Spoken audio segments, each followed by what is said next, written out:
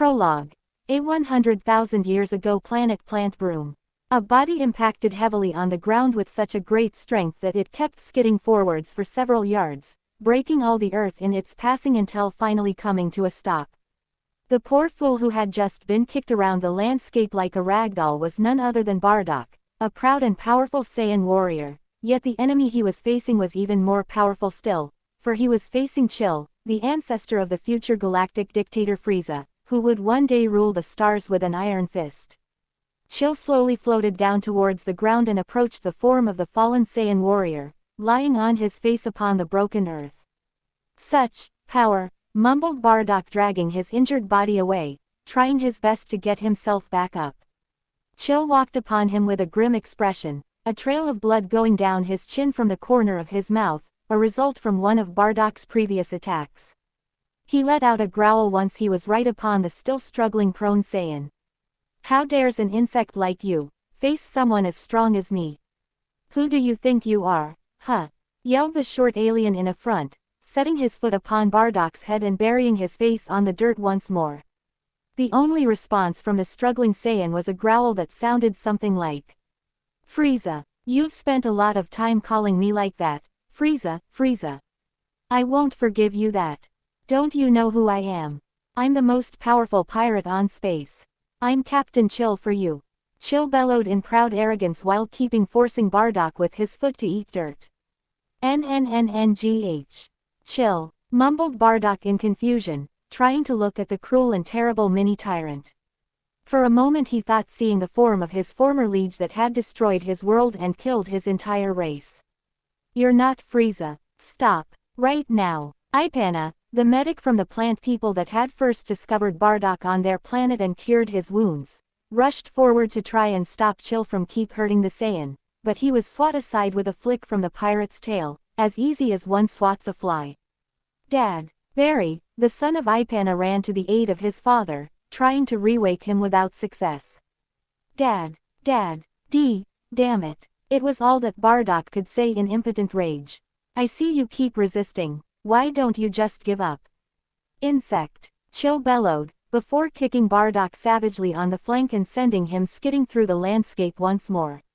"Ack!" Bardock moaned before remaining still as he smashed upon the ground with terrible force.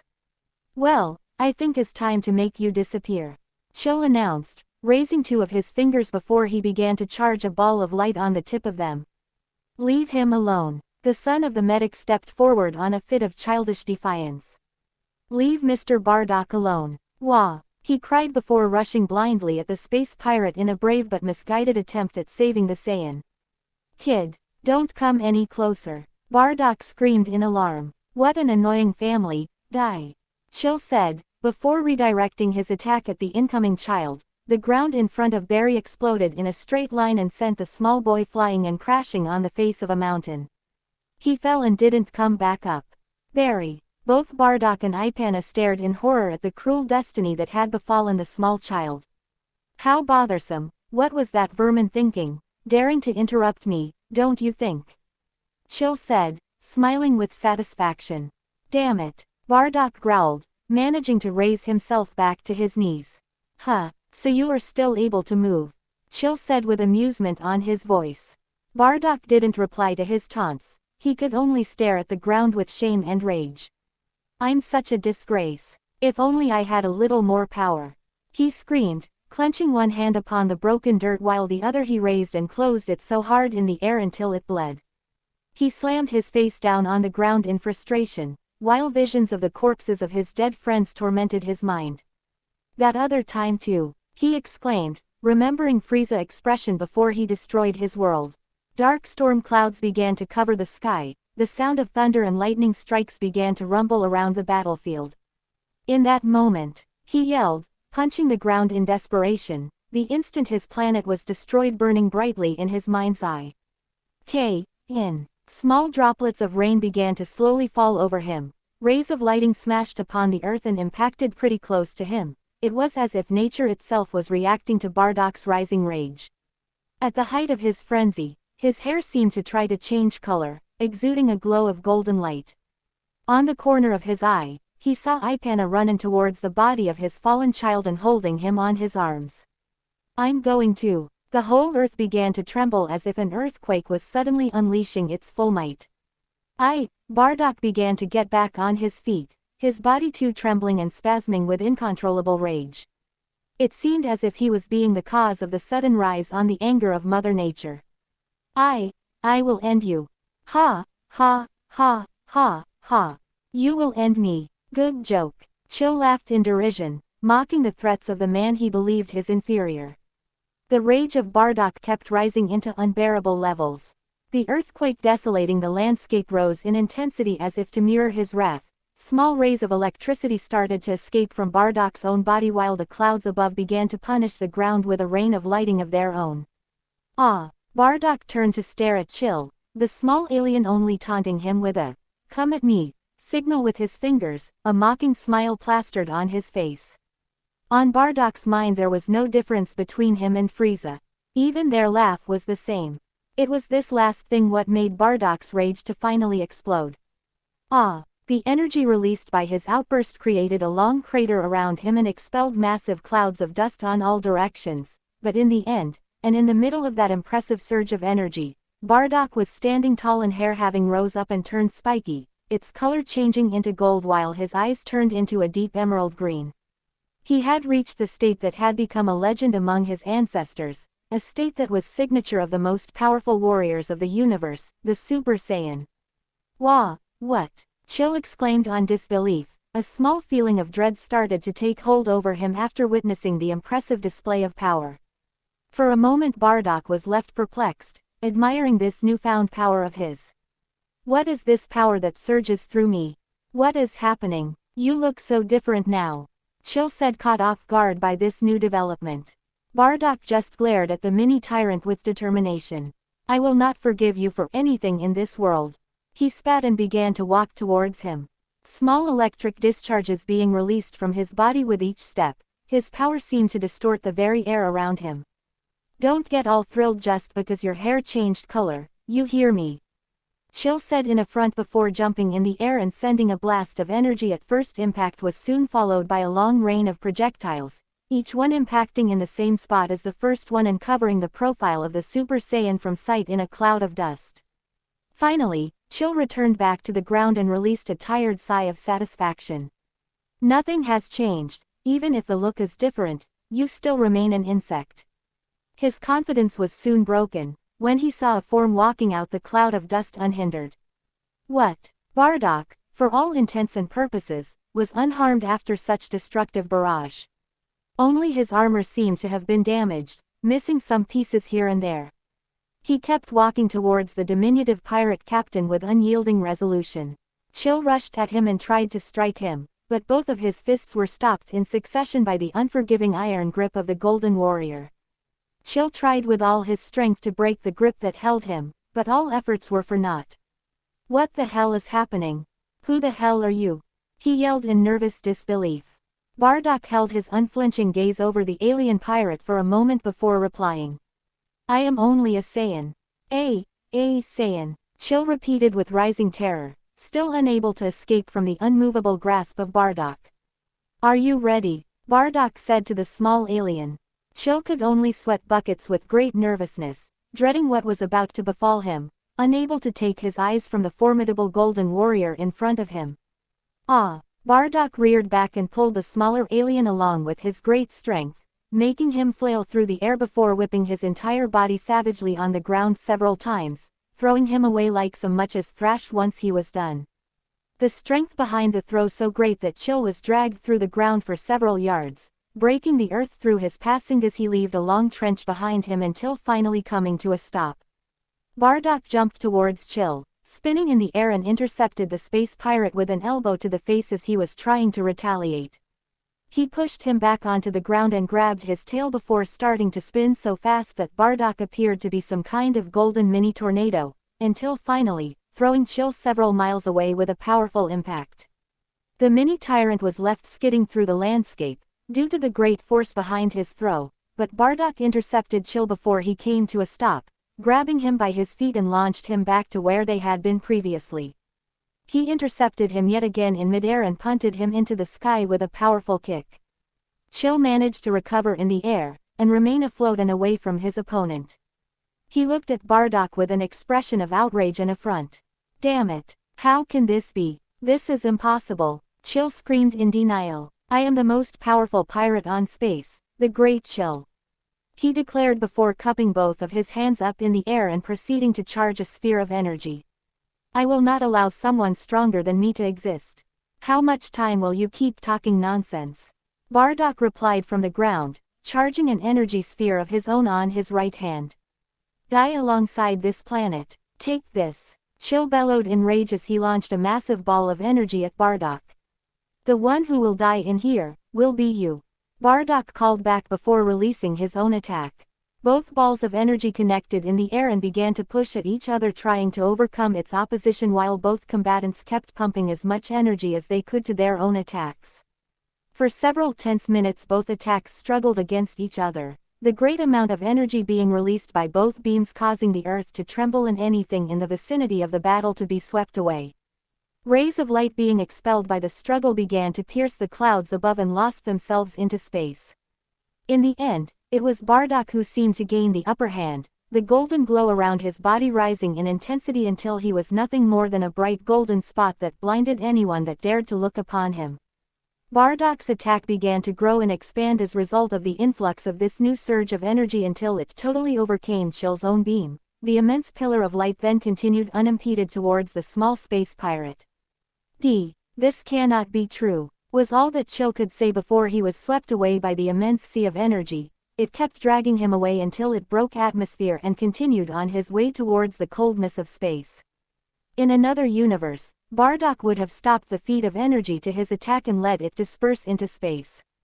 But the frenzy upon him was too great. He kept pumping more and more energy into it. He was determined to spend every single ounce of strength that his newfound power had given him. When his attack reached its zenith into the depths of space, it exploded with a violent and impressive detonation that for a moment made appear as if the sky was alight by the presence of a second sun. No, the flash of energy released by the titanic detonation was so potent that the whole of space turned white for just a minute before dying off and disappearing, taking with itself any trace of the short space pirate. Not even a single molecule of him remained. Bardock released a tired sigh, and let the energy that had overcome him disappear. "Damn, I think I overdid it a little," he said, looking up at the stars, ignoring how he had just changed the destiny of his universe and giving birth to new unexpected consequences. Enter the dragon. Modern times Earth Pan let out a sigh as she walked down the street towards her new school. Thinking back on her current situation, she wished that she had never gone into Aunt Bulma's lab and tinkered with that weird-looking machine of hers. Now she and her robotic companion, Giru, are trapped in another world until her family comes to get her. She didn't doubt it for a second that they would find her eventually. Her family had the respect and support of the most powerful gods of the universe, who would be more than happy to lend a hand in the search for her whereabouts. If they weren't able to find her, then no one can. It is just a matter of time for her to be reunited with her family, so all she had to do was to remain put and avoid drawing unwanted attention to herself during her stay on this planet. Easy as pie, just what could go wrong? In the meantime, with Giru's help, she created a fake background for herself, as she had a feeling that she'll be stuck here for a while. She's at least glad to be able to know how to operate a computer, almost solely thanks to her aunt who showed her how to build, program and maintain them. The planet she found herself in is much less advanced in almost every way than her own, most prominently in the technological level that the inhabitants of this world have developed in comparison to what she's used to, which was why she had an easy time hacking into the city's database. They don't have any of the advanced supercomputers, hovers, or dino caps that exist back home. Good thing that she always carries her case of dino caps with her. But she figured out pretty soon that it wasn't probably a smart idea to drive around in a hovercar since no one else in this planet has ever seen one before. Seeing the entrance of her new school, One Toto Academy, Pan let out another sigh. She was annoyed at the fact that she still had to go to school since she isn't an adult yet and people would wonder what she does all day and start getting nosy and butting in her bussiness. Giru had managed to get an apartment for them both, using funds that they had stolen from one of the many crime families' accounts that dwell in this planet. She's glad that with his computer brain he made it impossible for anyone in this world to follow the trail back to her. But regardless, she didn't have a too good of an opinion of what her new school life would entail. If she had managed to get herself stranded a few years back, maybe her opinion would have been different. Back then her demeanor was more carefree and easygoing. Back then she was just a naive little girl that wasn't aware of the true nature of the universe, and how a cold, cruel and uncaring place it was. Of the dangers that lurk within the darkness and are only waiting for a chance to destroy any and everything that she loves.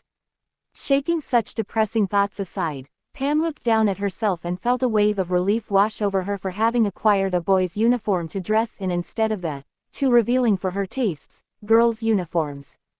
Sure, she hasn't filled out yet like other girls around her age, like her friends back home, but without a big breast getting in her swinging she's able to fight a lot better. But seeing how well built some of the girls scratch that, most of the girls are around here, she can't help but feel some rather strong feeling of self-consciousness about her body, and quite the inferiority complex about her still rather plain breast too.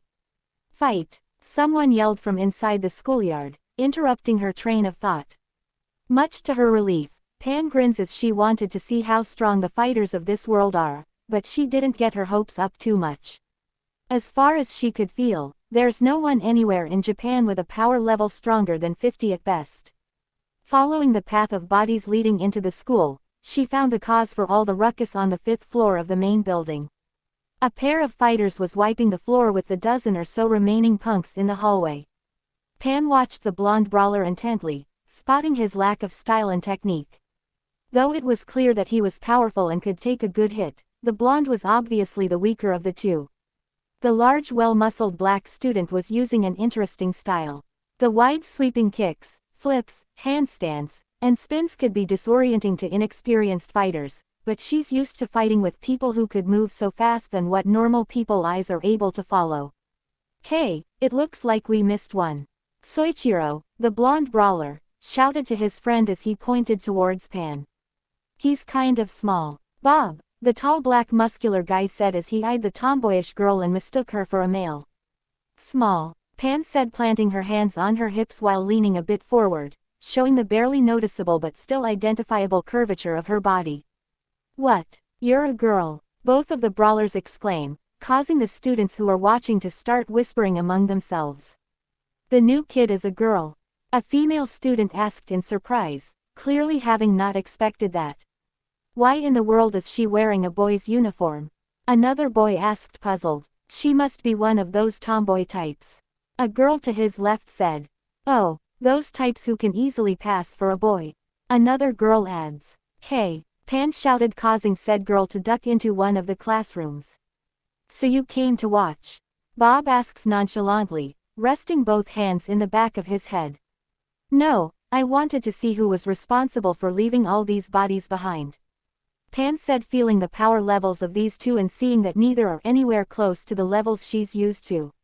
Even her grandfather on her mother's side is stronger than them. Hell, even Yamcha is stronger and he hasn't fought or trained in decades. Oh, I see, you wanted to see the new strongest students in the school. Soichiro boasted with a pose, one that made him look like an arrogant pompous moron. Of course not, Pan said, rolling her eyes unimpressed. I already know who's the strongest in the school. I am, she finished, pointing to herself. Oh really? Soichiro said in arrogant disbelief while facing her. Don't think that I will hold back just because you're a girl. And I won't hold back just because you're a boy. Pan replied with a smirk as Soichiro charged at her. Catching his fist without any effort whatsoever, she lifted him by his arm and slammed him into the ground behind her. She quickly blocks a kick from Bob by grabbing his leg and twisting his entire body around, causing him to fall to the floor. Looking at the two downed boys, Pan simply shakes her head. Sorry guys, but you two aren't even close to my level of power. It's not over yet, Soichiro said from the ground, trying to get back up. It is, Pan said matter-of-factly. You two are just too weak for me. Oh really now? A small silver-haired girl, riding on the shoulder of another student, mentions. I'm strong. Pan eyed the small girl and saw that she does have a much higher power level than most of the other students, but it was still nothing compared to hers. Sorry, but you're still not strong enough. Besides, you're too small for me, she said, turning her head away from her with the intention of walking away. Well then, if you say you don't like my appearance, I'll change it so we can better fight, the girl said, leaping off from the student's shoulders and transforming into a tall and busty young woman, whose child-size clothes were now strained to their limits and revealed a lot of naked flesh and cleavage. Maya is here, the now older girl exclaimed as she charged at Pan with her bakken. Pan just smiled amused as she watched the sword swinging at her and continued to smile as Maya's eyes widened when her bakken connected and broke on impact with Pan's shoulder. The smaller girl lightly tapped the stunned Maya's forehead, causing her to fall backwards and land on her plump behind. Maya was too shocked, just like everyone else, as they had never seen anyone letting themselves being hit by her bakken on purpose and breaking it with just their body. Nice try, but that jiggling flesh only works on boys, Pan said uncaringly, walking away. The fight's not done yet, Soichiro shouted, rushing at the Saiyan again. Please, Pan said, grabbing him by the front of his uniform and tossing him out through an open window. The other students rushed in alarm to the hall's windows to see if he was okay. He wouldn't die from a fall from this height, Bob stated with a little sweat falling from his brow, concerned for the state of his oldest friend even if he wasn't willing to admit it to other people. But I'm not worried about him, Maya said in dread, her mind focusing on other thoughts. Aya was in the showers. Well, that's the end of it, Pan said before walking off again. This time no one tried to get on her way. Wait, you think that you're the strongest after just one fight? Bob asks after Pan, who keeps walking down the hall. There are a lot of students here who are stronger than me, you know, Maya stated with conviction. Sorry, but I can feel all the power levels around here and none of them are anywhere close to mine, Pan said with a shake of her head before continuing on her way. You can feel ki? Maya asked in surprise. Yes, and while you're strong, I'm stronger. The highest power level that I can feel in this school is around 30, give or take. And that's just a puddle compared to mine, Pan said as she turned around a corner and disappeared from sight. The next morning, Pan watched from a window in silent amusement as the busty brunette known as Aya Natsumi chased after the blonde boy from the other day in the main yard. Apparently they both had ended up in a compromising position as he had landed on top of a naked Aya. Though she felt slightly responsible for it as she's the one who sent him flying out the window in the first place, but she couldn't help but snicker at the boy's misfortune. Grabbing a large amount of food, much to the surprise of the student's body that a girl would pig out like that, as her tray was nothing more a pile of food that reached all the way to the roof.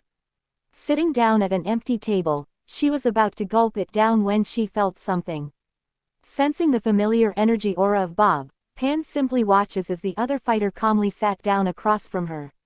Yo, Bob smiled. You know we've yet to pay you back for the other day. Fine, Pan replied, but you're still no match for me, you know. Bob grunted as he set down his own lunch, eyeing the mysterious girl in front of him. So how many people in the school are as powerful as you? Just me, Pan replies as she quickly gulps down her food in a blur of motion, making everyone who's watching wonder where it all goes. So you're the strongest in the school then? Bob asked, wondering how she could have eaten all of that food without having it bursting her guts. Yep, Pan nodded through a mouthful of food. Her statement did not sit well with many of the students around her as a good majority began to slowly move away from the table where the pair was sitting at. They knew what happens to people who say they're the strongest in the school. You think you're the best one in the school after only one fight? The childlike Maya questioned as she hopped off of her companion's shoulder, Takayanagi, who had just brought her over. I'm way out of your league, Pan stated flatly, finishing her light meal, well at least for her since most of her family eats much more than regular people. Besides, from what I've seen yesterday, there's no way any of you is able to beat me. Didn't you break your toy sword on me? She has a point, Takayanagi said, intervening in the conversation. Stay out of this, Takayanagi, Maya said, huffing, not liking being called out on her failed attempt at injuring Pan. You just got in a lucky shot. the blonde brawler shouted from the entrance to the cafeteria. So I take it you lost her? Bob asked with his usual cool and carefree attitude. No, she's right behind me, Soichiro said, pointing with his thumb at the busty brunette's shadowy figure behind him. Luck and skill are often interchangeable, Maya stated in a flat tone, not impressed by the boy's antics.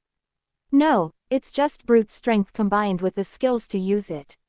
Most people with super strength usually have no martial arts skills, using only a brawling style, or are just plain stupid. I on the other hand have skill, brains, brawn, endurance, and speed all at once.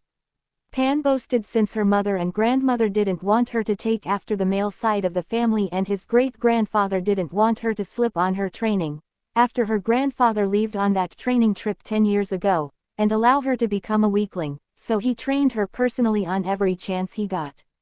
Even if all 5 of you came at me at the same time, I doubt that you'd last more than a minute if I was to go all out. She said matter-of-factly, causing Soichiro to growl. Settle down, Nagi, Bob said calmly, seeing his friend getting all worked up before turning back to Pan. I know you're good, but even you can't handle all of us. Sighing, Pan eyed the group around her. I doubt that your boy Nagi can land a punch on Takayanagi here, she said, pointing to Maya's companion sitting at her side. Me, the boy in question pointed to himself in surprise while in the middle of unwrapping his own lunch, a clueless look on his face. Takayanagi, Maya asked in disbelief, knowing it was a bad idea having a rookie pick a fight with him. Pan watched in interest as how she had successfully deflected the attention from herself to the fairly plain-looking Takayanagi as Nagi attempted to blindside the older boy with an uppercut from behind. She knows that he's much stronger than he looks, but still it was nowhere close to what she's used to. Blocking the punch with a pair of chopsticks, the older student eyed the newcomer, clearly not impressed with the blonde. All thoughts of finishing his lunch forgotten. As Nagi twisted his hips to throw another punch at Takayanagi, the older boy countered with a powerful twisting double palm strike to the chest that sent the blonde flying away. Come on, Nagi, the brunette Aya shouted at the downed blonde. Catching the quick flash of despair that was suddenly replaced with rage, Pan couldn't help but think that the relationship between Nagi and Takayanagi was an odd parallel between the one of her grandpa and her uncle, who always fought each other whenever they could. Clearly Nagi had potential, but his skills were definitely lacking. A glorified brawler is all what he was, lacking the basic forms of discipline and technique that any martial artist needed. Sure, he had power and stamina, but without any discipline he wouldn't be able to get too far with just those elements alone. Unless he manages to get the same kind of strength that she does. It doesn't matter if you have skills if the other guy has the strength to lift a building over their head, as she had done once. Not to mention that her skin is strong enough to withstand being shot at with anything short of a ballistic missile launched from a silo. Letting out a yawn, Pan stood up. Where are you going? Bob asked, eyeing her suspiciously. You're the one that started that fight. Even if your friend manages to get a good hit in, it's only because the other guy is holding back. Pan pointed out, seemingly bored. I was hoping to see Takayanagi's true potential, but he's just holding back and still beating Nagi without any real effort. I doubt there's anything Nagi can do that would bring out Takayanagi's full potential in this fight. Behind him she could hear Nagi hitting the floor after Takayanagi connected with a blinding flurry of kicks. Get up, Nagi, Aya shouted encouragingly. No man of mine is going to lose to anyone. Nagi's fading battle aura quickly flared, signaling that the fight was not over. Slowly he pulled himself to his feet. I'm sorry, he apologized as he rotated his shoulders and cracked his neck. Your kicks were so boring that I almost fell asleep. Bloodied and bruised, he managed to stand back up. Too far away to clearly hear what the blonde was saying to his opponent because the gathered students began muttering and cheering their respective fighter. Pan watched, noting that her classmate's battle aura was still of low power despite the fact that he was charging in with a powerful haymaker. Distracting Takayanagi as he held up the bento box that Aya had made for him, Nagi connected with a powerful counter to the still airborne Takayanagi. Ha! He shouted victoriously. There's your one shot. Looking around for Pan, the blonde failed to notice the growing bloodlust of his stunned opponent. Pan stopped in her tracks when she felt the powerful battle aura. Though it was nowhere near as powerful as even her human grandfather, it was still impressive given the caliber of fighters at Toto Academy. Seeing Aya and Maya jumping to intervene, she knew what needed to be done. It was her fault that the two were fighting in the first place, and obviously she couldn't just let Nagi get seriously injured because of it. Despite the girl's best efforts, Takayanagi shrugged off their attempts to restrain him, managing to hit Nagi with a powerful knee to the chest that forced the air out of the blonde's lungs and sent him crashing into the ceiling before gravity carried him back down to the ground with a loud smack. The tiles of the floor breaking at the impact of the blonde boy. Appearing between the two, Pan allowed Takayanagi's berserker-fueled punch to connect with her face. A loud cracking sound echoed through the room. Many of the students gasped, thinking Pan's skull had been fractured. That line of thinking died a quick death, as Takayanagi let out a scream and clutched his broken fist. The pain from the broken bones of his hand had snapped Takayanagi out of his berserker mode. He held his broken limb with his good hand as he stared at Pan in disbelief. Everyone was gaping, as Pan didn't even flinch when Takayanagi had punched her in the face, and broken his hand in the process while at it. As I said, none of you are even close to my level. Takayanagi, I have seen your full strength and it's nothing compared to mine. Besides, if you can't even punch me without breaking your hand, then how anyone here thinks that they can hurt me? Pan stated as she left the lunchroom with everyone staring at her. I don't believe it, Aya said, mind-boggled. Me neither, Maya adds, not believing what she had just seen either. If Pan is tough enough to withstand the force of Takayanagi's punch in his berserker mode, she felt a chill go down her back as she thought of what would happen if she punches anyone at her full power. Walking into the executive council's office, the busty redhead Emmy drops a picture of the school's newest student on the desk of the school president. Mitsuomi Takayanagi wore his usually tight dark outfit that showed off his body.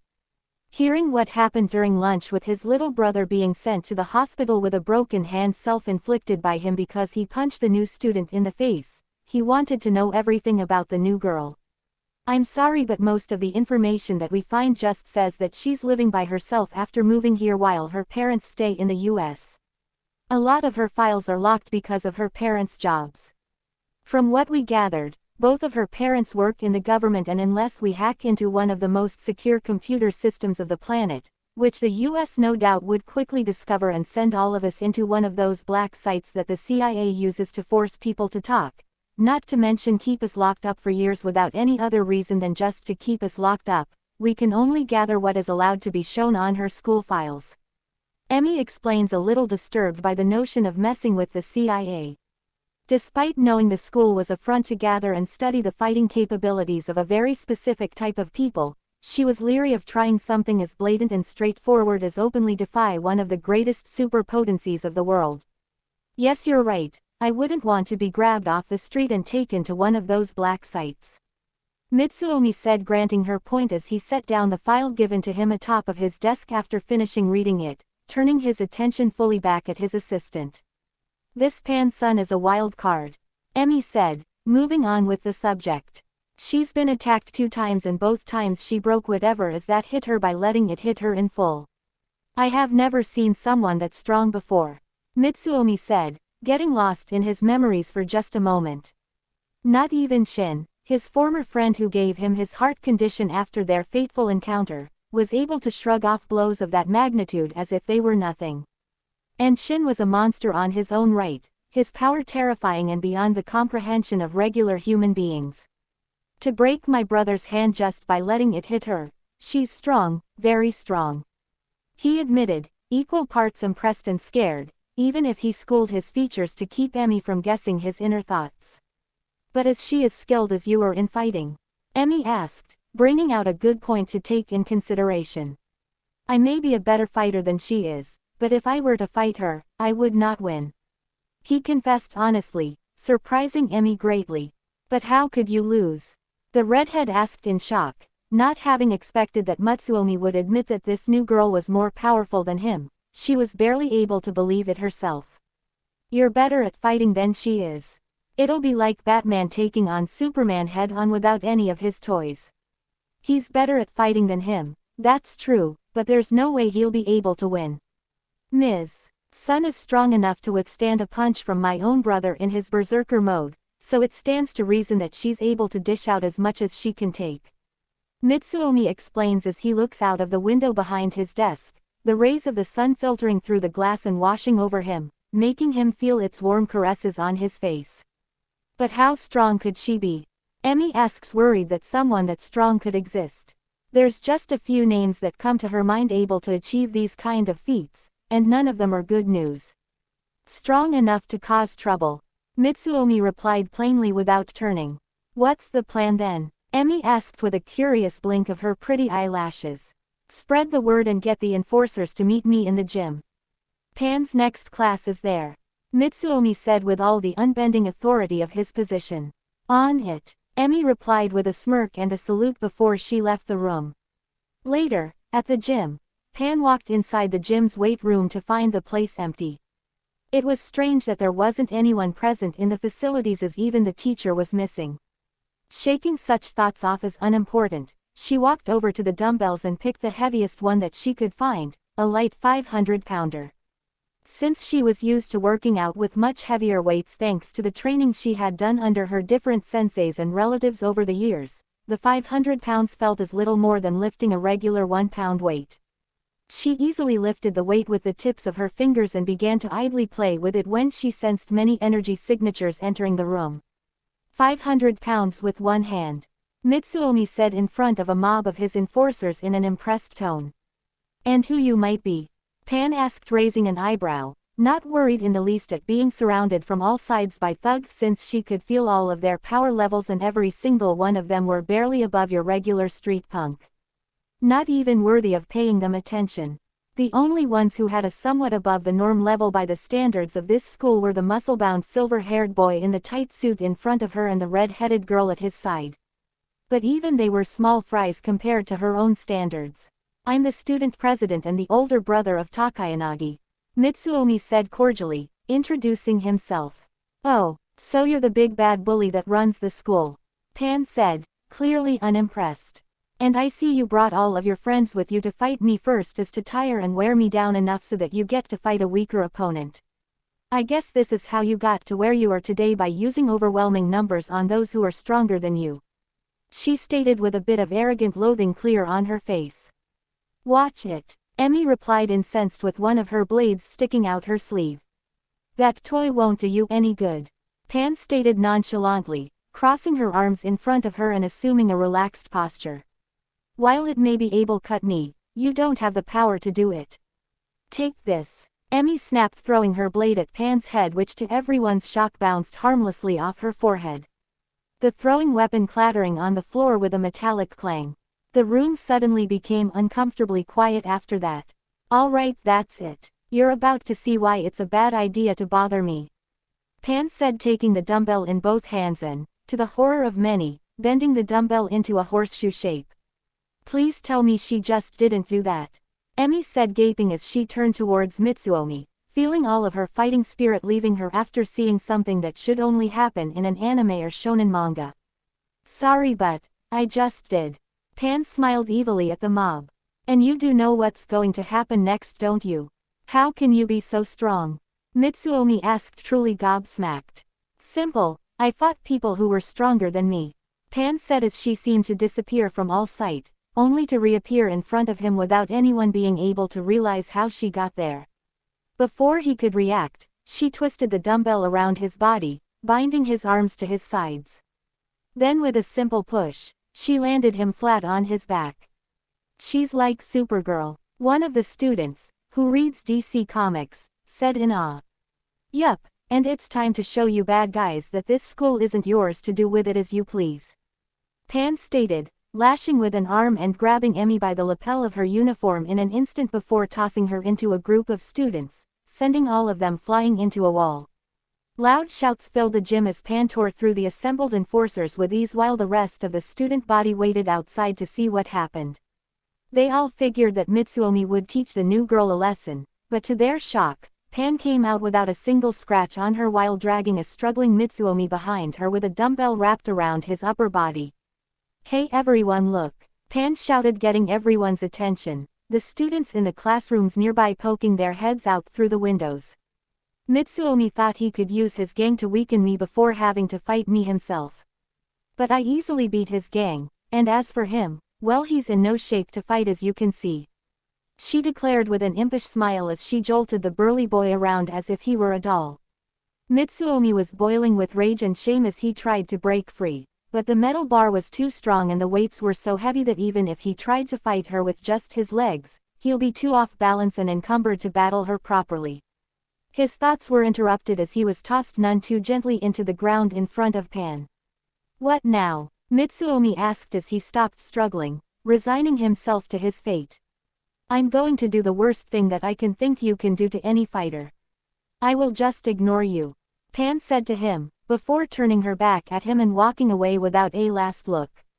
In one of the classrooms. "Wow, she just beat Mitsuomi and his enforcers as if they were nothing," Aya said in amazement, obviously awed at the great strength of the newcomer girl. "Did she really twisted a dumbbell around him?" Nagi asked, gobsmacked at such feat. "She's like one of those supers in the comics," Bob said, openly gaping. "There's no way we can fight her. How can anyone be that strong?" Maya asked, unable to comprehend how someone younger than her can be so powerful. "It shouldn't be possible, no one could have such strength at such a young age. Why don't we just ask her after school?"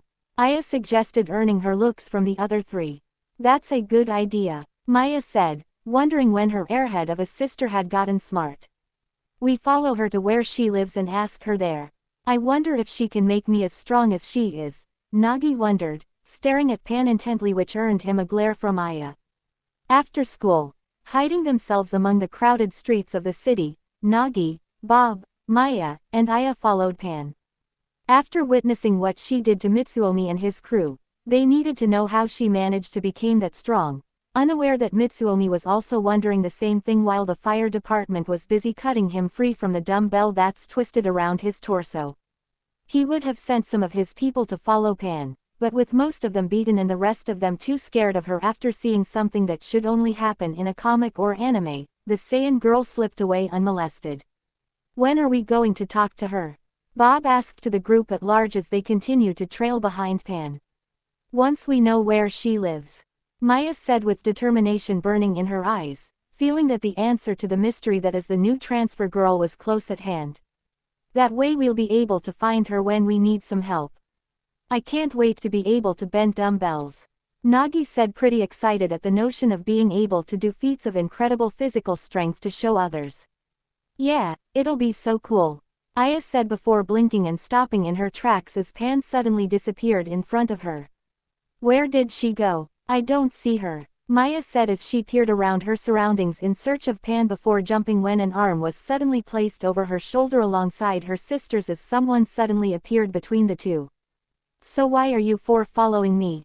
Pan asked, smiling sweetly, but hinting by her tone of voice that they better have a damn good explanation before she rips their heads off. "Well, we want to know how to be as strong as you," Nagi said honestly, totally unaware of the tense mood. "Oh, you four want to become my students," Pan said, letting out a huff. "Well, I guess I can take you four as my students. But you guys won't like it," she warned as she let go of the two sisters. "We can handle it," Nagi replied back, pretty confident. "Okay, just follow me back to my apartment. We can talk there and see if I decide to train you guys or not," Pan said, leading them back to her home. At Pan's apartment. "So, this is where you live," Maya said as she looks across the street through the window. The building right in front is a police station. "Well, Mitsuomi isn't going to like this. There's no way anyone at school will want to attack Pan at her home when they learn this. Mitsuomi can't pay off the police to look the other way when it would make them look bad if they just let an attack go on unpunished right next to their door," she thought in contemplation. "Wow, where did you get this stuff?" Bob asked, looking at all the high-tech stuff strewn around the room. Walls lined with desks and tables cluttered with advanced-looking hardware and components, dismantled computers and such, while the floor was cluttered with half-assembled pieces of machinery. "Oh, some of it I built it myself," Pan answers absent-mindedly, which is true since she was taught by her aunt how to invent and create things the same way she does. Both her grandmother and mother had pushed her into being smarter than the men in the family. Not that they are not smart. His father is even more intelligent than her, since her grandmother also put a great deal of effort in his education. Though that came with the price of neglecting his training, meaning there were times where he wasn't as powerful as he could be because he tended to let himself get complacent during peace times. There was also to the matter of grandmother getting pushy most of the time about making her father dedicate 100% of his time to study. It wasn't until Piccolo-sensei decided to oversee his father's training again that he was able to get back in shape and reach his full potential once more. She experienced a bout of complacency herself a few years back, but then her grand took her in that year-long trip around the universe, and what she saw there, she shook her head, trying to dispel the memories. It does her no favor for her current situation to lose herself in memory lane. But remembering about her great-grandfather reminded her that there was more than meet the eye about the old saying. His gran is also a pretty smart individual, even if he doesn't seem like it at first sight. After all, he used to travel across the universe through different galaxies conquering planets, so he was exposed to a great deal of different cultures and technologies. He's the one who taught her how to operate and maintain most pieces of advanced technologies, from starships to hydrospanners, and also how to move around the societies of the different galactic empires, since he took her to that year-long trip across the universe when she was 13. Even her aunt sometimes had to turn up to his gran when she didn't know where to start to try and study a new piece of advanced alien technology, although his uncle also used to travel through the stars too. His gran is much better well-traveled and has a greater experience than him. After all, almost 100 years of galactic conquest is not that easy to topple. But back to the present, it seemed that girl Aya was trying to talk to her. Really? You made them yourself? The busty brunette asked, picking up a very advanced-looking laptop. You just can't be a good fighter and leave it at that, you know. Not in this day and age. Knowing how to fight doesn't pay the bills. Pan said, as she really didn't want it to be like her grandpa who lives off the land and from the crops he grows as a farmer. The fact he practically put an end to their world's hunger problems due to his farming techniques, notwithstanding. Ah, if only he harvested something more than just radishes. What's the point of being a trained fighter if you can't do anything with it in real life? She has a point, Nagi said, thinking about it. You can become a teacher and work as a cop or a bodyguard, or like that guy back in the States who uses his techniques to get people in shape. Bob said, listing jobs off the top of his head. Besides, for places where there are no gun control laws, someone like Mitsuomi would have been shot by now. Most likely from someone who he had beaten up in the past, who would then go, get a gun and shoot him down. Pan said, as not all people could have bullets bounce off their bodies like most of her family, even from the human side. That's true, Bob said as he read about that sort of things happening from time to time when he was still in the States. Shootings in schools were a serious and real threat back in her previous home. Pan, your home, Giru. Giru said, suddenly appearing floating in the air. Is that a robot? Bob asked in surprise, pointing his finger at Giru, never having seen such an advanced creation in his life. Yeah, he is, Pan said, turning at the robot a little annoyed. What did I told you about appearing in front of people without permission? Sorry, Giru. Giru apologized before flying off. You have your own robot? Nagi asked, pretty surprised, thinking how smart Pan must be in order to create something like that. Yup, I do, and I would like if you four keep a lid on it. Pan said, putting her foot down on the subject, as she knows there are people who would want to know more about Giru and his inner workings, willing to tear the tiny robot into pieces for the secrets of his creation. The last thing I want is people trying to steal Giru and take him apart. Where did you get one? Aya asked in a childish tantrum. I want one just like it. You can't just buy something like that. Maya snaps at her little sister, who's acting like she's still a little girl who wants the new doll. Then where did she get one? Aya asks, pressing her index fingers coyly, momentarily chastised by her sister. I don't know, maybe she got it from another planet cause she's an alien who came to Earth for her school project on less advanced races. Maya said offhandedly. She glanced at Pan, who suddenly is doing her best not to meet her stare. You are an alien, All four of them shouted as images of manga and anime aliens came to their minds. Yes, I am, Pan said, letting out a huff. Thanks to a mishap with a teleporter, I'm stuck on this planet till someone comes to pick me up. She confessed. Your people have a teleporter? Nagi asks, wondering if he should call the press. It's not that common, just test models. Pan explained, as her aunt was still working with the machine when she got zapped in here. So until someone can find a way to teleport me back or till a ship comes, I'm stuck in here. She crossed herself in arms with a clear lack of excitement about her situation. Really? Bob asks, wondering if this were about to turn out like a War of the Worlds type of thing. Yeah, and don't worry about aliens going and taking over the world. The Union of Planets has your world under the Underdeveloped Planet Protection Act of Standard Space Year 10924.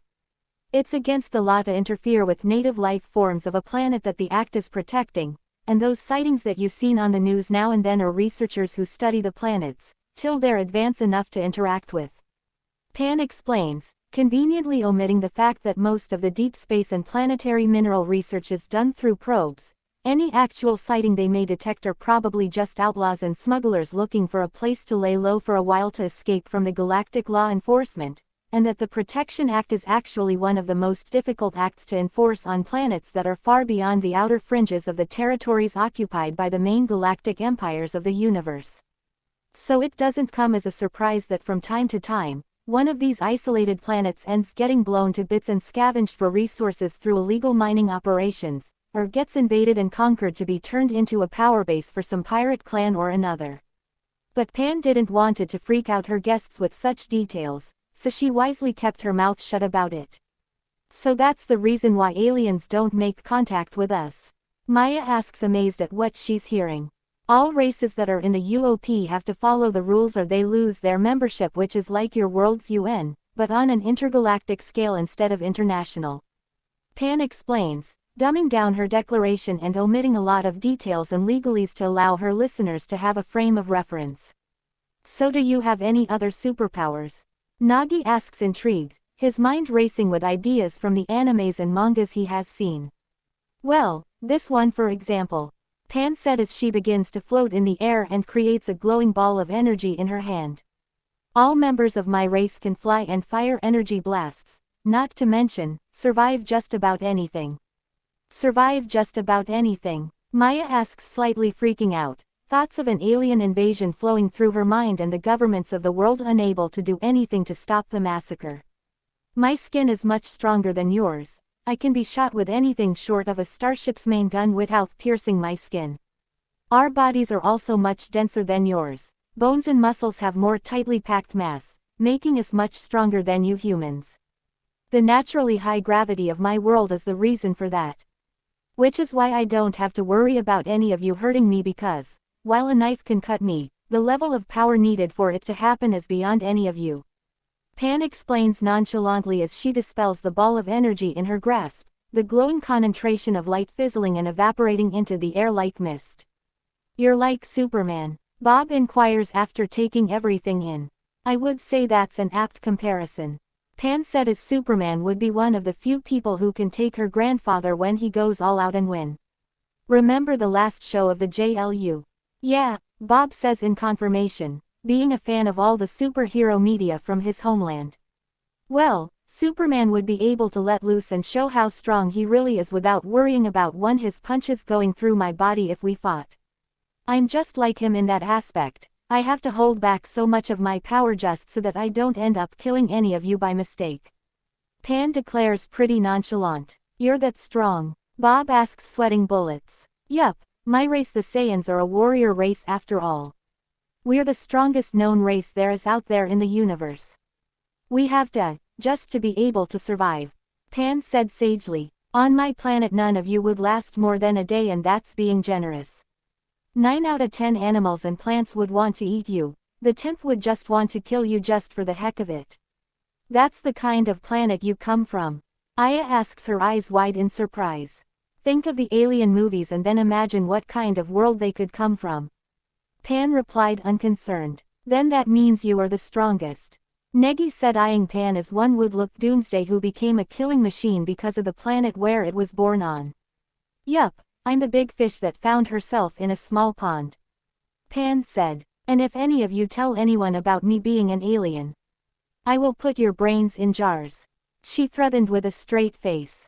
You what? Maya exclaims, completely flipping out at the threat.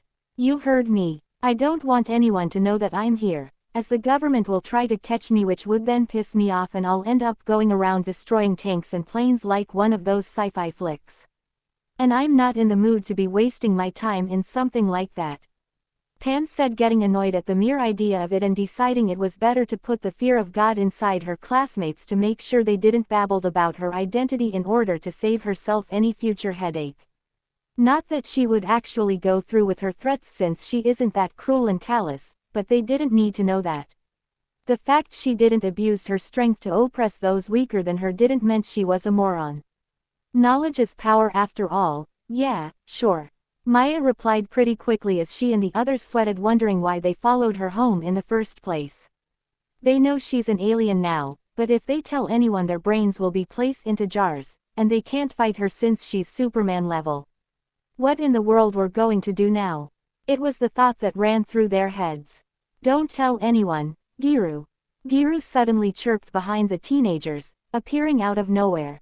You can read minds? Maya asks, mind-boggled, gaping at the robot. Yup, he can. Pan answers her question without the care. I always thought that I would like to be in a situation like this, like in the mangas. Bob said, thinking of the mangas with storylines like the situation he finds himself now. Well, guess what? Pan said, smiling with mischief. You guys are living in one right now. Sometime later, Pan was standing on the rooftop of her apartment building, watching as her schoolmates walked down the street heading back to their respective homes. She didn't plan on anyone finding out about her being an alien so soon, well, part alien. Now she's going to have to watch them closely to make sure that they don't tell anyone about her true identity.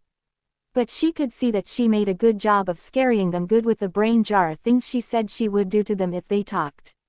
At least now I don't have to worry about any more of those big muscular weaklings bothering me for the time being.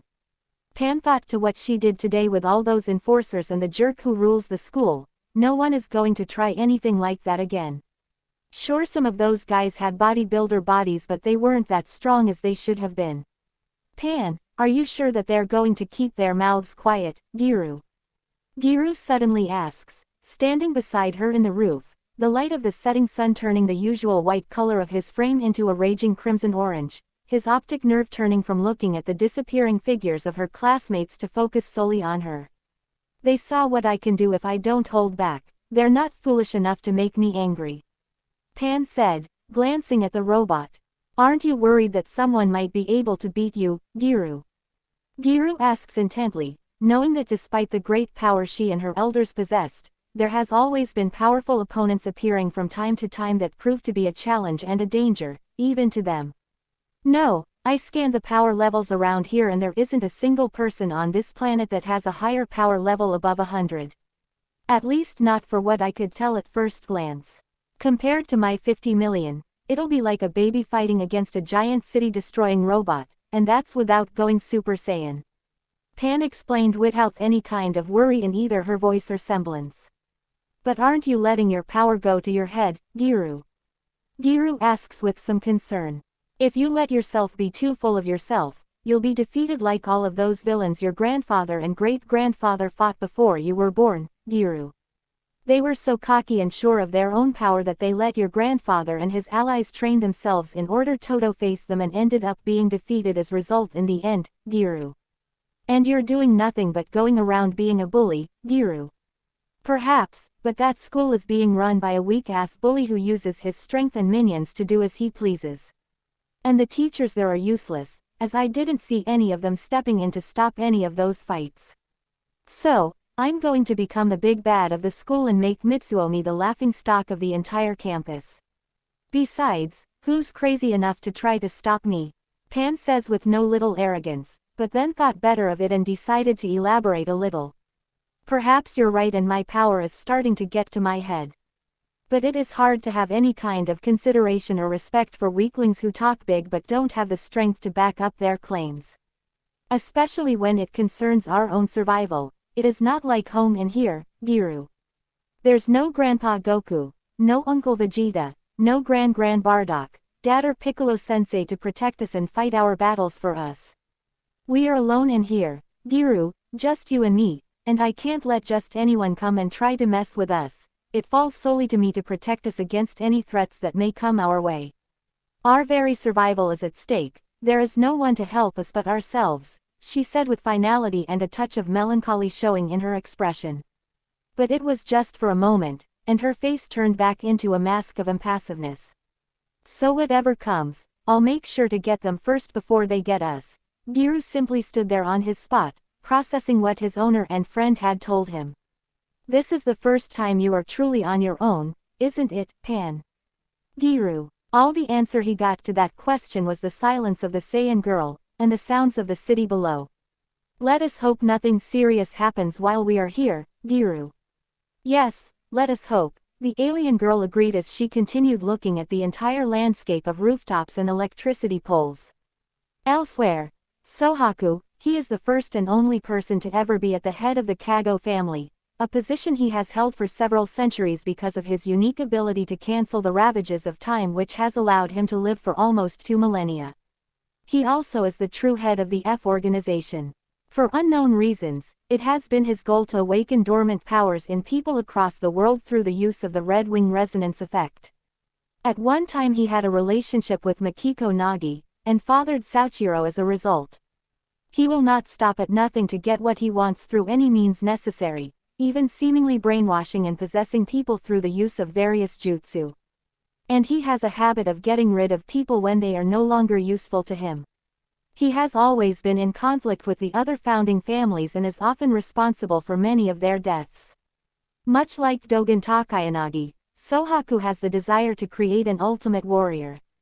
He uses a different method than Dogen though, as he views the ultimate warrior as someone that could use all of the dragon's gates, the specific chakra points in the human body responsible for the creation and use of powers in an individual. He attempted to achieve this goal with Makiko through the use of her family's ability, the Dragon's Fist, to absorb the other family's powers. However, he deemed it a failure as he concluded that Makiko's body was too weak to handle the strain of her inner dragon. He did repeat the same process 8 years later with his son, Suichiro, and achieved better results. Sohaku has apparently survived without most people figuring out he is nearly immortal by frequently assuming new personas and identities. In feudal Japan, Sohaku initially went by the name Akechi Mitsuhide. He faked his death and then claimed to be a high Buddhist priest named Tenkai, who functioned as an advisor to Ieyasu Tokugawa.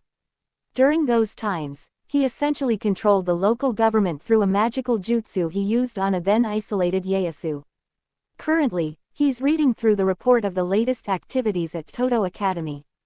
A single girl was able to badly beat all of the school's enforcers and made Mitsuomi look like a fool in front of the entire student body.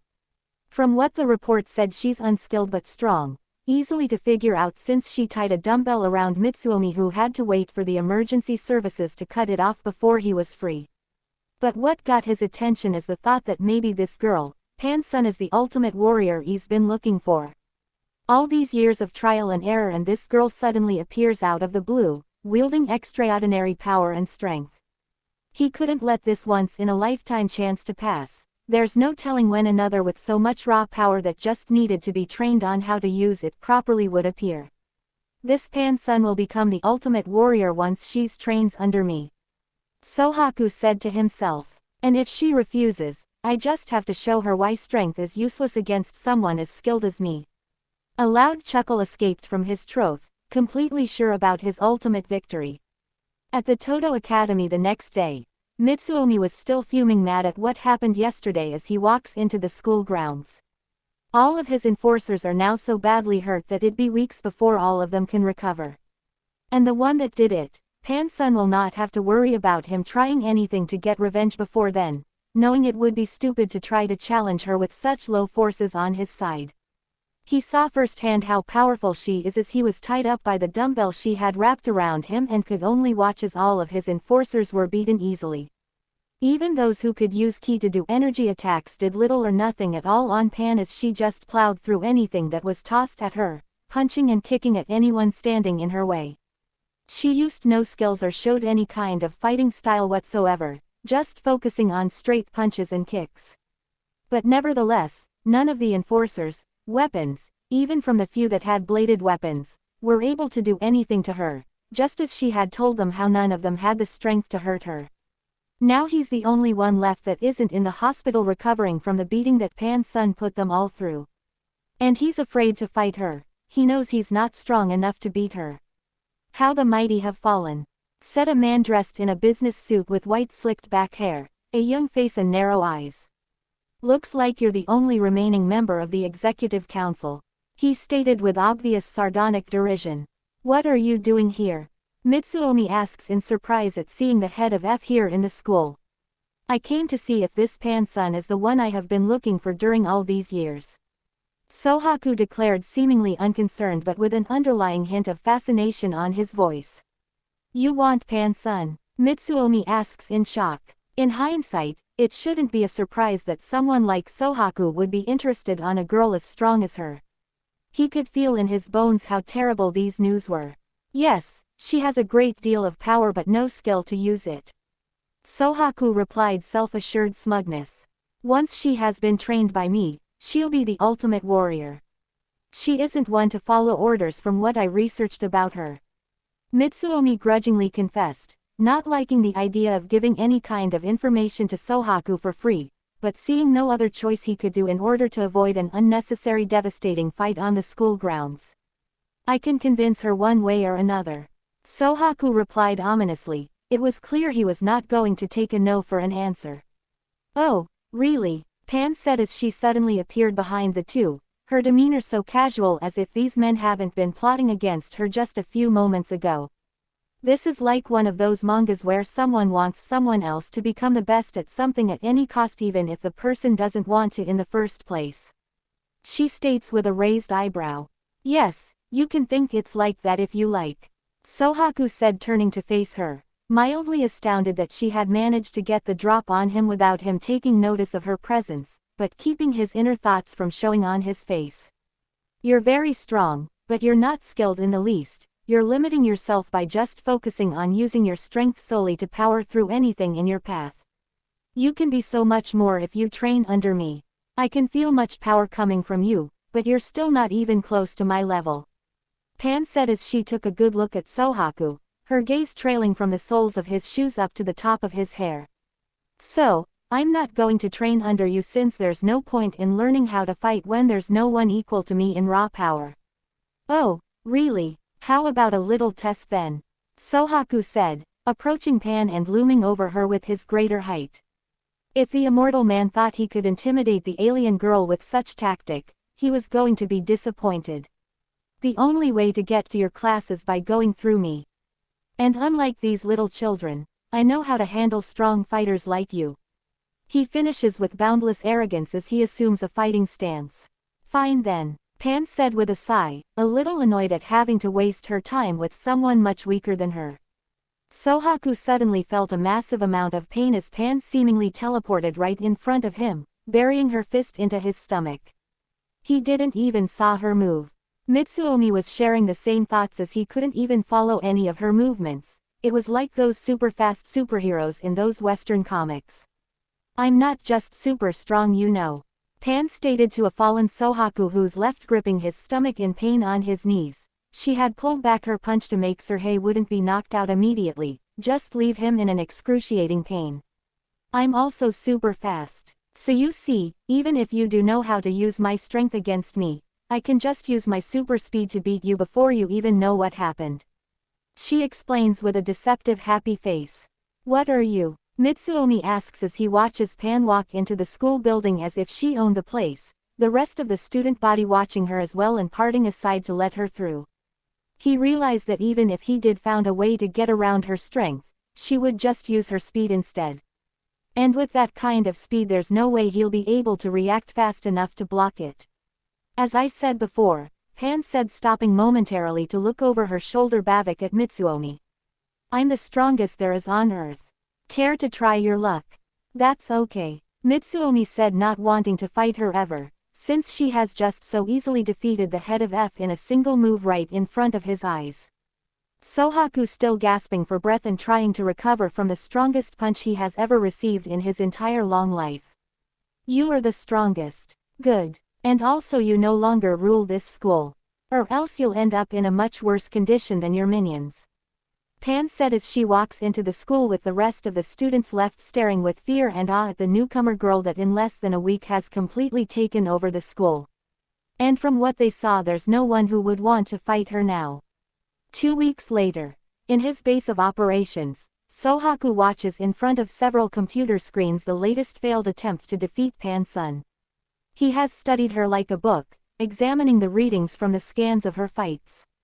She's totally insensitive to attacks, and indestructible. Some of the men he had sent to fight her tried shooting at her with machine guns, but the bullets would just simply bounce off her the same way that it would be if they tried to shoot at Superman or RoboCop. After the first time he had seen that feat, he ordered his men to use anti-armor bullets instead, despite the upgrade had still much the same effect on her. One of the screens showed her just standing there as one of his men emptied his light machine gun on her, then throwing the gun at her head with the same results. And her power seems to suddenly increase without any logic. It looks like as if she has a huge well of energy to draw upon whenever she may want. He now knows that there's no way that he'll be able to beat her. He's more skilled than she is, but it'll be like Batman trying to punch out Superman in a fist fight without the use of kryptonite. I'm completely out of my league and weight class. Sohaku thought to himself. He knows full well that even with all his centuries of living and training, in the end being shot full of lead would still kill him, at least until he could found a new body to possess. During the war, he had to hide in either shelters or in one of his secret bunkers during the bombing runs sent by the Americans, and during the aftermath of the war he had to remain in hiding from the public eye as he didn't want it to be discovered by the American occupation forces. He's stronger and more skilled than any soldier, but one good shot from a gun would bring him down. He would either be killed, and then he would have to wait for a suitable host to be found for him to take over his body, which is always an annoyance, or locked up and sent overseas where the white coats would study him and his abilities. She is also drawing attention from others. Sohaku thought to himself as the events occurring all around Pan have started to pick the interest of other. He would have preferred they had remained in the dark. Shadowlu or Shadowlaw, a criminal organization responsible for dealing with biochemical drugs and arms. Shadowlu is headed by M. Bison, who is a very powerful fighter even by his standards. Then there's the Illuminati led by Gil, who is even older and more powerful than he is. The Dead or Alive Tournament Executive Committee, also known as DOATEC for short, which is an international weapons research and development company that presides over the Dead or Alive tournament. It's now currently headed by Helena Douglas, who changed things after her father's death, but has shown interest in the power that Pan-sun has shown. Feared throughout the political and fighting world, Rugal was an influential arms dealer who operated aboard his aircraft carrier Black Noah. To those who would oppose him, he would defeat them and later preserve their bodies in liquid metal to add to his grisly trophy room. There is also Geese Howard, the crime lord of Southtown, and his half-brother Wolfgang Krauser, the present head of the Stroheim family. Both of them have been sending out men to spy on Pan. But other groups have also been spying on the young girl who has the strength of Superman along with the endurance to be able to withstand being shot at point-blank range without any harm done to her. There are just too many people taking an interest in you, Sohaku said to himself, knowing that any more attacks by his men would just start bringing attention to him. He's just going to have to watch from the sidelines and see what happens. Elsewhere, a mature woman named Rose was troubled by visions from a girl who seemingly had just appeared out of nowhere. She's tall, curvy, and has long dark wavy hair that flows outward horizontally, violet eyes, a fair complexion, and a small mouth with full lips. Many wouldn't think that she's a powerful psychic with the fighting skills to back it up. Her visions of this girl scared her. She could feel the power from her, and it's beyond anything that she had ever sensed before. In Japan, Ryu, whose endless quest to test himself has led him back to Japan, where he met up with Chun-Li, who was trying to get information on a high school girl who had appeared out of nowhere, wielding powers straight out of a comic book. According to the reports she had received, the girl has been attacked a number of times and easily beat anyone with just brute force, even with the assailants shooting at her with guns. As they walk towards the school, they bump into Sakura, who's with her rival Karen. They also heard about the powerful high school girl and wanted to check out if the stories were true as well. So this school allows the students to fight each other? Ryu asks while looking up at the building, trying to wrap his head around the idea as to how such a system could work in the first place. He was raised in a rather old-fashioned way by his master Guken. After all, school was for general learning, numbers, calligraphy, letters, geography, history and such, and martial arts training was done in the temple. He simply couldn't understand how a school could let its students fight each other without the entire thing turning into utter chaos. Yeah, it's a school where if you're strong you rule the place. Sakura said, pretty carefree, having seen and heard of several other institutions where such thing is the norm. It's connected to the Kago family, who runs a mysterious group known as F. What does that stands for? Who knows, but they're using the Todo Academy to keep the different fighting styles from dying out. Karen explains, knowing all of this because her family is just that rich and has many connections. And the police are in on this since they're being paid to look the other way and won't do anything about it unless it gets too out of hand. Chun-Li adds with a frown, disgusted by such blatant corruption. This girl Pan-sun, is she really that strong? Ryu asks, intrigued by all the rumors floating about her. There's that video on YouTube that shows her being shot at with a gun, her acting like Superman. Sakura replies as she still couldn't believe what she had seen in that video. And there's that story of her pilling all of the teachers' cars on top of each other. Karen said, bringing a finger to her chin in recollection. That did happen, Chun-Li said, as she had previously read the report of the police being called in, but there weren't any pressed charges because who would believe that a high school girl could toss cars on top of each other until they were higher than the school. Now she rules the school as everyone is too scared to fight her. They're here, Ryu stated suddenly, his demeanor turning completely serious as he narrowed his eyes at feeling the power from two masters who he knows are much stronger than he is. At the Todo Academy, Pan was heading out of school once the last bell had rang, signaling the end of the studies for today, the rest of the student body moving aside to give her plenty of room. The teachers, after she had piled their cars on top of each other, learned that they couldn't force her to do anything that she didn't want to. Like giving the student council room back to the executive committee that she had turned into a clubhouse for herself by this point. She had literally thrown Mitsuomi and all of the things in the room out of the window. Now Mitsuomi had to do all the meetings in the gym, as he's too weak to fight and win his old office back. Everyone now knows that she rules the school, which is now actually much more peaceful than it used to be, as the last guy who tried to start a fight got most of his bones broken because Pan acted like Bam Bam, lifting him up by his foot and slamming him repeatedly into the ground until he lost consciousness. So you're the one with the great power I have been sensing. An old man dressed in nothing more than a purple robe said, his skin golden like the sun. That would be me, Pan replied, looking at the old man in front of her. She had done her homework and had Giru research all of the most powerful fighters of this world. The old man in front of was one of them. Oro is an ancient, mysterious hermit who seeks a fighter that is worthy to inherit his fighting style. He is of Japanese descent and hails from the Amazon jungle, where he lives in a cave with his many pets, including a turtle and a dog. Oro made his living as a martial arts instructor in Japan in his younger days. He moved to Brazil with a friend in the early 1900s. Unfortunately, his life in Brazil wasn't going very well and he eventually became a recluse. He spent much of his time practicing senjutsu, mystic arts, techniques used by the immortal mountain hermits of Taoist myth.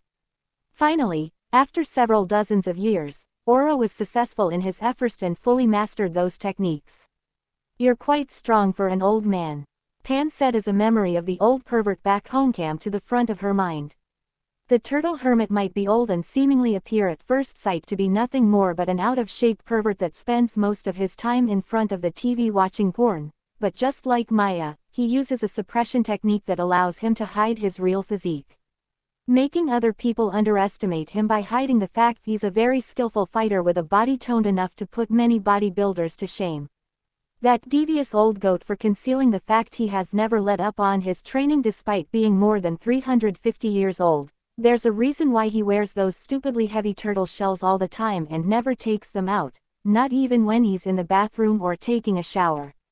Nonetheless, despite Master Roshi's true capabilities, her mother proved that being weak but skilled can still beat someone with super strength, as she tends to crush him with a table every time he gets too much of a pervert for her tastes. That her Master Roshi lets himself be hurt on purpose for endurance training, it's hard to tell with that old lecher. I sense much power from you, but I have never sensed the kind of energy you emit. Are you human? Oro asks bluntly after using his senses to get a thorough reading of the alien girl while she was daydreaming, the sound of his old voice pulling Pan out of her musings and back to the present. What do you mean? Pan asks back through half-lidded eyes, wondering how he could know that, her suspicion being stoked. Is it from that mystic art you use? Yes, I have mastered my art completely, which allows me to sense the energy in all living things. And I have never sensed anything like you before. Oro explains before pointing behind him with his one single arm. But enough of this talk for now. You have a fight at hand. What? Pan asked as she turned around and caught glimpse of a heavily muscular man who has red hair, wears prayer beads around his neck, and is dressed in a black GI, standing in front of the school gate. It takes her only a couple of seconds to realize who the stranger is. The feared fighter, Akuma, who fights only to test his strength, become more powerful and fight worthy opponents. This means that he will only fight against those that will provide a challenge, hence his refusal to fight any challenger deemed unworthy under any circumstances. Akuma will only kill opponents who are as strong as he is, stronger than him, or who he finds worth killing. While Akuma attacked his brother and his teacher, he did so in the confines of the Code of the Warrior, where the field of battle does not distinguish between friend and foe. Akuma believes he committed no transgression whatsoever. Also, with the exception of Guken and Gutetsu, Akuma usually only fights those who challenge him instead of picking fights. In the school, is that who I think it is? Nagi asks as he and other students watch what is happening in the schoolyard from the windows of their classrooms. That's Akuma all right, Takayanagi said, having come back to school with his hand still in a case. He's deadly, Bob said, not liking the merciless look on him. Looks like Pan is finally going down, Mitsuomi said, grinning. For if anyone is powerful enough to beat her, it would be him. I wouldn't count on it, Maya said as she, along with the others of her group, except for Takayanagi, know that Pan's an alien. Pan is much stronger than she lets on.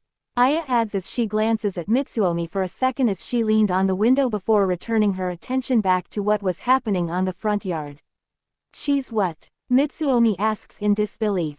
All this time she's been pulling her punches, Maya said, making Mitsuomi eyes widen, wondering just how strong Pan really is if what she has shown so far is nothing more but a fraction of her true power.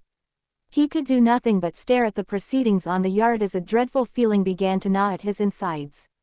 The school grounds, so you're Akuma, the fighter who only fights those who dare to challenge him. Pan states with a laid-back attitude, her arms resting on the back of her head. I am. Akuma answers plainly, his unblinking gaze never wavering away from the alien girl. I have sensed great power from you, and I know that you have been holding back your true capabilities. Well, seems you picked up on that just like the old man over here. Pan said, pointing above her shoulder at Tooro, who is simply standing on his spot with his singular arm pressed to his back. It's true though, I have to hold back and pull my punches or there be just too many dead bodies around. She nonchalantly explains as if there was nothing especial about it. Face me with your true power, Akuma demanded, taking a fighting stance as Ryu and his group of friends came up from behind him. Akuma, you're here, Ryu said seriously, glaring at the dark master of his art. You guys, whoever you are, step back. He's mine, Pan ordered, gesturing with an arm for no one to interfere. I finally have someone who's strong enough for me to go all out. This is going to be fun, she commented, a grin tugging at the corner of her mouth. Fun? You call fighting him fun? Sakura shouted in shock as she wondered who on its right mind would consider fighting a remorseless killer like Akuma fun. Yeah, for me it is. Pan said, spreading out her arms wide, leaving herself open to any attack from Akuma, much to the horror of everyone looking. You go first, hit me with your best shot, she declared, pretty excited. Akuma unleashed his obliterating strong surge move on Pan, engulfing her in dark energy. Everyone thought she was dead, but once the smoke cleared, Pan was still standing in her same position with her arms still spread out. The eyes of all onlookers widened with stunned looks plastered on their faces, even Akuma. Okay, enough with the warm-up, hit me with your best shot already. Pan snapped, a bit of impatience seeping on her voice. That is his best hit. Karen deadpanned with a stumped expression, being the only one able to find her voice. Oh, that's too bad, I was hoping that I could let loose, but he's too weak as well. Pan said, disappointed, letting out a puff of air before turning around and starting to walk towards the main gate of the school. Well, I'm heading home. Not yet, Akuma said as he suddenly teleported in front of Pan and blocked her way with an outstretched arm. Go away, Pan exclaimed, grabbing the offending limb with a hand, and with a single fling, sent him flying into the air. Akuma screamed as he flew through the air and disappeared into the horizon. I thought that no one would ever be able to do that to him. Chun-Li said as she, like everyone else, was stunned stupid after seeing one of the most powerful fighters in the world getting thrown around like a pushover by a young high school girl. I can, and I did, Pan said with finality as her eyes trailed over the small group of fighters. Take stock of their strength. Much more skilled and stronger than the students in this school, that's for sure, but still weaker than Akuma. Because you're not human, Oro said after having minutely analyzed the display of power that had just occurred with his senses. You're an alien. She's a what? Ryu asked, staring blankly like Chun-Li at the old master, both wondering if his brain had finally went senile. Her energy isn't human or demon, or anything else I have ever met. Oro replied simply. Therefore, she must be an alien as her body energy is unlike anything found on Earth. Are you sure? Sakura asks with boundless skepticism pretty evident in her tone. Or the years are finally getting to you. Karen finalizes for her, being of the same mindset as her friend and rival. Then explain the hovercraft. Oro calmly as he pointed behind the group towards a hovercraft that was in the direction the school. The ship landed neatly in front of Pan and the dumbstruck group of fighters, its canopy opening with a hiss and revealing a small robot inside. Pan. Government agents raided the apartment, Giru. They discovered your ids are fakes, Giru.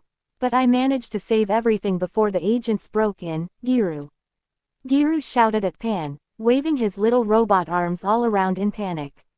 Pan refrained from speaking and simply looked around her, seeing the stares from everyone and the phone cameras recording everything, and then to Ryu, who, like the two younger girls of the group, had stunned looks on their faces. Chun-Li was on her phone yelling about an alien landing. Elsewhere, the groups that have been watching and spying her in secret were also stunned at the fact that the girl with the powers like that of Superman is an actual alien with superpowers. After taking stock of everything that was happening, Pan then turns back to her robot. Giru, you have the worst timing ever. Sometime later, Pan stood in front of the assembly hall of the Todo Academy at full sight of all the students, teachers, the group of fighters that had come looking for her, and reporters with TV crews. She and Giru had set up a large view screen so that everyone could see what she was about to explain. All right, listen up. I suppose I should give everybody an explanation. Pan shouted out to the crowd through a bullhorn. At first I was like I didn't cared in the least about what you thought and whether or not you had questions, and I instead was about to grab Giru and fly the hell away from here. But then I thought better and decided to do this little conference since I didn't found particularly appealing the notion of being chased around the world by the different armies of this planet. It would have been annoying as hell, not to mention cliché. But then it turns out that I'm not qualified to be doing any kind of first contact with other species outside my own, and I had to be a true dumbass to try and do so. I mean, if I try, I'm pretty sure I'm going to end screwing things up. So to avoid any misunderstanding, I'm going to put Giru here in charge of all the explanations since he has protocols and subroutines for that kind of situations. she declared as she gestured towards her little robot companion standing at her side, the tiny automaton giving a friendly wave to all the people inside the auditorium. I'm just going to introduce myself and my species and then leave him. Everything else okay? She asked at the room at large. A stream of murmurs was heard for a moment as the people present began to discuss among themselves before she began to receive nods of acknowledgement from her listeners. All right then, as some of you may already know who I am, but for those who don't know, my name is Sun Pan, and I'm a member of the Saiyan race, who are a naturally aggressive warrior race and also one of the strongest warriors in the universe. We're strong because our planet has a much higher gravity than this world, giving us a greater natural strength than most other races. Not to mention that on my planet life in general is pretty hostile and every second of the day is a struggle for survival. None of you would last more than a day at the most on my world, and that's being generous. 9 out of 10 animals and plants would want to eat you. The 10th would just want to kill you just for kicks. In fact, most humans would simply die by just trying to breathe on my world, as the atmosphere on my planet is much harsher than yours. All of these facts combined has given all Saiyans a much stronger physiology than any human can ever hope to achieve, since we have a much higher starting off point than you humans. Also, there's fact that a fully mature Saiyan average height is greater than that of a normal human. The normal height for a Saiyan is around 7 feet. Anything else is on the short side for a male, while the average it's 6 feet for a female. A newborn Saiyan baby is on the same strength level as a normal physical fit human who's in their prime. Saiyan babies can look after themselves a few hours after birth, being able to hunt and kill animals for food, while it takes years for a human to be able to do these things and look after themselves on their own. So you can see, I have nothing to fear from anyone who thinks that they can beat me in combat. My baseline strength is about 30 times greater than any normal human, and since I can increase my strength with ki, well, just so you know, I can easily lift a ton without having to use ki. You're that strong, Mitsuomi said, taking it all in, realizing why she treats him like nothing, because she really does have nothing to fear from him. He was out of his rank and weight class when dealing with her from the very moment of birth. It was Giru who stepped forward to answer that question, taking lead of the conference from this point forward.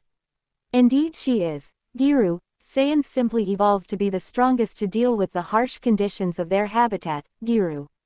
Their internal organs are, for the most part, the same as a human but with some key differences, Giru. One of them is the presence of a second set of some major organs, although smaller than the main ones, to act as a backup in case of failure or serious trauma, Giru. For example, Pan here has 2 hearts that allow her to pump more blood through her body, and 3 stomachs, 1 large one with 2 smaller ones whose function is solely to store nutrients in case she finds herself in the need of having to deal with long periods without food, Giru.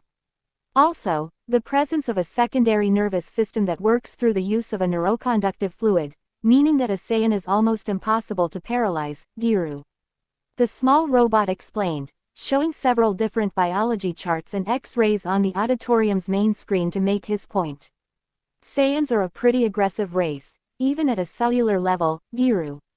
If a Saiyan survives a near-death experience through extreme injury to the body, then when the body recuperates, the Saiyan grows much stronger than they were previously, their body adapting to compensate for the damage dealt, Giru. The duration of the recovery does not seem to hinder this ability, as there's evidence of Saiyans having healed through natural, technological and mystical means, and yet they still gained a substantial increase on their strength, Giru. Saiyans also are able to heal from injuries at a faster rate than normal humans and possess a greater deal of durability to damage, Giru. They also have the power to adapt against whatever that almost killed them, Giru. If it's a disease, even artificial ones made in a lab, if it doesn't kill them then they become immune to it, Giru. During past wars where radiation from nukes slowly killed the first generation, the children born afterwards became immune to the effects of radiation, and they in turn were able to pass down these traits to the next generation, Giru. Always improving their race's gene pool by only letting those who are fit in both in body and mind to breed, Giru. Thanks to that, a Saiyan's DNA strands are nearly flawless, with all of the recessive genes that produce many of the most common ailments like diabetes, cancer and other cardiovascular diseases eradicated from the genome, Giru. This has given the Saiyans no weakness that can't be overcome later, and since Saiyans once upon a time used to take over other worlds, they have ran into just about everything there is in one form or another, Giru. Wait, Saiyans used to take over worlds? Chun-Li shouted out, rather alarmed at those news. Yes, Giru, the little robot replied, much too many of his listeners dread. Pan didn't seem particularly concerned about the revelation of this fact since from her point of view it was ancient story, stuff that happened before she was even born. Saiyans at one point used to take over other worlds, conquering them for their own, by enslaving or driving off the native species that lived there or by completely wiping them out, Giru. But that was a long time ago before Pan here was even born, Giru. Saiyans used to be the main driving force behind the Planet Trade Organization, which paid them to go to another planet and wipe out the race that lived there so they could then sell the planet to the higher bidder, Giru. The Saiyan race on its own has taken over more than hundreds of thousands of worlds during their days in the planet trade, either selling them to a buyer or keeping it for themselves, Giru. That is how they ended up conquering their home galaxy and created a galactic empire, Giru. For a planet like Earth, Pan's ancestors wouldn't even have bothered in sending an adult to wipe the inhabitants of this planet, Giru. They would have just sent a baby to this world instead, Giru. I know you must all be feeling rather insulted for thinking that a baby would be able to kill all of you, but I'm sorry to say that is just how much stronger and powerful are Saiyans compared to you all, Giru. All the advanced weapons you humans have developed on your own, Saiyans have already encountered and faced them in one form or another, Giru. Their entire race has been nuked so much that even a 100 megaton bomb isn't enough to kill an adult anymore, Giru. Sure, it can still kill weaker Saiyans and younglings, but they'd have to be hit by one after another to do the trick, but that would end up being more harmful for the ones who are nuking their own planet than for the Saiyan race, Giru. They would only have to clean up the radiation and deglass the planet, unless they manage to find a buyer that would find a radiation-filled planet to be their own version of Eden, Giru. There are species out there whose biology is tailored for that kind of environment, Giru. In fact, that's one of the best ways that Saiyans have to deal with polluted worlds that become too deadly for races like one that used to originally live there, Giru. Just move on to another planet and sell the polluted one to a race that can live there, Giru. A world like Earth would be more valuable if it's intact so it can be used as a harvest world. A harvest world is basically a one big farming planet to grow the food for other more industrial planets, Giru. The tiny automaton explains to his terrified audience, the light of his optic sensor blinking on and off with each word he uttered, giving the small robot a rather cold and unfeeling visage as he casually spoke about the dead and enslavement of entire worlds and species as if they were nothing more but numbers and statistics. Also, don't even bother with an engineered virus to try to kill a Saiyan, Giru. Their immune systems have been exposed to so many different kinds of pathogens in their long history, that only a level 10 virus that can affect everything on its vicinity is the only thing that can kill them now, Giru. Anything else would just give them a cold, Giru. For planets whose species had unleashed that kind of virus which killed off their entire race, they'll either sell it to an inorganic species, like robots just like me or rock golems and such, as they can't be affected by any kind of organic virus, Giru. If Saiyans can't find a buyer, then they just call in a planet cracker ship, Giru. A planet cracker is a massive kilometer-long ship, the largest being the size of the whole of Japan, Giru. The ships take much resources and time to build but they pay it back when they mine planets, Giru. Planet cracking is when a planet is literally split open to be mined for valuable resources, Giru. Large chunks are broken off with powerful lasers, and then brought inside a planet cracker class ship via gravity tethers where it is then stripped and its ore content is studied and catalogued, Giru. Giru explained as he showed images of a planet cracker and its specifications. So it really doesn't matter what a race try to stop the Saiyans, they have been doing this for a long time so they will always find a way to make money, Giru. The only time Saiyans come out wasting their time is when the native species blows up its own planet, or when the Saiyans themselves decide, for some reason or another, that there is nothing of value they could get from the planet and they just end up blowing it up themselves, Giru. Are you going to take over Earth? Maya shouted out as she and the other people listening in realized what they're dealing with. A race of planet pirates who have taken over or destroyed countless worlds. Pan just gave Maya a look that clearly told, "Are you stupid? Haven't you been listening? Saiyans used to take over worlds. My race doesn't do that anymore since more than a decade before I was even born," she stated rather testily before turning her attention towards her robotic companion. "Giru, you tell them the rest of the story, will ya?" At once Pan, Giru. The little robot acknowledged with a nod. Almost 30 space years ago, the Saiyan Empire did a massive restructuring of their policies, Giru. The most radical of these new policies came with the end of the piracy as the main trade for the entire race, the secession from the Planet Trade Organization, and joining the Intergalactic Union of Planets as a certified member. Thus these changes brought an end to the days of planet conquering, Giru. However, despite no longer dedicating themselves to a life of piracy, the veteran and elite Saiyan warriors found their services in pretty high demand as mercenaries, men for hire or bounty hunters, by the myriads of factions and governments that exists between the many galactic empires located in the Virgo cluster, Giru. One indisputable fact about space politics is that they can be pretty cutthroat, so it is a wise move to have a powerful warrior capable of destroying planets on his own at your side, Giru. Taking this into account, it's not so surprising that Saiyans tend to get hired for protection details, Giru. In fact, even law enforcement agencies like the Intergalactic Space Police is pretty adamant on finding unemployed veteran Saiyan warriors to add to their ranks, Giru. Anyway, the particular section of space that belongs to the Saiyan Empire sees very little in the way of space pirates attacks since every other race knows better than to try to provoke them, Giru.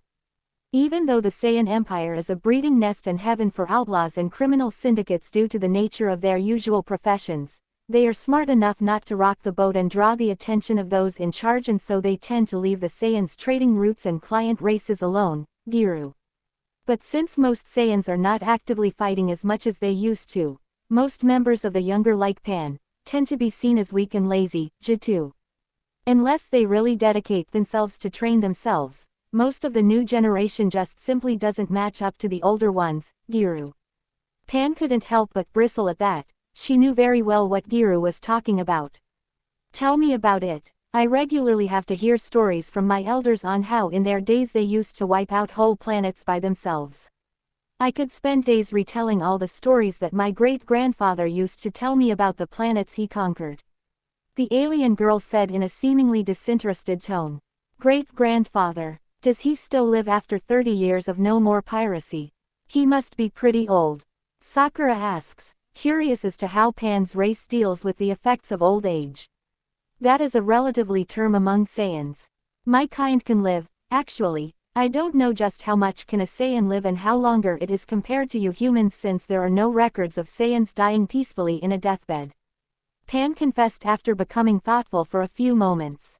"Most of the members of my race tend to die at a relatively young age in battle, but those veterans and elite warriors that manage to survive are well beyond the 100 years of age. And unlike you humans, Saiyans remain in their youth and prime for much longer. Hundreds of years could pass and we could still look like a middle-aged human. My gran is around a century and a quarter old and he still pretty looks at his prime," she explains with a few gestures. "Just how old are you?" Takayanagi asks, wondering if Pan is really much older than she looks. "Oh, I'm only 17, well, almost 17. Which gives you humans a good idea of how outmatched you are compared to my race. While I used to train a lot when I was younger, I became a slacker in my teen years. Just spending my days hanging around with my friends at the mall, talking about boys and shopping instead of training myself to become a fighter. But then my gran stepped in, kicked my ass and forced me to retake my training again, stating that no descendant of his would become a weakling. Don't know why he cares so much. It's not as if we are first-class citizens instead of just being a lowly third class anyways," Pan said, slightly irate, trailing off a little. "What? Do you people have a class system?" Maya asks. Instead of answering, Pan turned towards Giru and gave him a look that clearly told he should take care of answering that question. The little robot stepped up to do so without complaint. "Yes they do, Giru. At the moment of their birth, Newborn Saiyans are scanned to gauge the power level that they start off with in order for the parents to tell in what class their child is born into. Giru. First class are the strongest, the elite warrior nobility, second class are those with normal power levels, and the third class, the class that Pan belonged to, are the weakest, Giru. The first class is the warrior class who are trained from birth to be fighters, Giru. The second class either becomes foot soldiers or just normal Saiyans who work to upkeep the race's way of life, Giru. Pan's class, the third class mainly works to support the upper classes, just like the people on this planet who work at stores or in fast foods joints, Giru. Not to say that Saiyans can't rise or fall in the classes, Giru. There are plenty of third classes who have been able to become elite warriors like Pan's great-grandfather, Bardock, Giru. But like many things in life, it is a long, arduous and treacherous road filled with constant dangers and obstacles at every step of the way for a low class to rise up from his lot in life, Giru. But Pan is an exception to this rule because of her heritage. She could easily apply for first class if she cared about such things and work at it like her grandpa Goku did, who became one of the strongest Saiyans ever by constantly training to always improve himself, Giru.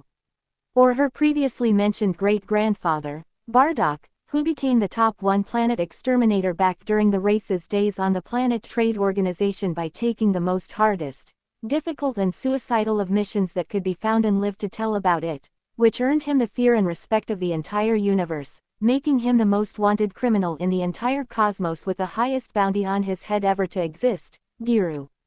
Their strength has been passed down to Pan through their genes, Giru. But she rarely has need of using her full strength with how the Saiyan way of life has changed over the years, Giru. There really isn't a great need for powerful warriors anymore, Giru. Everyone worth fighting has already fallen against the Saiyan's might, Giru. Plus, with the use of their bio-soldiers called Saibamen to overwhelm any attacking force with sheer weight of numbers, there's not much need for the Saiyan race to deploy their veteran warriors, Giru. The tiny robot explained as he showed images and charts about a short ugly three-clawed green plant creature with a bulbous head. Even though their strength is barely equal to that of a regular third-class warrior, they can be easily deployed and destroyed in the billions, Giru. No matter how many of them they are killed, the Saiyan can always make more and refill their numbers pretty quickly, Giru.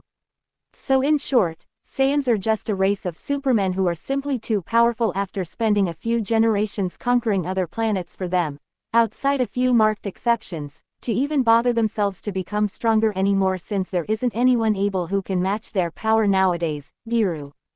The small automaton finishes explaining, leaving many wondering just how really powerful the Saiyan race must be for them to start believing most battles beneath them and instead give themselves the luxury of employing disposable soldiers in the billions to do their fighting for them. Talking about hubris, alright, Pan. What powers do you have? Bob shouted out at the alien girl, curious about the true reaches of her power. Many watching were taken by surprise as Pan started floating in the air and held a glowing ball of energy in her hands. We Saiyans possess a natural affinity towards the manipulation of energy, allowing us to utilize flying and energy-based attacks with incredible ease, as well as unlock great depths of power when in need, or lending energy to others in battle when necessary.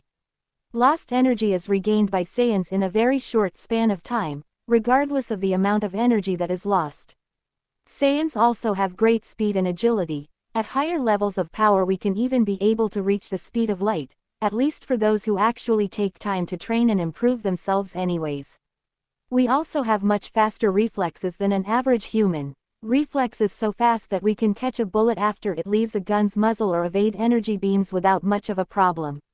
Super speed can easily be seen in our fighting skills, our movements occurring in fractions of seconds which are not visible to the average human eyes.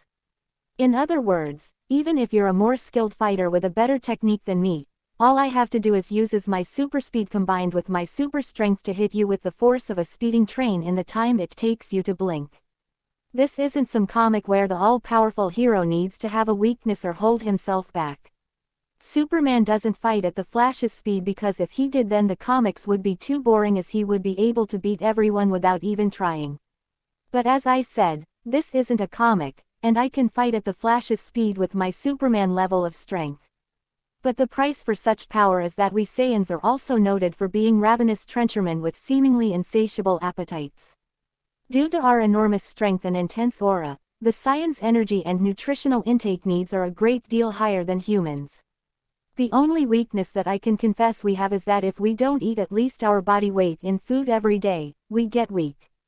She declared, giving her audience something to think about. Pan then let out a mocking laugh. Because my cover has been blown, I'm no longer going to bother in holding back. If anyone attacks me, I will break them. I wasn't born nor raised on this planet, nor do I have any high ideals about any of you humans. The reason is because you Earthlings are practically the butt monkey of every other advanced races in this galaxy, with Earth being considered as nothing more than a primitive backwater planet. You people still believe that there's a being that created the universe specifically having you humans in mind and only cares about you. Talk about big egos. We Saiyans do have big egos, but we can back it up. While you humans are just too blind to see what you people really are. Most of your religions are corrupt and only care about controlling your population by getting you humans to behave in the way just one person in power, not a god, thinks everyone else should act, using faith as the excuse to act any way you want, from raping virgins, hating others who don't think as you, to giving all your money to a nut job who says God is talking through them, amongst other idiotic rituals, which is also another symptom of the corruption of your religions that they try to enrich themselves at the expense of the faithful. Some of you won't even believe in anything because it isn't written in a book that no one even knows who the hell wrote it in the first place. Those practices are disgusting and they are illegal according to the laws of the intergalactic union planets. Any so-called religion that tries to enrich itself at the expense of its flock is not considered a true religion at all and instead gets stamped out for trying to scam innocent people for their own gains.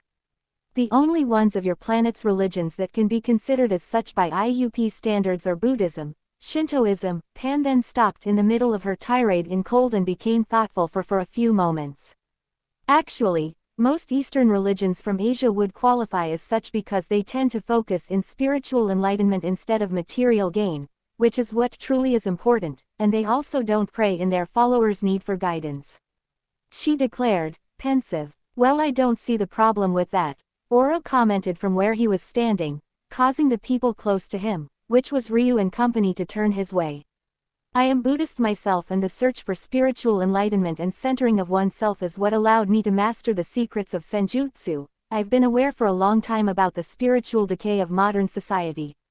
I am glad that there's at least an important governing body out there that pays attention to this issue and takes steps to make sure it doesn't go out of control, he said, rather pleased.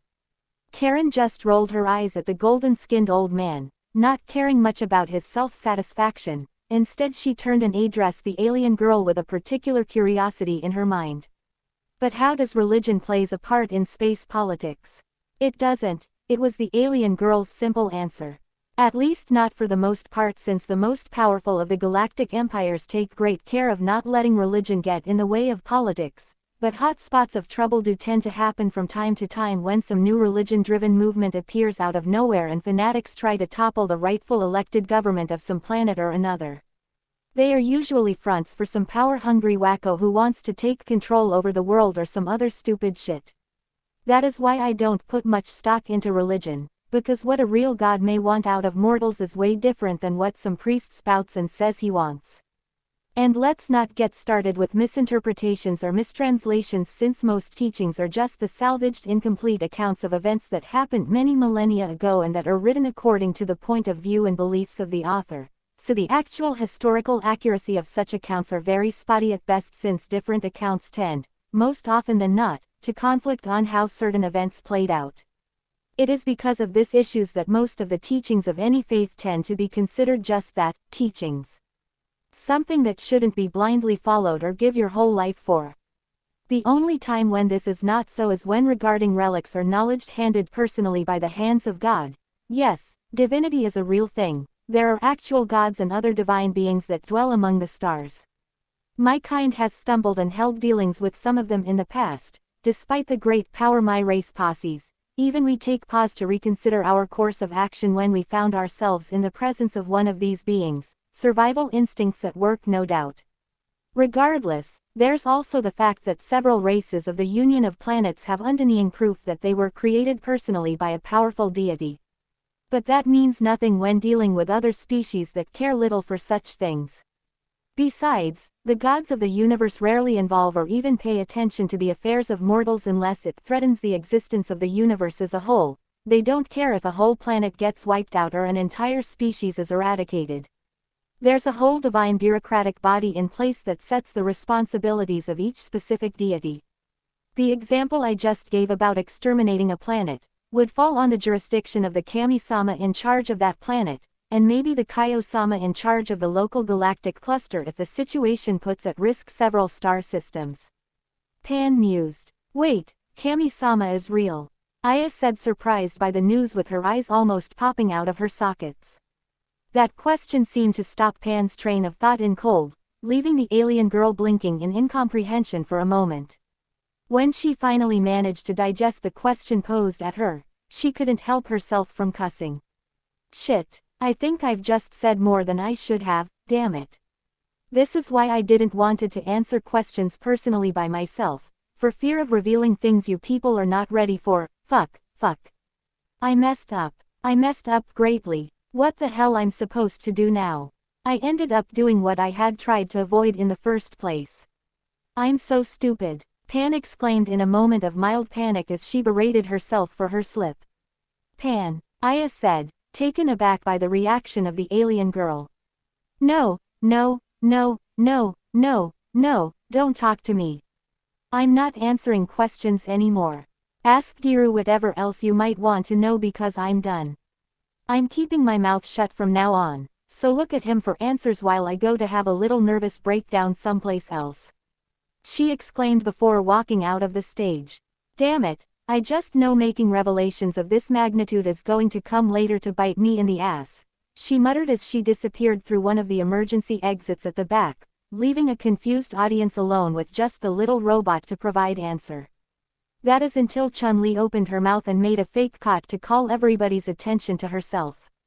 To be fair, I too would be acting like her if I suddenly were left stranded on my own on some faraway alien planet and ended up revealing some existential truths about the nature of the universe to indigenous primitive populace. I guess what she just did must be considered a pretty big issue from where she's from if her reaction is any indication. For a moment Giru simply remained there, a sweat drop hanging from the side of his head frame at the awkwardness of Pan fleeing away in embarrassment. But it was a testament to his literal nerves of steel that he simply carried on with the conference as if nothing had happened in the first place. You have no idea, Giru. Anyway, Giru, I guess you all would want to hear more about the existence of Kami-sama, Giru. Yes, please, tell us more about Kami-sama, Karen said, relieved to have an opening to move the conference along and leave the entire awkwardness of what had just transpired behind. Very well, Giru. From what I've been able to record from the past experiences of Pan's family and friends, a Kami-sama exists in each planet of the universe in charge of the protection and safekeeping of its assigned planet and all living things in them, Giru. Giru began, turning back at view screen he was using to show evidence of his statements as images of a very old pointy-eared alien started to appear before being replaced by those of a younger member of the same species, making the entire audience dumbstruck for a few seconds as they started to believe that Kami-sama was an alien. But don't start freaking out yet, Giru. The name of Kami-sama is more of a title than a proof of divinity, Giru. It is not necessary for you to be a god in order to assume the position of Kami-sama, Giru. Being the most powerful, wise, or elder being on a planet would be enough requirement for you to become the Kami-sama of your world, Giru. Even aliens can become Kami-samas of another species' world, as it is the case on the world Pan and I come from, where the Kami-sama in charge is an alien of the same species of Pan's father's sensei, who is also a good friend of her grandfather, Giru. But regardless, being a Kami-sama doesn't mean you are an all-powerful being. The Saiyans usually had to deal with a Kami-sama every time they had to take over a world, Giru. Him and every other self-designated god standing on their way when trying to sell a planet for the WTO, Giru. As I had stated previously, some of these Kami-samas were not actual deities, but aliens protecting the world that was giving them shelter or old wise hermits or so, Giru. But sometimes Saiyans stumbled and ended up fighting against actual divine beings, which earned them the moniker of renowned god killers because of all the kami-samas they had to kill, Giru. But in reality, it is not that much of a daunting task to kill a god, at least those in charge of planets, Giru. Since most divine beings are only powerful in relation to the species of their own planet and how much followers believe in them, Giru. But to answer your question, yes, your planet most surely has a kami-sama of its own, Giru. But whether that kami-sama is an alien, old sage or actual divine being, that I cannot say, Giru. I only know about the responsibilities of his station and who he has to answer in relation to his place in the greater divine hierarchy, Giru. The tiny robot chirped. In an old temple in the outskirts of Tokyo, 3 sisters and 1 young man were taken aback by the news while sitting to eat their meal at a table in front of the television. The youngest one reacted by spitting all the food she had on her mouth. How does he knows that? That little robot is going to reveal the existence of gods to the entire world. The entire doublet system is going to be in jeopardy. Skuld said in a panic, taking her hands over her head thinking how much her father Kami-sama is going to flip out and turn heaven upside down once he learns that his existence has been revealed to mortals. Her elder sister Erd was simply gaping with the noodles she was eating falling off her open mouth. I really wasn't expecting this when I woke up this morning. I think I need a drink, she said dejected, standing up to go in search of a bottle. Skuld snapped at her, pointing with her finger. No, Baka Erd. This is no time for you to get drunk. We have a potential crisis in our hands.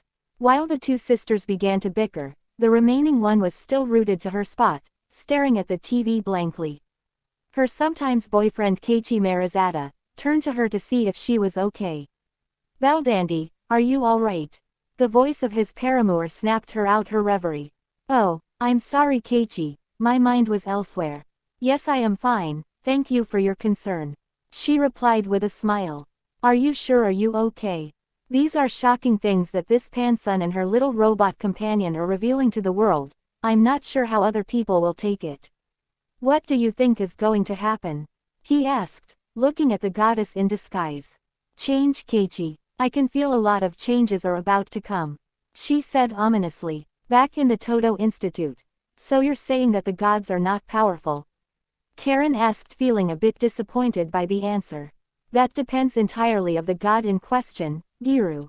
The tiny robot explained. Most gods can be separated in 2 major categories, Giru. Planet gods, like the Kami-samas, or space and elder gods, Giru. The difference being an abysmal scale of power between the 2, Giru. Most gods that are confined to a planet are only powerful in relation to the native species. Space and elder gods, however, are in a whole other league and weight class since their powers have been growing steadily for millions of years to the point they can eradicate entire solar systems or even galaxies with apparent ease, Giru. Not that surprising in hindsight, since their duties usually entail overseeing over entire clusters of galaxies, Giru. It's like those stories you read in books and comics about the star gods of immense power that have total dominion over the universe and can eradicate all living things with a wave of their hands, Giru. Well, they are real and you'll do well to fear them, Giru. Really, Karen said with a gulp, since that was some information that she really could have done without. Affirmative, but you shouldn't worry too much about them, Giru. Giru replied with a nod. As I have previously stated, the divine bureaucracy keeps them real busy most of the time, Giru. It seems not even the most powerful of the elder gods are able to stand against paperwork, Giru. How exactly is this divine bureaucracy composed? Chuli asks, still not unable to believe that the most powerful entity in the universe seems to be paperwork. How come not even the star gods are able to stand against it? No, actually she can fully believe that, having to deal with the dreadful monstrosity time and again in all the time she has spent on Interpol. Well, as I stated, each planet has a kami-sama assigned to it. He and other planet deities hand any crisis pertaining to their homeworld, Giru. Above them there's the Kaio-samas, who oversee over entire galaxies and sections of space, Giru. Each of the 4 known Kaio-samas controls a particular quadrant of the known living world, with a 5th Grand Kaio, the Dai Kaio-sama, that supervises the lot of them, Giru. They're more powerful than a kami-sama of course, but not enough to impede the races and species of a galaxy to overpower them if given the chance, since they are more like diplomats and administrators rather than warriors, Giru. Except for the Daikaio, since he is the deity that effectively rules over all the known living universe, Giru. Giru explained, showing more images of a short and rotund blue-skinned being dressed in a black suit and wearing sunglasses who apparently lived in a positively tiny planet. By the readings that were being displayed, it seemed that miniature planet had a much higher density than Earth, for it showed that it possessed a gravitatory field 10 times greater than that of Earth. The images then changed to show an old white-haired man with a long beard, wearing sunglasses and a suit similar to that of the previous Kaio. Above the Kaio-samas we have the Supreme Kaioshians. Now this is where things get interesting, Giru. The Supreme Kaioshians are the most powerful known deities who have the ultimate duty to protect the universe under their charge, Giru. They possess godly powers and live on their respective planets in the other world, Giru. They far outclass the regular Kai, as while the lower Kai watch over the living world, the Supreme Kais watch over both the other world and the living world, Giru. The other world. Ryu asked, a little unnerved at what that name might mean. The realm of spirits and the dead, Giru, the tiny robot quickly elaborated, landing just how important and powerful the Supreme Kaios truly were. Gulp, I see, Ryu managed to nervously reply. Giru then continued with his explanation. The Supreme Kaios, alongside the gods of destruction, are the ruling and overseeing class of all of creation, Giru. They are ancient, incredibly powerful beings beyond the comprehension of most mortals, Giru. How much, you ask? Well, even the entire Saiyan race would not have been able to even scratch the Kaioshin in charge of their section of space, back during the height of their planet-conquering days, Giru. That particular revelation didn't set well with most of his audience, as many of them had seen just how powerful Pan was as a simple teenage girl. To think that there was an entire race of space gods out there capable of defeating the whole race of supermen without breaking a sweat. However, despite their great power, the Supreme Kais are inherently good-hearted and/or neutral deities, who seek to do the best to defend the universe, and do not commonly associate with mortals, Giru. They are the gods of creation who provide the catalyst for life and planets to be born, as opposed to the gods of destruction who destroy life and planets, which maintains the balance of the universe, Giru. Supreme Kais are able to provide the impetus for planets to be born. Also, they will sometimes divide up one planet and increase the number of planets in existence, Giru. They even do things like create lifeforms, or transplant them from one planet to another, but their basic job is to watch over the numerous planets that exist, Giru. Because the number of planets is so very large, the 4 regular Kai help them out as well, Giru. The Supreme Kais only intervene if it appears that the balance between the living world and the other world will crumble, but normally they merely act in an advisory role for new lifeforms and do not get involved in mortal affairs if they can help it, Giru. So there's no danger of them coming here and killing us all anytime soon. Maya asked, a little relieved that the space gods were not going to suddenly annihilate the entire human race. No, Giru, that goes against their sacred duties, Giru. The tiny robot chirped in reply, the light of his main optic sensor blinking with every word he uttered. Anyway, finally, on top of the Supreme Kaioshians we have the Grand Supreme Kai, or Daikaiotion, who is the highest-ranking deity in charge of making sure that the universe keeps functioning as it always has while keeping the balance between order and chaos, Giru. Other than him there's the Elder Kaioshin, who is too ancient and old that he has retired from his duties as overseer of the universe, and another Supreme Kai in charge of overseeing over time, Giru. There's supposed to be others above the Daikaiotion, but I barely have any records about them, Giru. The Daikaiotion once told Pan's grandfather, Goku, the image of a smiling gentle-looking man dressed in an orange gi and sporting a rather strange hairdo, suddenly appeared in the main screen. His apparent gentle demeanor veiled the great power he possessed within, but those expert martial artists present could tell by his posture and bearing that he was one greatly experienced and veteran warrior, and certainly not one to be crossed lightly. People like Ryu, Oro and Chun-Li suddenly became intrigued about Pan's grandfather and wanted to know more about him. That he is not the one who created the universe, he's just the one who manages it. He said that the gods or goddesses that created the universe went off to do other projects rather than stay and guard over it. He said they're still around, but he doesn't know where they are or what they're doing. How is that Pan's grandfather knows the god who is in charge of the universe? Karen asked a little skeptical. Seriously, just how is it that one man, no matter how powerful, could get in contact with the highest deity in charge of the universe? For the first time during the entire conference, Giru seemed to take pause before answering a question. Pan's grandfather, Goku, well, it is a long story. Suffice to say, Pan's grandfather has had a great many deal of adventures since he was a child, Giru. Fighting increasingly powerful opponents and dealing over the years with threats serious enough to put the fate of entire worlds and the balance of the whole universe in jeopardy, Giru. Not for nothing he received the title of savior of the universe and the most powerful fighter that there is in several dimensions, Giru. His deeds and feats the stuff of legends, Giru. He has fought aliens, demons, ancient evil entities and even the gods themselves, and despite setbacks and defeats, in the end he managed to triumph over them all, Giru. So it is not so surprising that he has a lot of pull in the afterlife, Giru. Especially after dying twice in 2 different occasions and each time going and impressing a lot of the important deities in charge of the afterlife, from the Kaio in charge of our section of space, to the Grand Kaio in charge of the living world, Giru. The reputation he gained for impressing the Kaios is what eventually allowed him to meet the Supreme Kaioshin, Giru. Giru explained, much to the utter shock of his audience. Back on the temple where the young Norns were living, Skuld was about to have a seizure. Oh, Kami-sama, I didn't expect it for Pan to be the granddaughter of Son Goku. Erd was also shocked by those news. Son Goku, the winner of the last Afterlife Grand Tournament. She knew about that because Skuld was a fan of that kind of events and she forced her to watch with her a recording of the tournament that she had stole from Pierth. And the only man to have ever defeated Bills, the god of destruction. Wow, I could never have imagined this girl to be related to such a celebrity. Even Belldandy was speechless at that news. In an elegant office, somewhere in hell where the mainframe for the central supercomputer Nidhogg was located, a beautiful white-haired woman with red markings on her face and a striking resemblance to Erd, was grinning with a face-splitting smile in front of a monitor.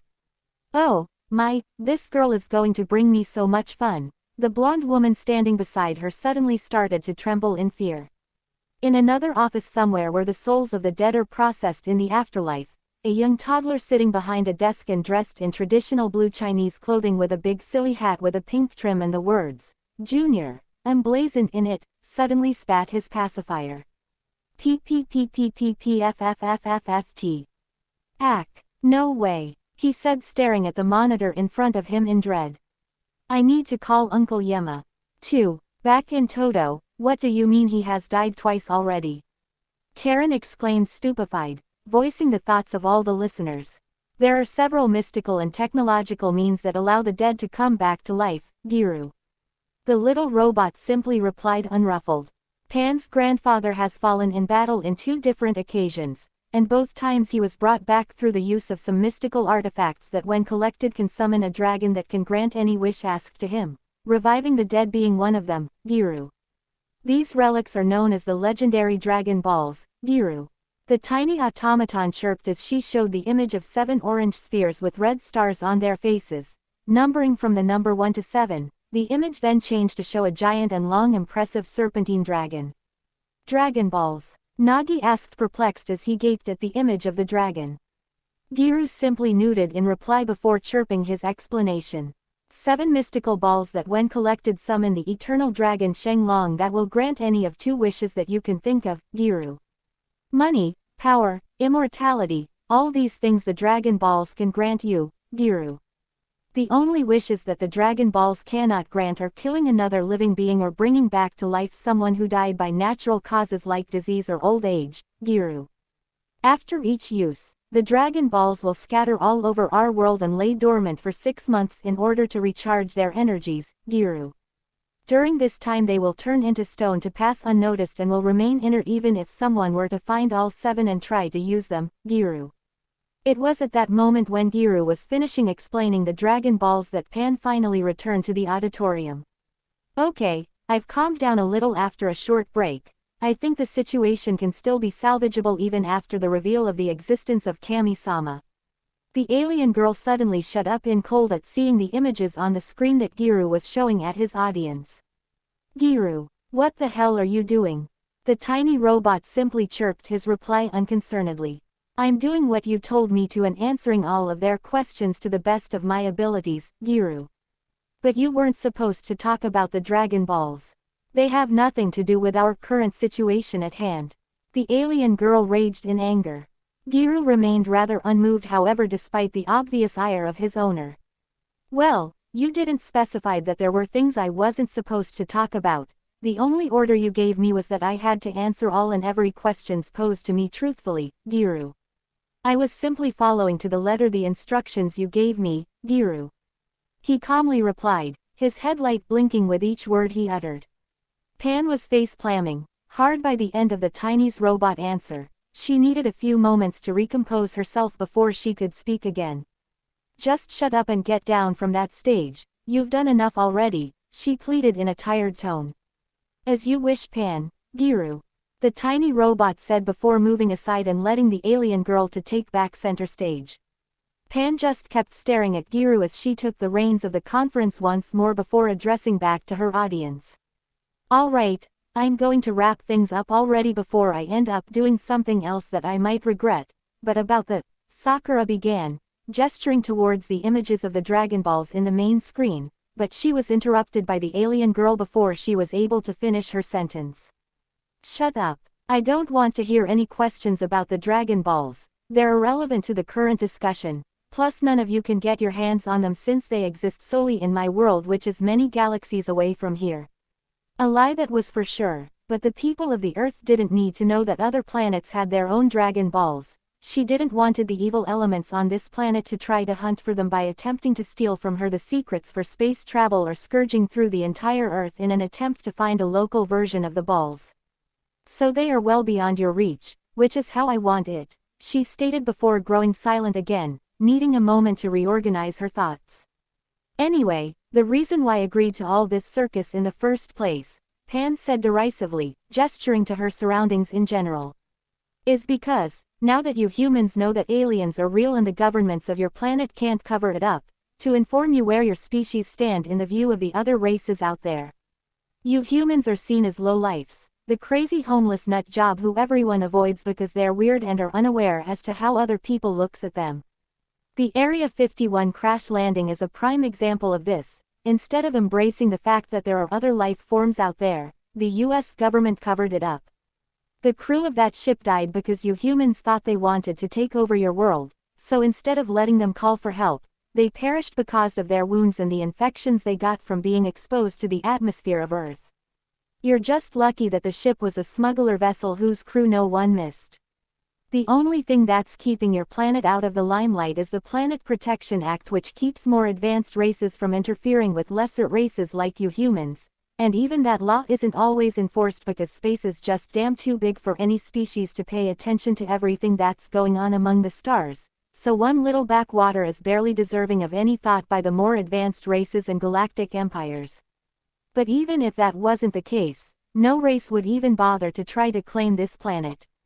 The reason why is simple really, it's because your planet doesn't have anything that we want that we can't find elsewhere.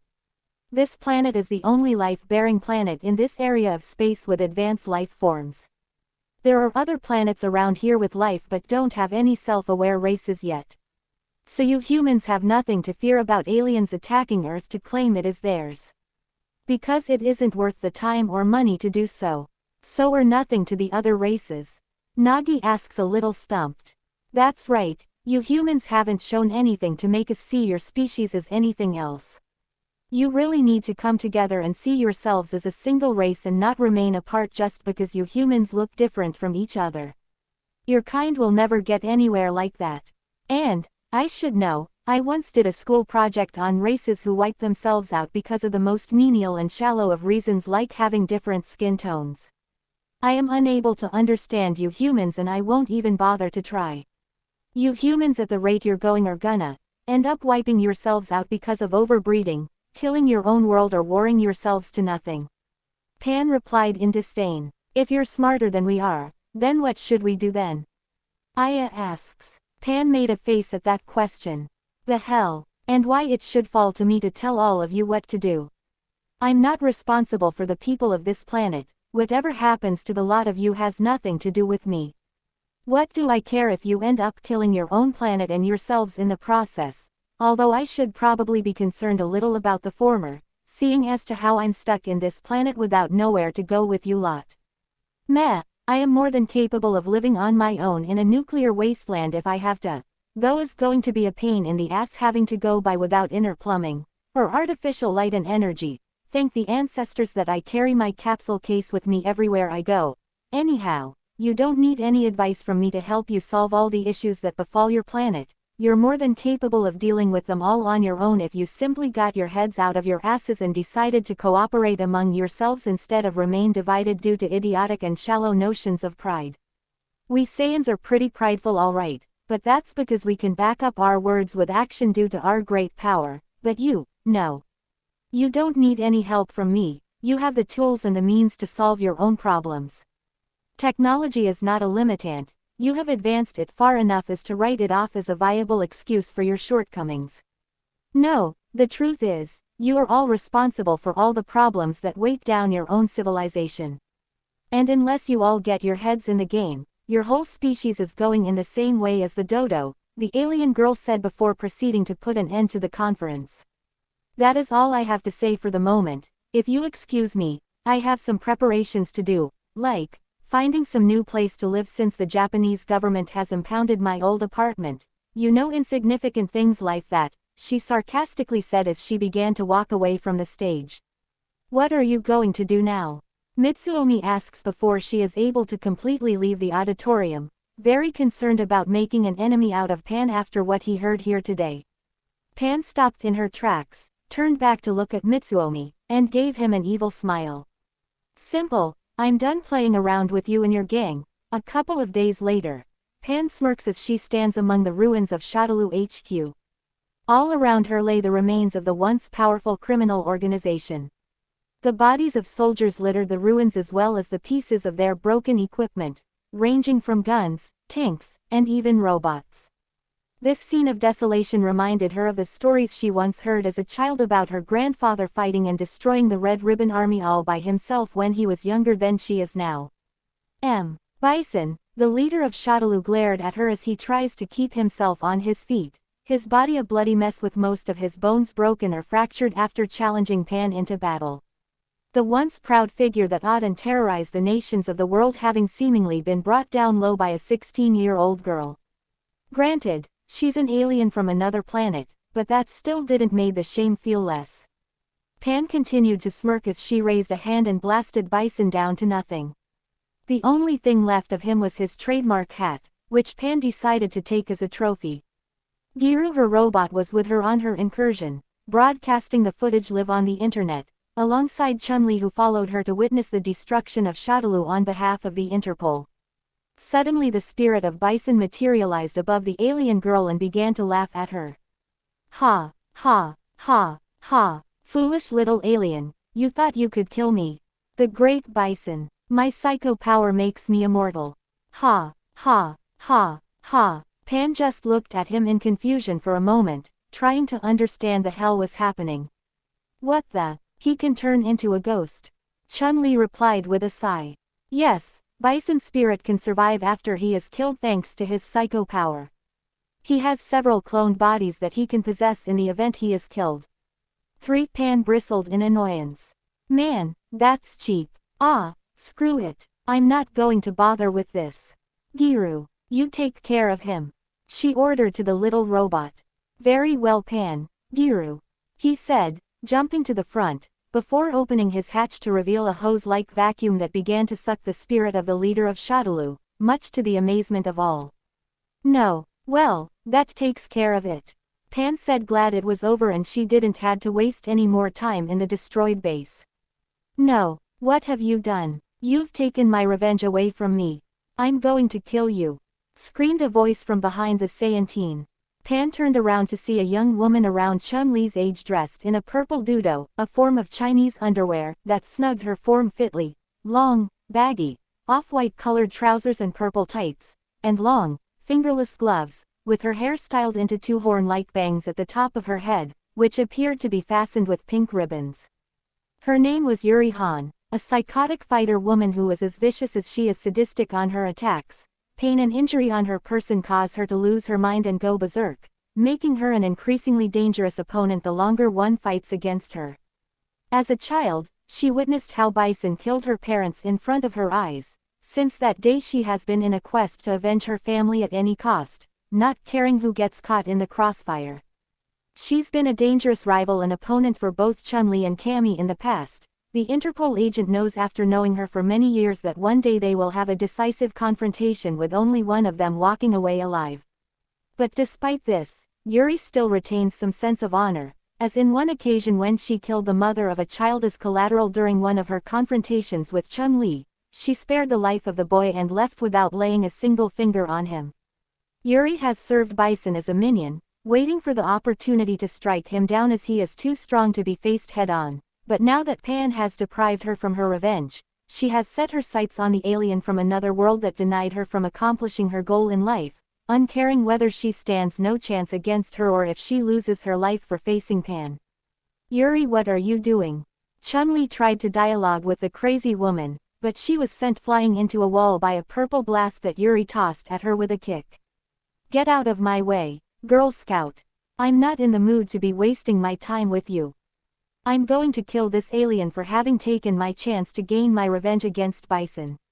Yuri exclaimed, closing a fist in rage, her knuckles popping by the pressure. Pan was amused at the purple-clad woman declaration. You are going to kill me. And pray tell me, how are you going to that? She crossed her arms and goaded the older woman by mocking her. You may be strong for a human, but that strength is nothing against someone like me. None of your attacks will be able to hurt me. She arrogantly stated, though she was being truthful with her declaration. Shut up, I don't care. I'll find a way to bring you down even if it's the last thing I do. Yuri exclaimed in a rage before launching herself at Pan. Yuri, no, Chun-Li yelled in dread, seeing the crazed woman charging at the teenage girl with her fist about to connect with Pan's face. Crack, ag, goddammit, Yuri screamed, rearing her pulverized hand back. She ignored the pain, using it instead to fuel her rage and threw another punch with her other fist. Crack, in, Yuri again pulled aside another broken limb, and jumped to land a kick at Pan's face to continue with her attack. Crack, RGH, Yuri managed to land on her last undamaged limb. She was literally on her last leg. She bent her remaining good leg slightly to charge it with all the strength she could muster, before launching what would it be her last kick. Crack. With no more remaining limbs, Yuri fell, a broken mess on the floor, her attacks unable to make Pan even blink. That was pathetic, have enough yet? Pan drawled on a bored tone, her comment only making Yuri's anger to rise even more. No, I will never give up. I'll make you pay for taking my revenge away from me. She screamed from the floor, before trying to get back up despite her broken limbs. She was only successful in standing on her knees before jerking her broken arms to launch a flurry of attacks at Pan, with the only obvious effect of keeping aggravating the condition of her mauled appendices. Crackle, crackle, crack, crackle, crackle, crackle, crack, crackle, crackle, crackle, crack, crackle, crackle, crackle, crack, crackle, crackle, crackle, crack, crackle, crackle, crackle, crack. Crackle, crackle, crackle, crack, crackle, crackle, crackle, crack, crackle, ah, crackle, crackle, crack, crackle, crackle, crackle, crack, crackle, crackle, crackle, crack, crackle, crackle, crackle, crack, crackle, crackle, crackle, crack, crackle, crackle, crackle, crack, crackle, crackle, crackle, crack, crackle, crackle, crackle, crack, crackle, until Pan had enough and stopped both of Yuri's destroyed limbs in mid-fly. That is enough, you're staining my clothes with your blood. Snap out of it, already. She commanded with authority, before burying her fist in Yuri's abdomen, doubling the older woman and making her retch in pain.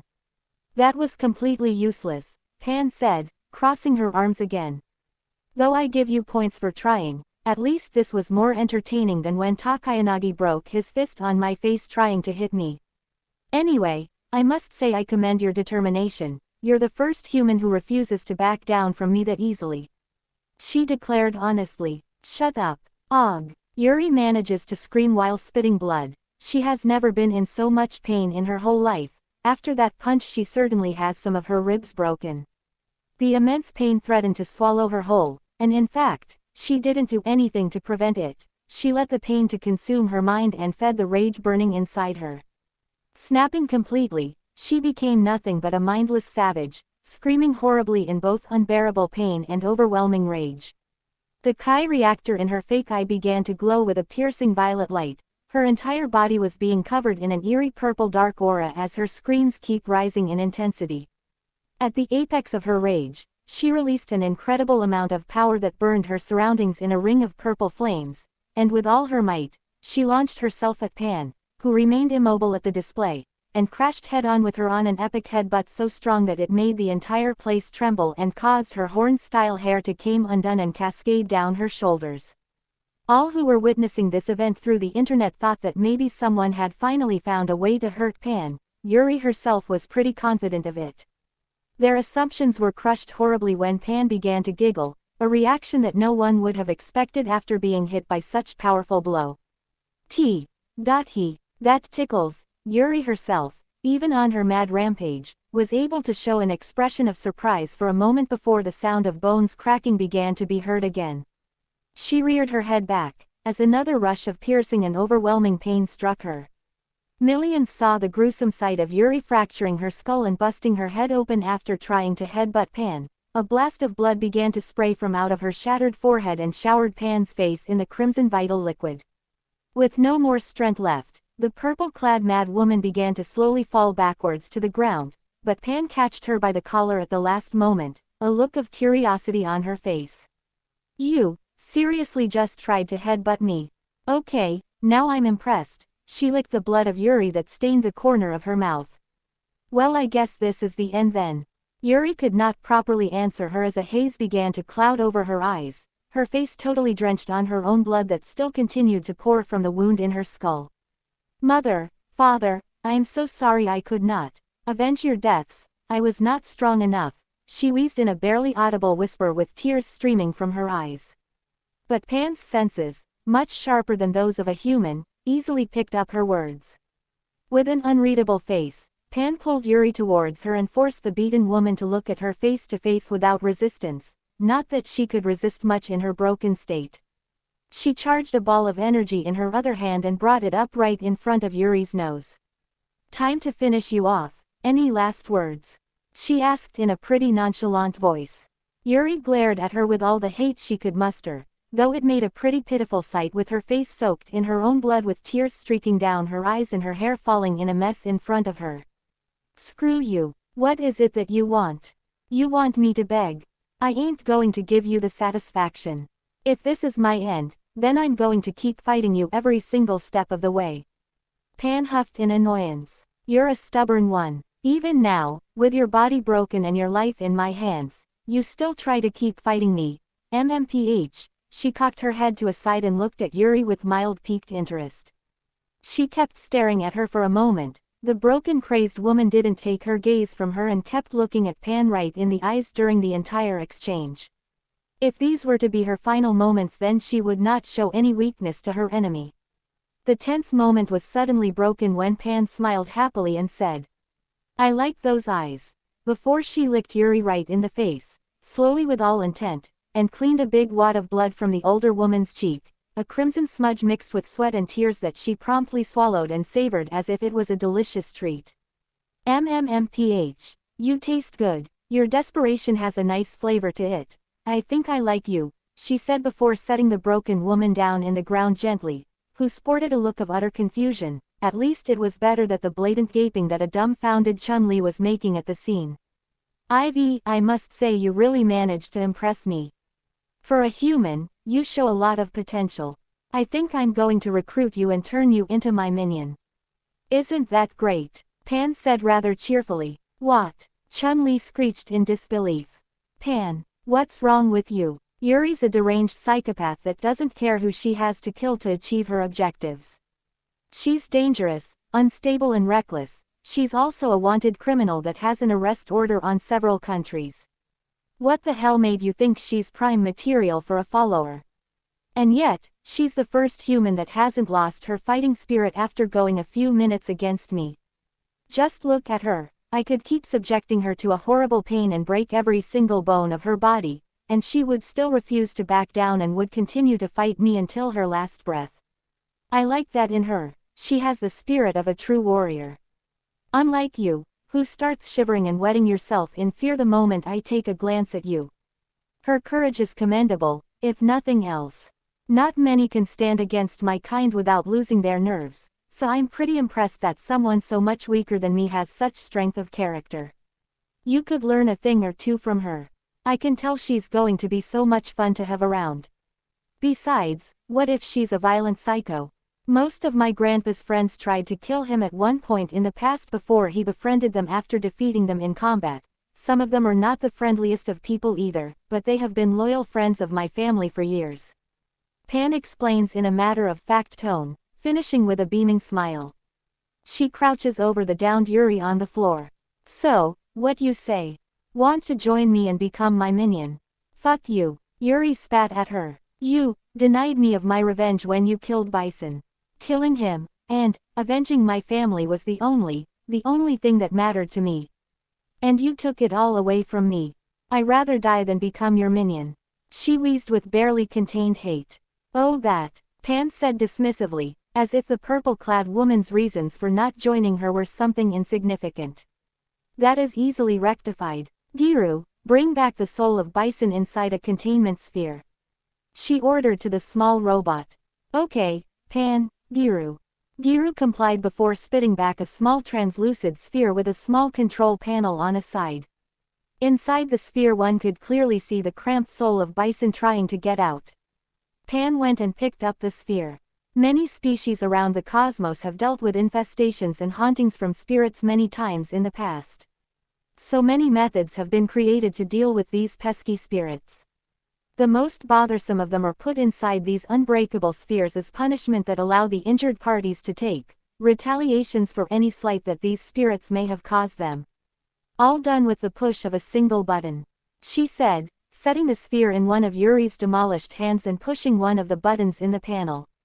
The spirit of Bison began to scream as several thousand volts of ethereal energy impacted suddenly over him. Yuri's gaze suddenly turned pretty far away as she stared at the little sphere. She brought her other broken hand above the sphere, and with the last remnants of her strength, managed to move her demolished index into pushing the button again. More volts began to rain over Bison, his high-pitched screams telling he must be experiencing a considerable amount of pain. Yuri kept pressing the button several times over as a smile began to slowly spread across her messed face. She began to laugh derangedly to herself, a creeping laugh that echoed through the desolated halls of the former main base of operations of Shadaloo, telling much of her deteriorated state of mind.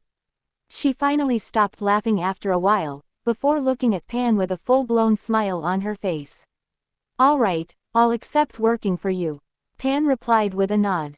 Good. Before entering in a fit of laughter of her own, Yuri joined her in her cackles soon enough, and a seriously weirded-out Chun-Li could just stare at them in dread while pressing herself against the wall, trying the best she could to suppress the instinct that was telling him to run the hell away as fast as she could. An hour later we found Yuri floating placidly inside a machine filled with a clear blue liquid, a rebreather hooked to her face to allow her to breathe. Knowing that she needed to heal Yuri from her grievous injuries if she is to serve her well, Pan put her inside a portable healing chamber she carries inside one of her capsules. Chun-Li, amazed at the machine, was inspecting it with avid curiosity while Pan was simply waiting for the machine to finish with its healing cycle. Are you sure this machine will cure her from all of her wounds? Most of them are pretty serious, a skull fracture, several broken ribs, tibia fractures and most of the bones of her arms are pulverized.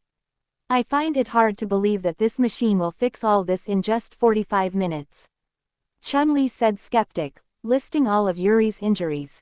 You seem to believe that the medical advancements found in space are just like the ones here on Earth. These are alien procedures, remember. Out there in space almost all kind of injuries or ailments have a solution, whether be magical or technological. Hell, we can even save a person's life even if half his brain is missing thanks to cybernetic implants. This particular chamber has been used by my people for centuries to heal the wounds of Saiyans, even from the brink of death. So have a little faith, will you? Pan lectured a little condescendingly. It's that why you carry one of these healing chambers with you? Chun-Li asked, marveled at the great many things that can be put inside a Dynacap. Yup, I always carry with me a portable healing chamber just in case. We have other, faster and expeditive healing methods, but those are not always ready available. So it's always a good thing to be able to fall back on something already proved to be reliable. That is not the only thing you carry on your caps, I wager. Chun-Li figured. Right on, like most people on my planet, I carry with me a cap case filled with many kind of things that could prove useful in case of an emergency. Pan said, pulling out her case from inside her t-shirt and opening it. Inside one could see several Dynacaps of different sizes lined up ready to be used. Let's see, you already saw my healing chamber. Here we have my motorcycle, my helicopter, hover car, portable laboratory, emergency food supplies. That's just her regular food storage since she's always ends up devouring with what's inside the refrigerator, Giru. Giru deadpanned in his little robot voice. Shut up, Giru. Nobody's asking you about my eating habits. Don't you know it's rude to babble things about a lady in front of everybody? Pan raged in affront. There's a lady in here, Giru. Where, Giru? The small robot piped back, snidely. Ha, ha, you're such the comedian, Giru. Keep up at it and I'll toss you inside the garbage compactor. Pan said in a deceivingly cheerful voice. I'll shut up now, Giru. Giru acquiesced. Good. Now where was I? Oh yes, communication array, field house, house. You carry a whole house in one of those things. Chun-Li exclaimed, mind-boggled by such a thing. But of course, I need to have a place where to sleep, don't I? Especially after those idiotic government agents raided my apartment and sealed off the place. Luckily with this thing, I only need to find a moderated-sized vacant slot and toss it over and voila. I have a place where to sleep. It's not that shocking really, practically everything can be put inside a cap from where I come from. It can be a house, or an airplane, a boat or a tank. You wouldn't believe how modern military tactics have changed since the introduction of the cap technology, since now armored and mechanized divisions can easily conceal themselves as regular infantry by having the soldiers turning their vehicles into caps and carry them around with them. You can spring an ambush so fast with these things. Also spies and outlaws love to use caps since they allow them to conceal and carry with them fast-moving vehicles to make their escape when they're in need of a quick exit. Just think of James Bond carrying a case of these things and being able to pull out a jet or a racing boat at a moment's notice. Pan explained, marveling her audience. Sounds pretty cool. Chun-Li admitted, impressed by all the applications that kind of technology could have. Yup, anyway, moving on. Assembly line. Portable gravity chamber, gravity chamber. We Saiyans train by working out inside one of these chambers that increase its internal gravity hundreds of times above the level that is found here on Earth. We are able to easily adapt to the increase in gravity, since we are already used to this kind of conditions as our homeworld has at least 10 times the gravity of Earth. Pan explained, nonchalantly, it's that why you are so strong, by training in an environment with increased gravity. Chun-Li inquired with curiosity. Yeah, I've spent years training inside one of these chambers while gradually increasing the gravity until reaching a level several hundred higher than that found here on Earth.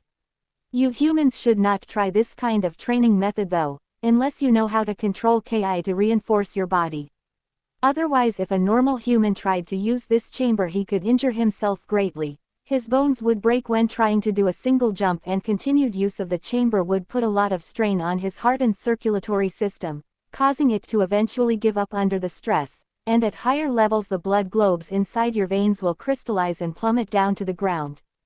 So you better not try this unless you have a moderate control of ki to be able to combat the side effects of high gravity. Pan lectured in a serious tone, not wanting to deal with someone blaming her because some idiot went and almost killed himself for trying to copy her training methods after watching her online. Chun-Li gulped in nervousness after hearing such gruesome ways she could get hurt. I'll keep that in mind. Hearing all the things you can put inside of caps, I'm surprised you didn't have a spaceship stashed in there to get out of our planet as you seem so keen in wanting to do. Pan hunched over as a cloud of gloominess appeared over her head. I did had a spaceship in here, a spaceship that I and my aunt built together. But I took it out to perform some upgrades to its systems just before I got myself caught in the accident that sent me in here. If it weren't for my bad luck I wouldn't be stuck in this backwater planet full of primitives in the first place. Please, Gran, you have to come and take me out of here. She wailed melodramatically. Chun-Li could only sweat drop at the childish display. Okay. I'm sorry for making you remember something you didn't like, she said, trying to appease the alien girl. They stood in silence from then on, waiting for the healing cycle to end. And soon enough, just as Pan had said, Yuri came out of the machine as good as new, moving as if she had never broken a single bone and without a single scar marring her body. Chun-Li's eyes were as big as plates after witnessing such miracle of medicine. What's up, Scout Girl? How do you like me now? Yuri said, stretching her body to get out the kinks. Yuri, is that you? You look as if you were never injured in the first place. Chun-Li said, thinking how this new discovery would revolutionize medicine.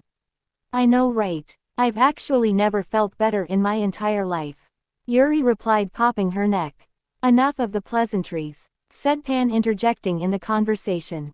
Get ready to move on, minion. I want to get out of this god-forsaken base already. There are still a lot of people that I know I'm going to end up killing by the end of the day. Yuri snapped a mocking salute, which was at odds with her face-splitting grin. Aye, boss. On the deck of the aircraft carrier Black Noah, Pan was flying over the ship after having uppercutted Rugal, the owner of the vessel, up into the air, only to appear above him to deliver a double-fisted downswing that sent him flying back down into the deck with his secretary's vice and mature only able to look from a corner in astonishment. Rugal struggled to get his broken body to stand up again. No, I will not be defeated by anyone. Not even by an alien girl like you. Now I will show you the real power of a god. Feel the power of the Orochi, he declared before his body began to be engulfed in a dark aura. His eyes began to shine with a red piercing light, his blonde hair turned completely white and his skin acquired a sickly yellow tint. His muscles began to bulge with power, the veins of his body looking as if about to burst. Rugal had called upon the powers of the Orochi and had now transformed into his stronger form Omega Rugal. Pan was not impressed by that display of power, however. Is that all? I've seen much more impressive transformations than that. She deadpanned, thinking about her own Super Saiyan transformation that she had achieved when she was a small toddler. She then began to muse if she would ever face an opponent here on Earth worthy enough to force her to enter that state. Quiet, you Curl. I will now show you the full power of a god. Omega Rugal said, launching a massive energy attack at her with only one hand. The attack hit her head on and broke like waves upon rocks without ruffling a single of Pan's hair. You're done yet. As I had said before, my kind has faced true gods. I have fought and trained in the presence of them. And let me tell you, you're nothing compared to them, she said before disappearing, and Omega Rugal suddenly found an arm embedded to the elbow right in his stomach. Blurg. He spit a wad of saliva before toppling over. Pan had defeated his strongest form with only one hit. Weak, the alien girl stated with mild disgust. That statement did not set well for the injured pride of Rugal. No, I will not be beaten like this. I need more power, Omega Rugal yelled before focusing more dark energy through his body. His brief smile of satisfaction at feeling more power coursing through him turned into shock when his body suddenly began to seize and spasm, unable to hold the new surge of energy and causing him unimaginable pain. No, what is happening to me? Damn, you don't look good. Maybe you need to take a time out, Pan said snidely, not actually caring that Rugal was dying as his body couldn't handle the influx of power. No, why is it happening to me? I was so close of commanding the power of the Orochi, Irg. Fool, someone unworthy like you could never hope to command the power of the Orochi. A voice said, coming from behind, and from between the darkness of the deck of the Black Noah, Iori Yagami appeared. Such power can only belong to me. He says, mocking the dying Rugal as the power building inside him exploded in a shower of energy from within him and began to roast him alive. Pan frowned, having enough of listening to his screams, and decided to put an end to his suffering. She launched a blast of energy at him. Rugal didn't notice through his screams as he was engulfed by the ball of energy and slammed through the metal-plated deck. Explosions began to rock the ship for a moment, and once they had ended, alarms began to blare through the ship, indicating that the stability of its hull had been compromised and was about to sink. Pan turned towards the newcomer. So what do you want? You're here to challenge me to a last-minute fight as the ship sinks around us, or did you just come here to gloat over Rugal's corpse? Iori gave a blunt answer. The second. I don't particularly like violence, and I'm not stupid enough to fight someone who can sink a carrier with just one strike. Pan accepted that answer with a nod. Smart, you better get out of here before this ship sinks. Otherwise I hope you know how to swim or fly like me. Iori acknowledged her advice, but before anyone was able to leave, the dark energy of the Orochi came out from the hole that led to Rugal's watery grave and struck towards Yagami, wanting to possess a new host. Rearg! Iori screamed as his body began to spasm and jerk uncontrollably as the same evil red glint began to shine through his eyes and he began to emanate a thick dark aura, giving Iori a wild evil look. The dark energy had caused him to enter in his riot of the blood state. He whipped towards the two women hiding in the corner and lunged at them savagely before they had time to react, only to be stopped at the last moment by a purple stream of energy that knocked him aside. Man, what's wrong with this guy? Going all crazy all of a sudden. Yuri said, jumping into the scene and ready to do battle against the crazed possessed Iori. Pan, he's being possessed by an evil entity, Giru. Giru said after scanning the wild man. Oh, it sounds things are about to get fun. Yuri said in glee, but was forced to move away as the crazed fighter retaliated with a lunge and tried to cut her apart with his bare fingers. Yuri found herself hard-pressed to avoid being skewered. The demented Iori eventually grew tired of his evasive prey and blasted her away with an energy attack that sent Yuri flying into the air. The redhead was about to follow up on his attack and intercept the purple-clad woman in the air. But Pan appeared floating behind him and elbowed him on the top of his head, knocking him unconscious. What a bother, Pan said in a resigned tone, putting the unconscious form of Iori over her shoulders. Come on, Yuri. Get over here so we can leave this ship before it sinks. She said towards her minion before turning to the two still freaked out women. If you two want to leave, you better take a hold of me. She said as she began to float away with Yuri grabbing her from behind. Wait, don't leave us in here. Mature said, freaking out. She and her fellow co-secretary jumped towards the alien girl, taking hold of her feet as they flew away while the Black Noah sinked under the waves. Watching from above the sinking ship, Pan scanned the area making sure that no one made it out of there alive. Finding no trace of life energy, she flew away with her passengers. A couple of hours later on a nearby beach. Damn, my head hurts. What happened? Iori said, waking up in the sand and clutching his head due to the terrible headache that assailed him. He had some trouble in identifying his surroundings due to his rough awakening. You were possessed by a dark evil entity and went feral, Giru. The little robot said helpfully, standing right at Iori's side. The red-headed man was caught by surprise by that news. What? I entered into the riot of the blood. Then how did I got here? He inquired, his mind finally getting rid of the fog and taking stock of his surroundings.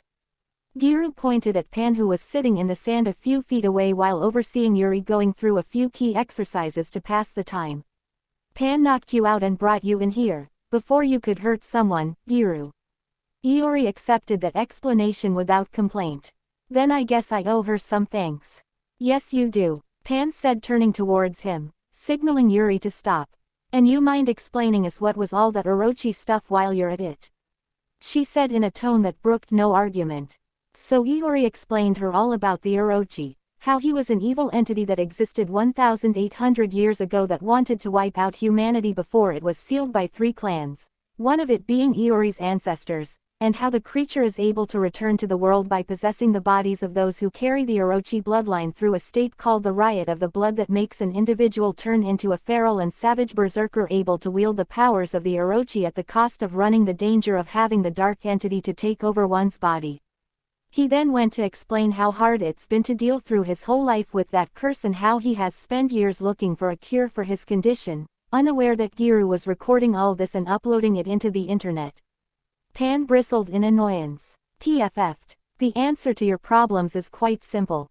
You can't wrestle against the Orochi when he tries to take over your body because you are weak, so all of you have to do is get stronger and show that pesky spirit who's boss next time he tries to take control over you. Iori felt insulted at Pan's blatant dismissal. If things were that simple he would have gotten rid of the toxic influence of the Orochi a long time ago. What would you know? A mere human can't just simply fight against the Orochi on his own and hope to win. The answer can't be that simple. He yelled in outrage back at her. Pan just huffed at his little outburst. Do not tell me what can or can't be done. We Saiyans don't like to dance around the issue when there's trouble to deal with. We face the problem head on and beat the crap out of it. We don't stay crying on the ground believing things are impossible just because we don't have the strength to face it. Anything that dares threaten us gets a fast and brutal death. She stated harshly, tossing a quick energy blast at the ocean. The small ball of energy flew several kilometers into the sea before exploding with the force of a nuclear detonation. The sea was pushed away from the blast zone and great winds were expelled from the ground zero as a massive shockwave traveled through the surface of the water and struck the beach where everybody was, threatening to blow away the humans of the group. The sky became alight by the presence of a sudden mini-sun and even the clouds were parted apart by the force behind the impact. Pan remained unmoved looking at Iori seriously, until the energy died off. See, even a weak human like you could one day do something like that effortlessly with enough training. Iori got out from the mound of sand where he had been buried and looked up at Pan with subdued respect. If what you say it's true, then I beg you to teach me how to become strong. He said bowing down until his forehead touched the sands. I'm not much of a people person as I don't like to be near others. But if you accept me, my life will be yours to command in every way you may want. Maybe he could finally win over the powers of the Orochi and even finally defeat his rival Kyo Kusanagi.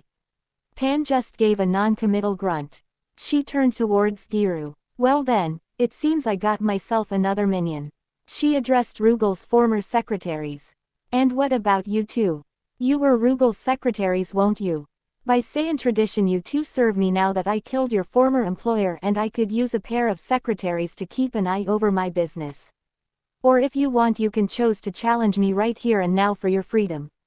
She drawled in a bored tone as she checked her nails. No, that is fine.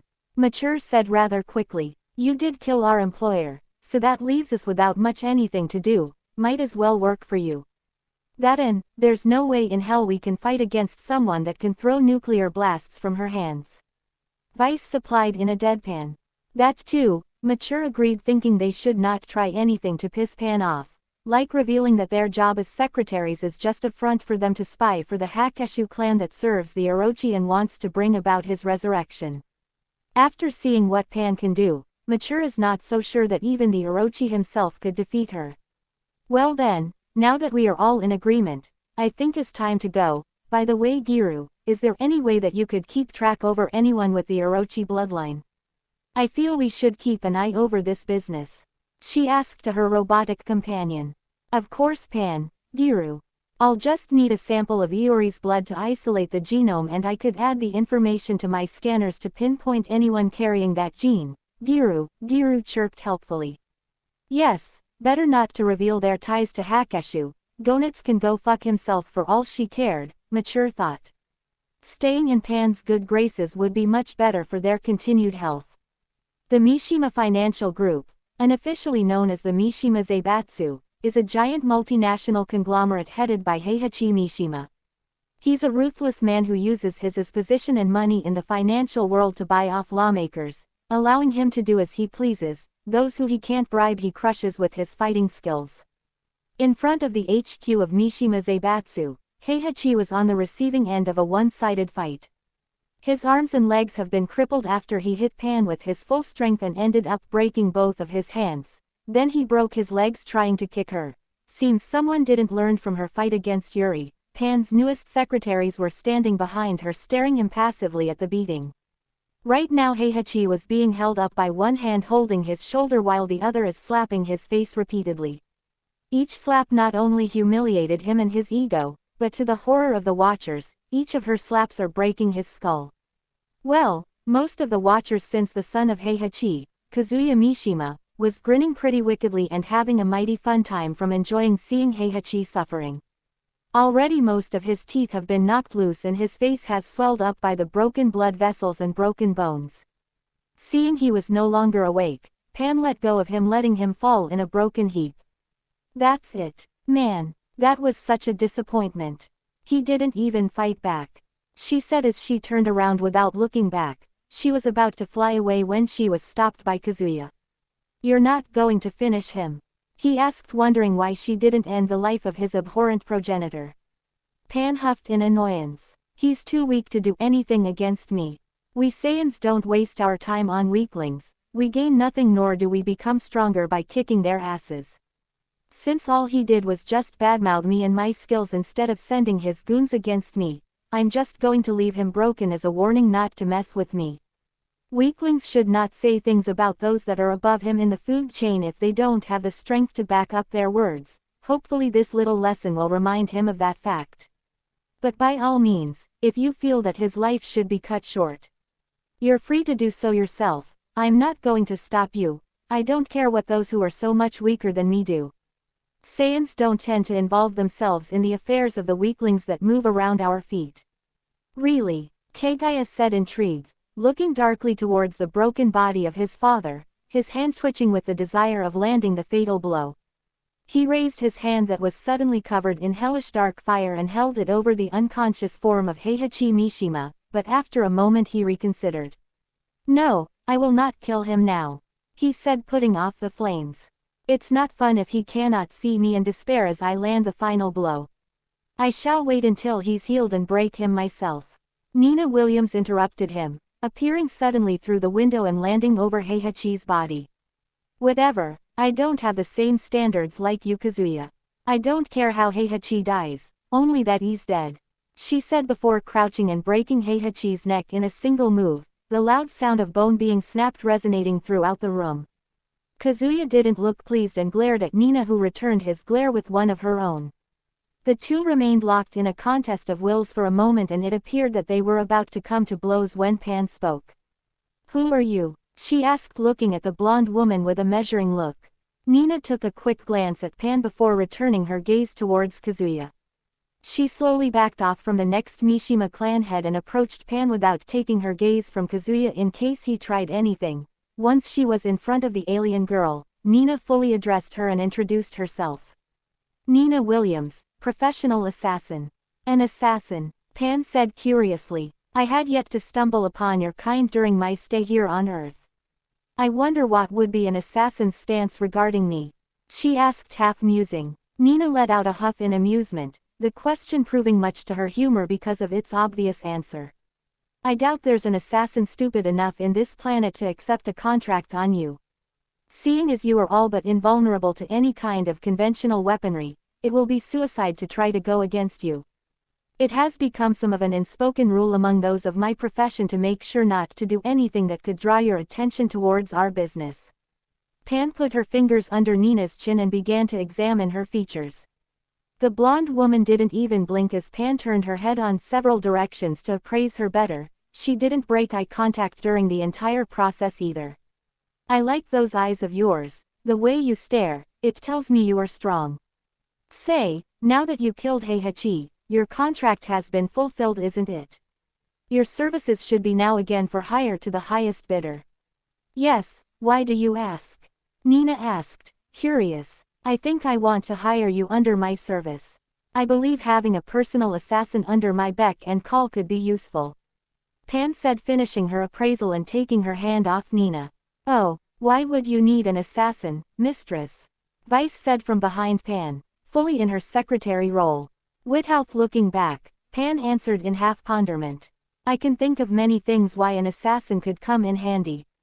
As I have said, my home galaxy that is under control of the Saiyan Empire is a paradise for outlaws and criminal syndicates. When my grand took me on that long-year trip through the cosmos, one of the first things he taught me was how to deal with that kind of people and move around in their society. Seeing as how I've been attracting the attention of all the scum of this planet recently, having an assassin could prove useful in dealing with this kind of people when I'm not in the mood or can't be bothered to do it myself.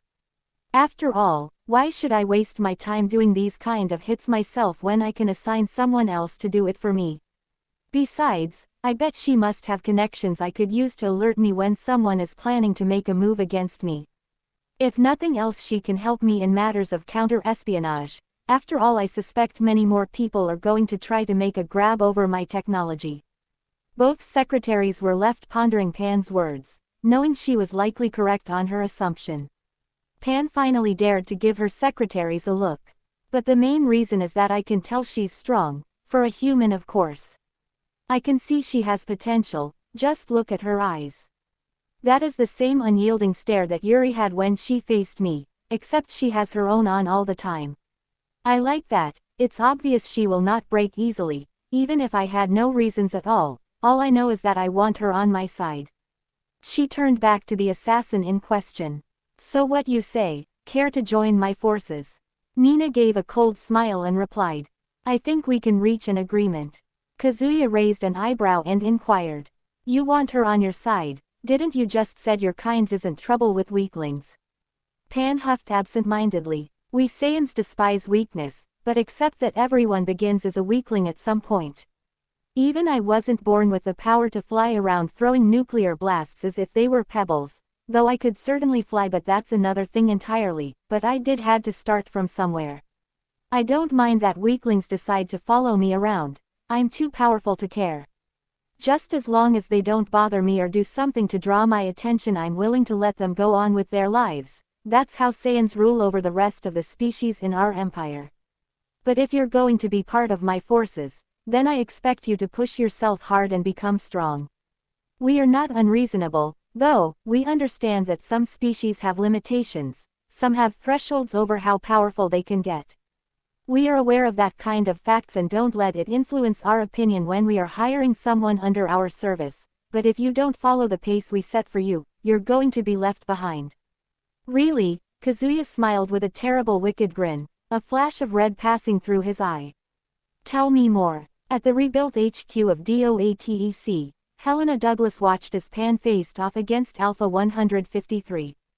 Using the genes of Alpha 152 with several modifications in the design of the new model, the results were the new Alpha being transformed into a powerful inhuman creature.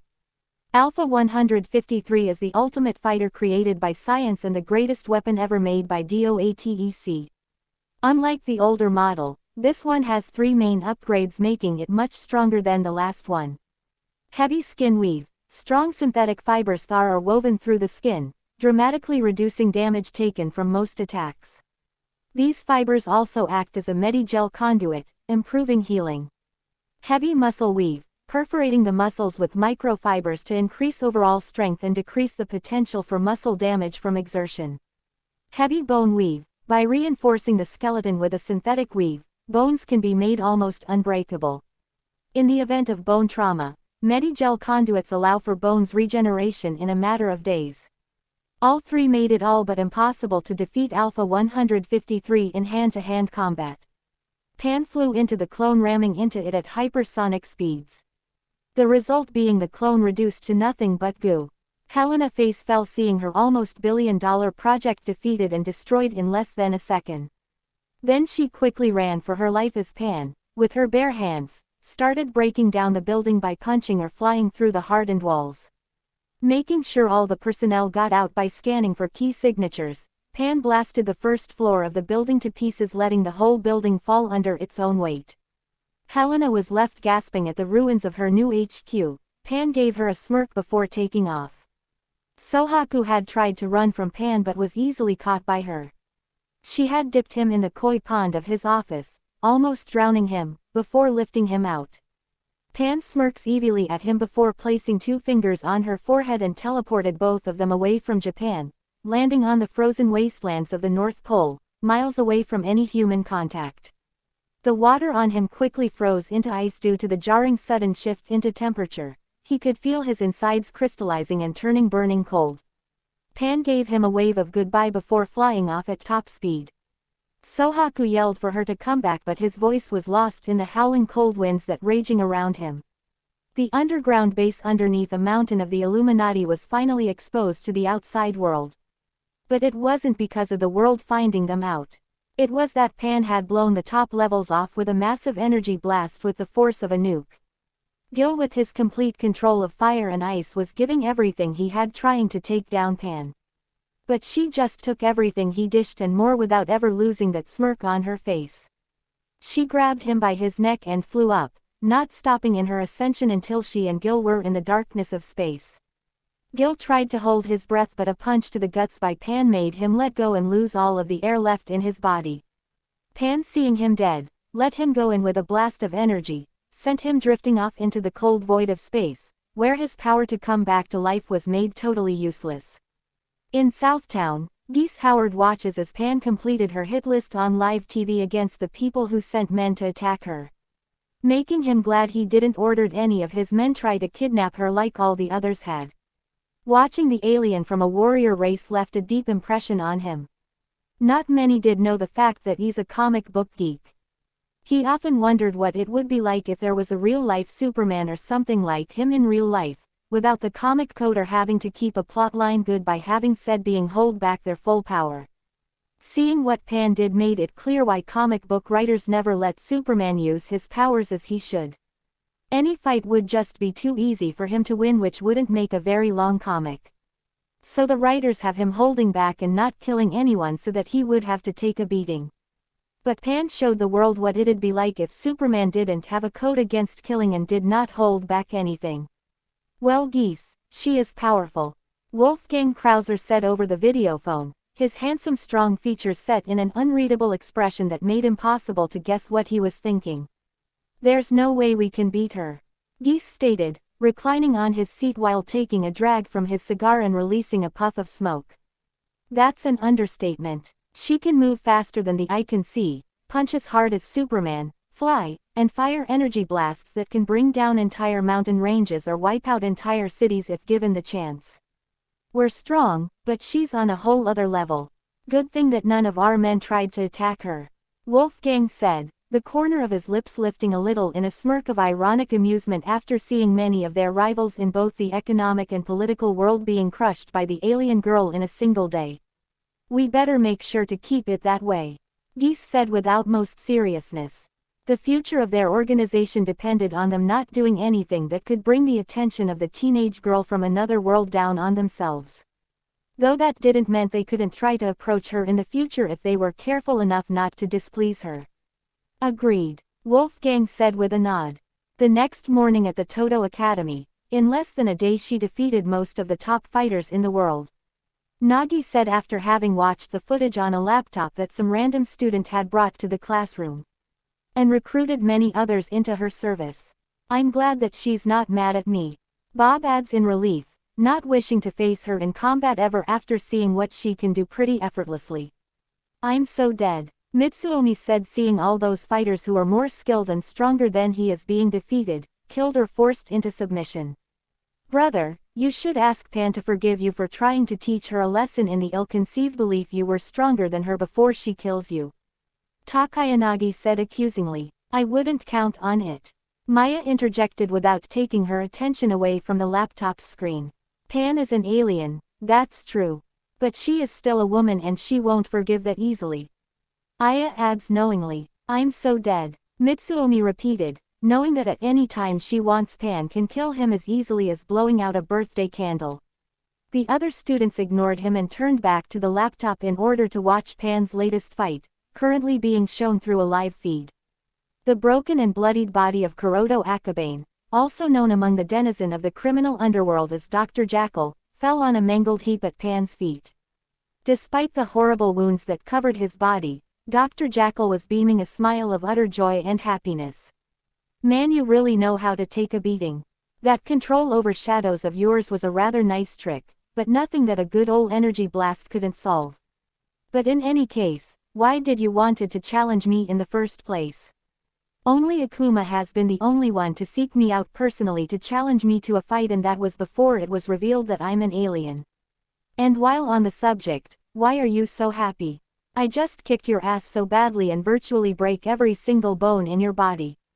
Pan said, raising an eyebrow at Dr. Jackal's apparent happiness for having lost. Faye, the broken man let out a raspy chuckle through his bloodied mouth. It's not that. I'm happy because I finally found someone who pushed me to my limits. I've been for many years searching for a worthy opponent who would allow me to finally discover the limits of my own body.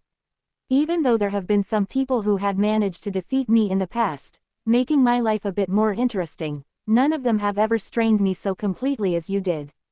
I used all of my most powerful attacks, all the tricks and tactics I know, all of the most esoteric abilities that I possess, and none of them managed to hurt you. Everything that I tried proved useless. I couldn't do anything against you no matter how hard I tried. You were just too strong, and for that I'm happy. I thank you for having allowed me to finally discover my limits. Jackal said, laying his head back on the cold pavement, his smile never leaving his face. Pan turned to look at Dr. Jackal with a measuring stare.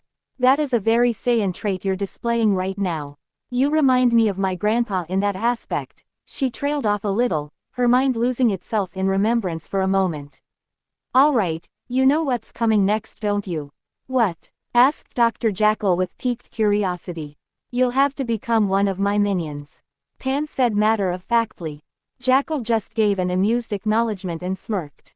Sure, why not? Very well, then I guess I'll have to put you inside the healing chamber. No need. Dr. Jackal stated. I'll be alright on my own, just give me a couple of minutes. And just as he said, Dr. Jackal slowly stood up and dusted himself off. Almost all of the serious wounds inflicted upon him had disappeared, only minor scratches and grime remained. Pan was mildly impressed by his quick recovery time. High regeneration capabilities for what I see. You're probably going to become one of my strongest minions by the time I finish with you. Now that we found your limits, I'll make sure to push you beyond them. Dr. Jackal put his hat back on and straightened it as he grabbed his discarded shirt and flung it over his shoulders. He just smiled at Pan's statement. Looking forward to it. In a small cafe somewhere in Shinjuku, a pair of young men looking at the television hanging from the wall suddenly spat their drinks at the electro-domestic. Oh, my god, I can't believe Dr. Jackal joined that Pan girl. A spiky blonde-haired young man said in distress. His companion, a brunette-haired man with tinted glasses, looked horrified for a moment before thinking things through better and grabbed his companion to speak to him in a conspirational tone. Wait a minute, Ginji, maybe this is not so bad. If Dr. Jackal becomes a minion of the alien girl, he will be too far away and busy to ever bother us again. The blonde guy didn't look that all convinced. But Ban, didn't you heard what Pan said? She's going to train Dr. Jackal and make him even stronger. And she's going to unleash him on the rest of the world. What is going to happen to the world, Ban? A lot of people is going to suffer. He exclaimed, rather alarmed. Ban grimaced for just a moment at that thought, before speaking again with resignation. Well, better them than us, don't you think? The next Monday. Pan smiled as she raised the school flag early in the morning just before class started. But instead of a flag being raised, it was Mitsuomi who was being pulled upward by the back of his boxers.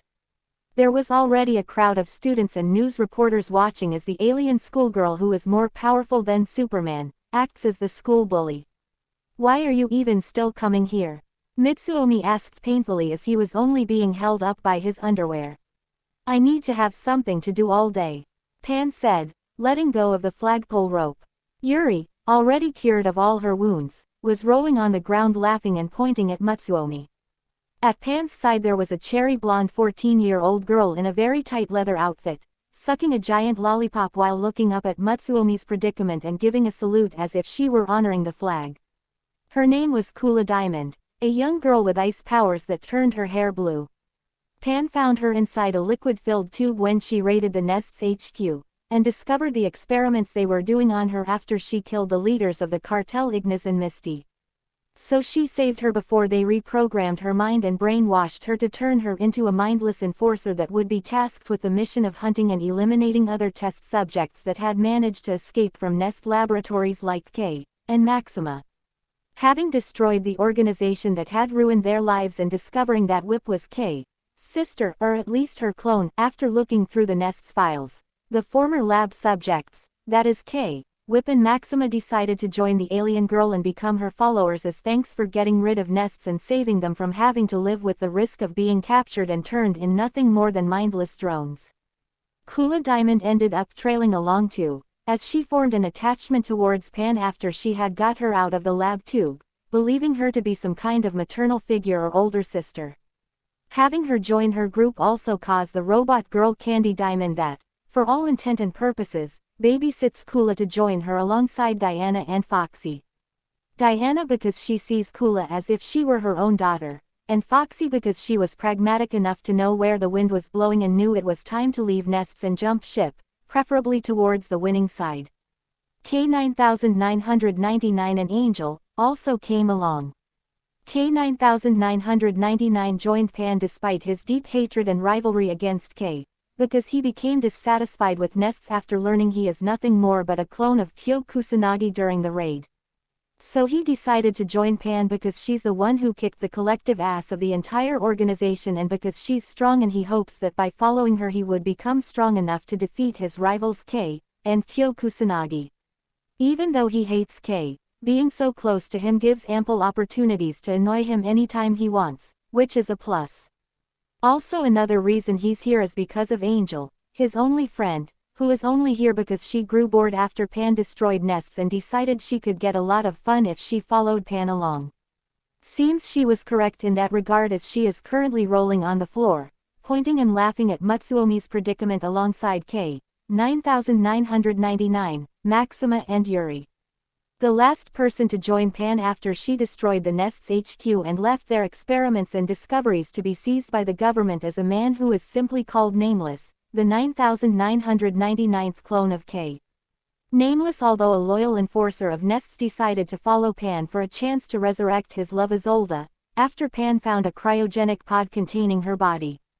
He knelt in front of Pan and confessed his reasons for following Nests. How she had met Isolde in the infirmary of the Nest's installation on Mars between tests and eventually falling in love with her.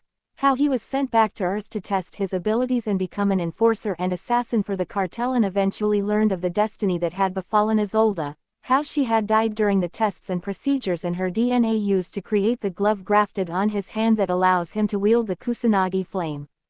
He explained how he had no choice but to follow Nest's every command, lest he risked Isolde's body to be disposed, and waited for a chance to be able to bring her back to life. He offered his life to Pan in exchange of using her technology to find a way to revive her. Pan accepted but told him that it could take time before she's able to bring her back, as her body is too damaged and needs to be healed while in cryo before she's able to graft her DNA back into her.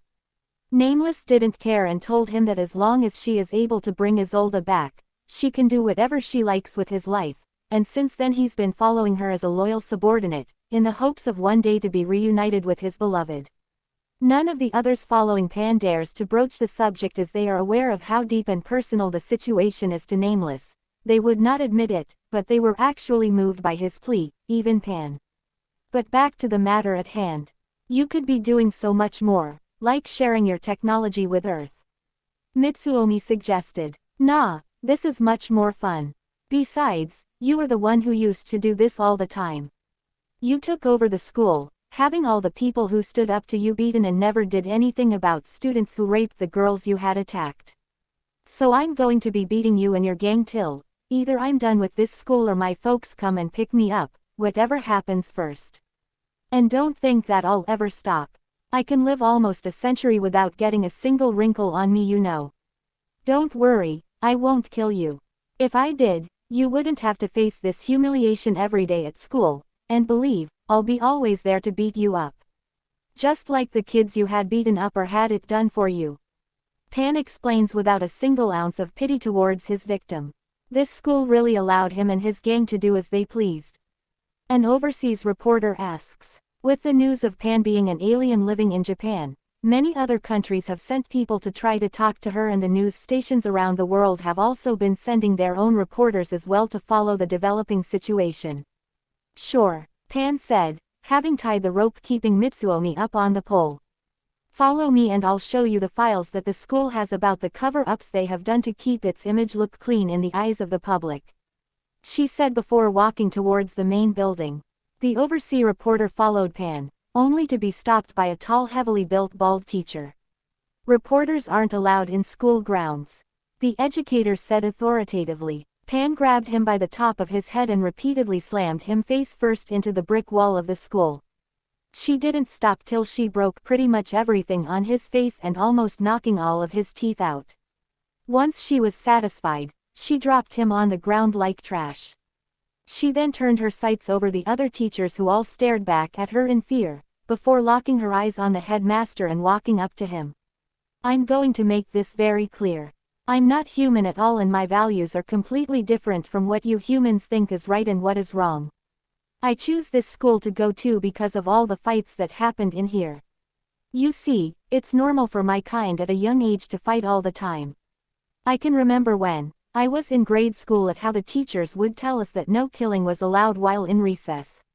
I personally like how this school is run in the way you and the rest of the staff let the students fight all the time. But then, I learned that you people cover up what truly happens here. Say what you want about my kind, but we never hide the consequences of our own actions. Pan stated seriously, without taking her gaze away from the headmaster. The old man was about to speak, when Pan grabbed him by the neck with her right hand and brought her left hand to his forehead, her index finger pressing in the middle of his temple. He's seen what she can do with those hands, punching through tank armor like tissue paper or vaporizing entire mountains into nothing. Think about it for a moment. If I put any more pressure into my finger, it will drill into your skull. Just a bit more and you'll either be dead or brain damaged. Sure, it's easily repairable from where I come from, but here, so choose your words carefully for I will pierce your brain if I don't like what I hear. So let's hear the facts.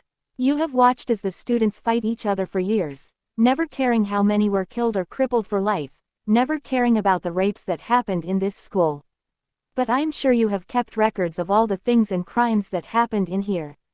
So you will give these reporters all the files you have so that they can expose how corrupted this school is, and how your teachers had just stood by for all these years. You all will dishonor yourselves on international television and will face judgment for what you all have done. If not, I will just have to rip out all of your brains out and keep them in jars. And you all will be self-aware the whole time. Think about it. Keeping brains alive in jars is somewhat common where I come from. We are able to keep them alive for years even if the brain is already near death. Maybe I'll keep your eyes attached to your brains and put you all in front of a mirror, so you can watch your own suffering while screaming inside your minds for as long as I can make it last. So what will it be? Pan said, smiling sweetly even as the horror of what she has planned for the teachers sank in for all those who had listened. She knows that she must be looking like a callous monster right now in the eyes of the world, but as her uncle Vegeta is fond of saying, sometimes you need to give one good threat to keep the weaklings beneath you in line, lest they do something stupid that will force you to waste time into killing them all. Yes, I'll show them everything. The headmaster stuttered, submitting to her will. Good. Now be a good dog and show the reporters the crimes that you have allowed to happen in here. Pan said as she waves for a couple of the reporters to follow the headmaster into the school. We're no match for you and you already showed us what you're able to do. What does this prove? Mitsuomi asks in a dejected tone, and a battered butt after escaping from the flagpole by ripping his own underwear. That I'm learning how to act like a human. After all, this is a school where people go to learn things, and from what I have seen around here, this kind of behavior is pretty normal. So I'm doing what I can to fit in. Pan said, shocking everyone, except most of her retinue who simply took the matter on stride. Later that evening at a hotel, Chun-Li was watching the news, alongside her was Ryu, and to her dismay, behind him was Sakura who had let herself in to see him. The news stations are all over Pan being a real-life alien that is staying in Japan. With the nation of the rising sun being shown in a bad light as people around the world are saying it's because of Japan that Pan has a bad view of the human race. With all the things that the school's headmaster is being forced to show to the reporters filming it, it's not that far-fetched of an accusation. Great, at this rate everyone is going to badmouth us, Sakura said depressingly as she sat on the bed next to Ryu. Well, from what I have heard, the Japanese government is trying to transfer her to another school. This is already turning into a PR nightmare. And it's not like we can stop her from doing what she wants, Chun-Li said as she idly surfed through all the news channels, every single one showing their own take in the latest occurrences regarding the alien girl. She defeated Akuma without even trying, Ryu said, still amazed at that feat. I could unleash my full power and she wouldn't even have to put any more effort as she did with Akuma, Oro said as he walked out of the hotel's room's bathroom. And she already showed the world how powerful she is by taking out every Shadaloo-like organization and top fighters around the world. And that only took her a day to do so. Years of undercover operations and espionage all for nothing, Chun-Li stated in dismay. Maybe we can convince her to become like Superman. She already took care of the problems that your group has been trying to do for years, Sakura said, peeping up with a pointed finger. She can't just take the law into her own hands, Chun-Li replied, shooting down that idea. Well, it's better than her just becoming a bully to torment that Mitsuomi fellow and his friends, Sakura said before smirking mischievously.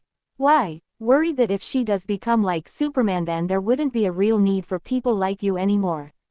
That isn't it, Chun-Li snapped back almost a little too fast. Do you have anything to fall back on? I mean beside the fighting tournaments or street fighting? Sakura asked pointedly but not unreasonably.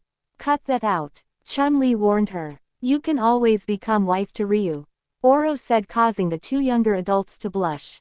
Mary, Ryu chokes out nervously, not having expected for the conversation to go that way. Yeah, you two do love each other, isn't it? Sakura smirks mischievously. That's it, Chun-Li shouted as she tosses both Oro and Sakura out of the door and slammed it on their faces. Okay, fine, we'll leave you two alone so you can have all the sex you want, Sakura shouted through the closed door. Ryu and Chun-Li stared at each other as they blush. Japan Kanto region, Pan tosses and fiddles with the imperial seal in her hand that she had taken from the school that held it. She was flying around when she heard someone screaming. She flew down and saw some boys attacking a girl, who she later found out her name was Chinkyu. She easily beat all of her assailants badly, leaving them bedridden for months with multiple broken bones and fractures, including the girl who was ordering and commanding the little punks to attack Chinkyu. She then flew with Chinkyu to where her lover Ryofu lives. So let me get this straight, whoever owns this seal rules the schools of Kanto? Pan asks plainly, barely believing that it could be that easy to take control over most of the renowned fighting schools in the region. Yes, Ryofu said, holding Chinkyu close to her, who was still shaken from her close rape attempt. Well, then it means I rule Kanto now. Pan laughs, amused at her stroke of luck. No, you have to be part of one of the schools first, Ryofu replied, innerly rather alarmed that the alien girl would suddenly try to take control of all the fighting schools and interfere with their businesses. Who cares about that? Besides, I'm the one who can destroy this whole region if I wanted to. Who's going to tell me otherwise? Pan declared matter-of-factly. She has a point, Chinkyu granted, as she's more in shock of what she saw Pan do to her attackers than the attempted rape. I already rule my school, so why not add more? Pan said after a brief consideration. It will be just like taking over planets, just on a much smaller scale. I can't believe that Japan has schools where students are allowed to fight each other like this. It reminds me of home. I guess I'll just go and make sure all the schools know who owns them now in Kanto. Before the two lovers could stop her and tell her differently, she flew out of the window.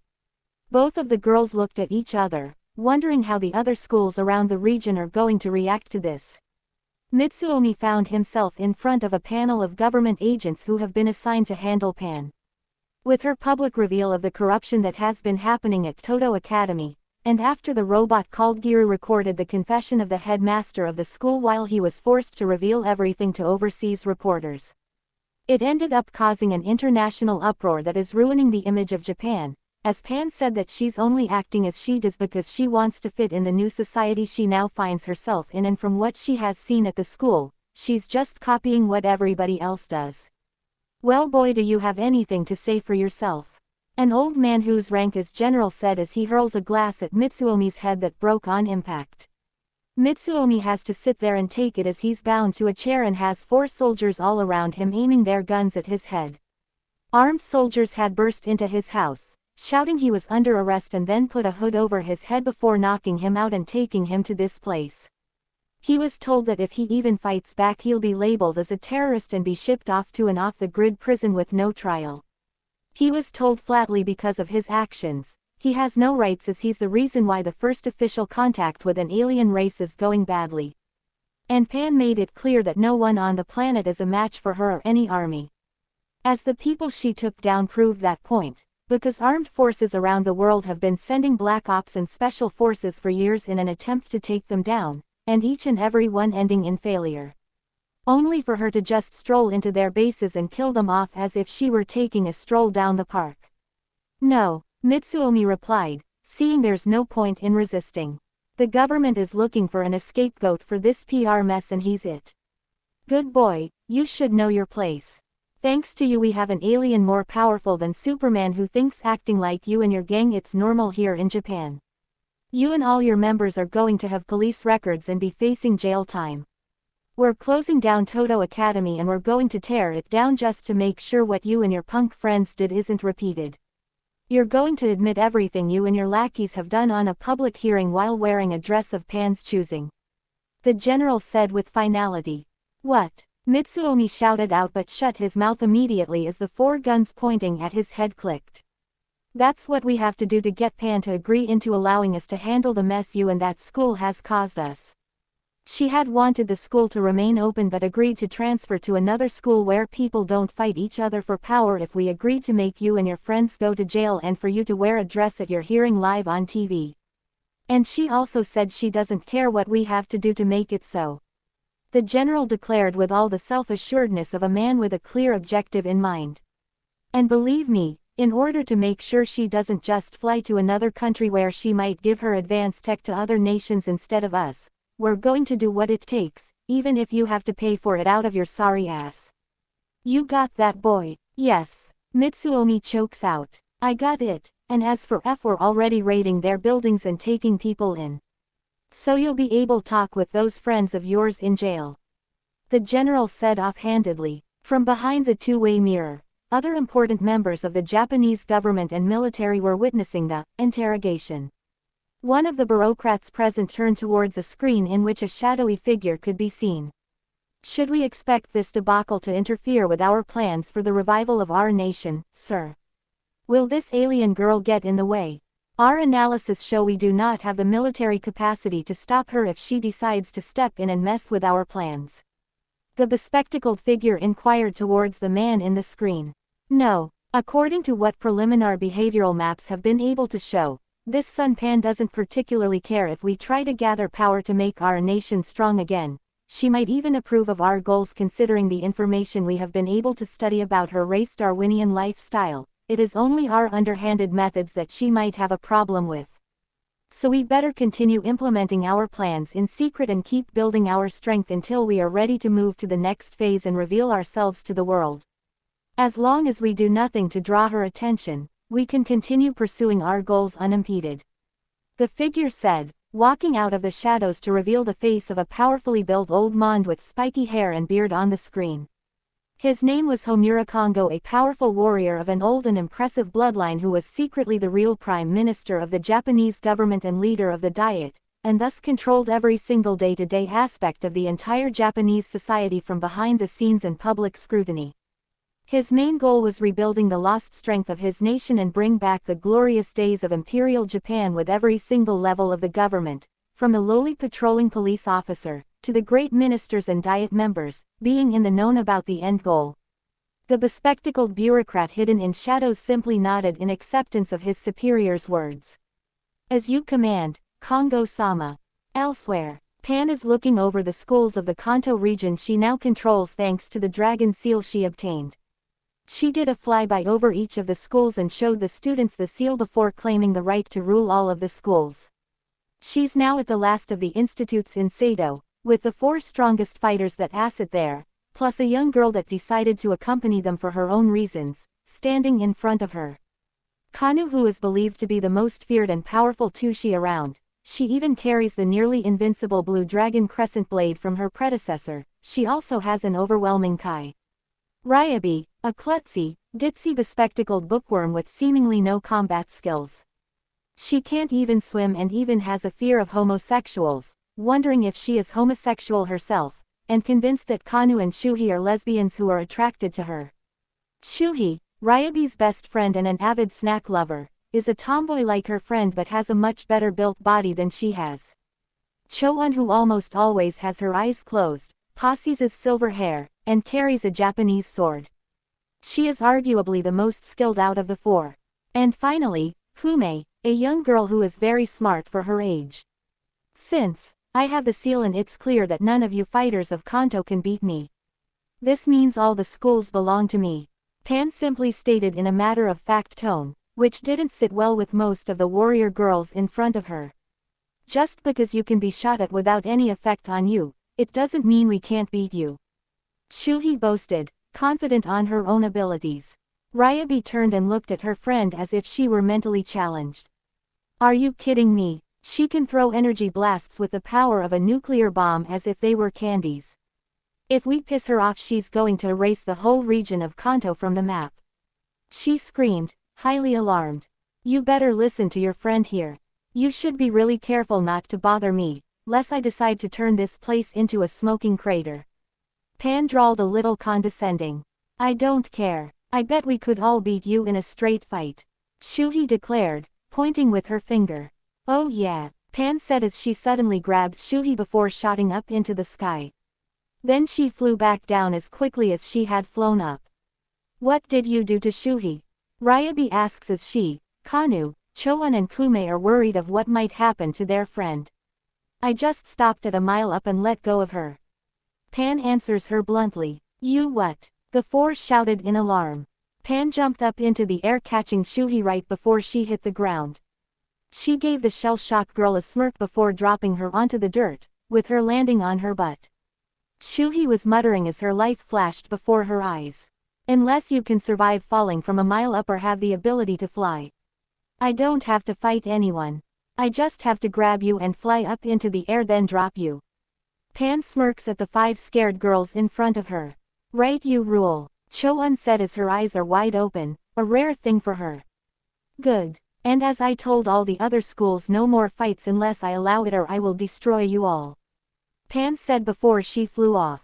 Ryazanpaku Dojo. The Ryazanpaku Dojo is home to elite fighters who specialize in different styles of martial arts. The dojo is famous for its powerful members and is challenged by other dojos and fighters so often that it charges its challengers for wanting to face its masters in combat and even has a waiting list. But despite this, the dojo is always short on money. Kenichi Shirahima and Miu Furinji are the dojo only 2 students, who are trained by Hayato Furinji, Miu's grandfather and the undefeated elder of the Ryazanpaku Dojo. He is very tall, very muscular and possesses tremendous vitality despite his advanced age. Shino Sakari, who is a 29-year-old master of karate who claims to hold 100 dan.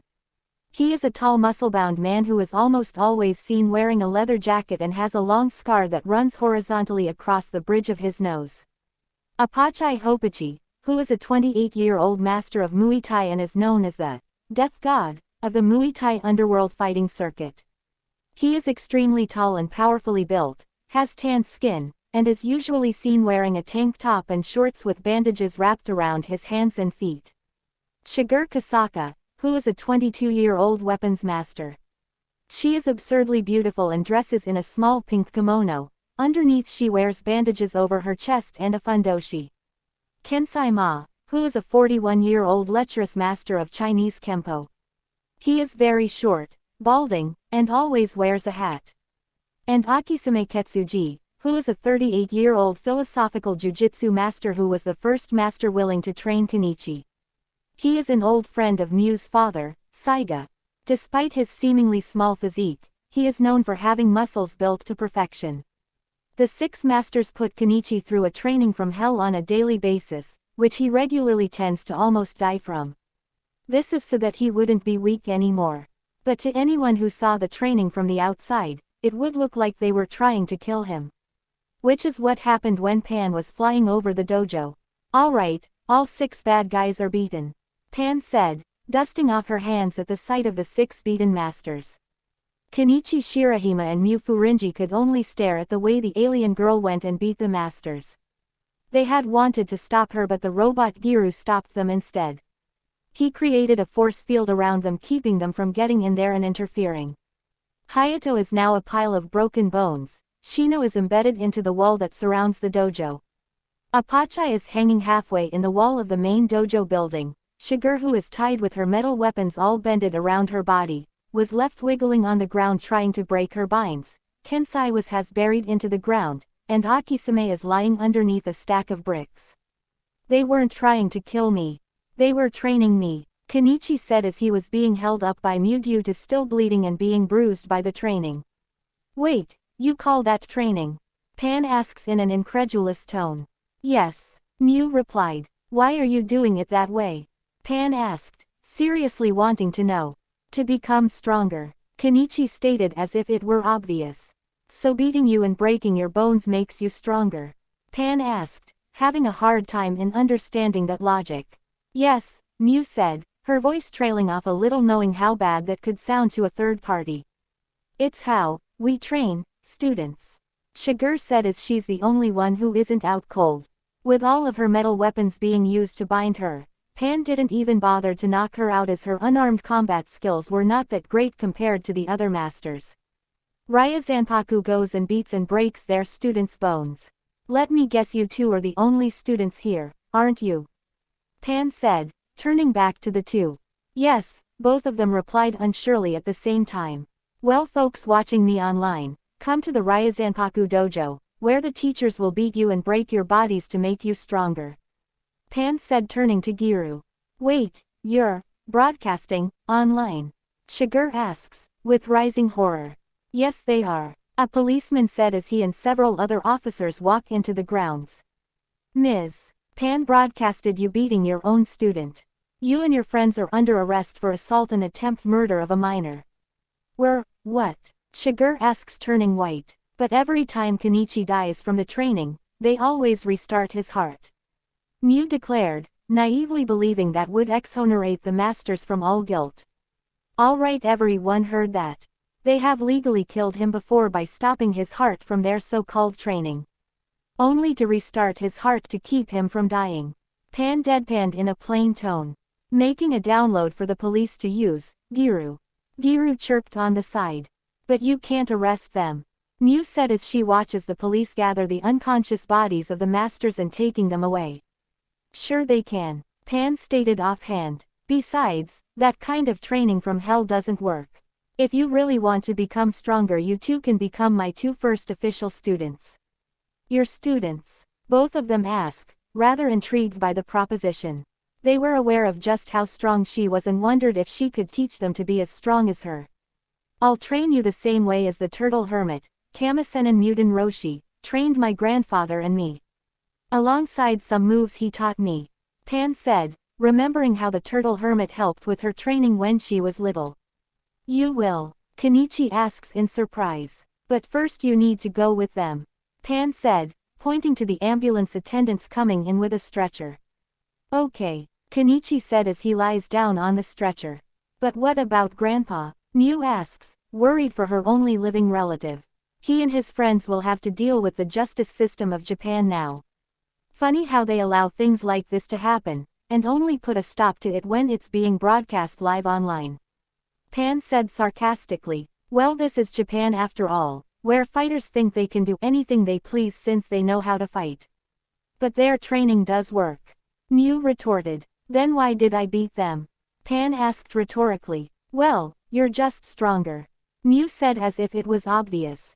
And that strength beats skill when we're talking about my kind of strength, Pan said. But don't worry. Once I train both of you in the basics. You can reopen this dojo and train students to learn my race's fighting style.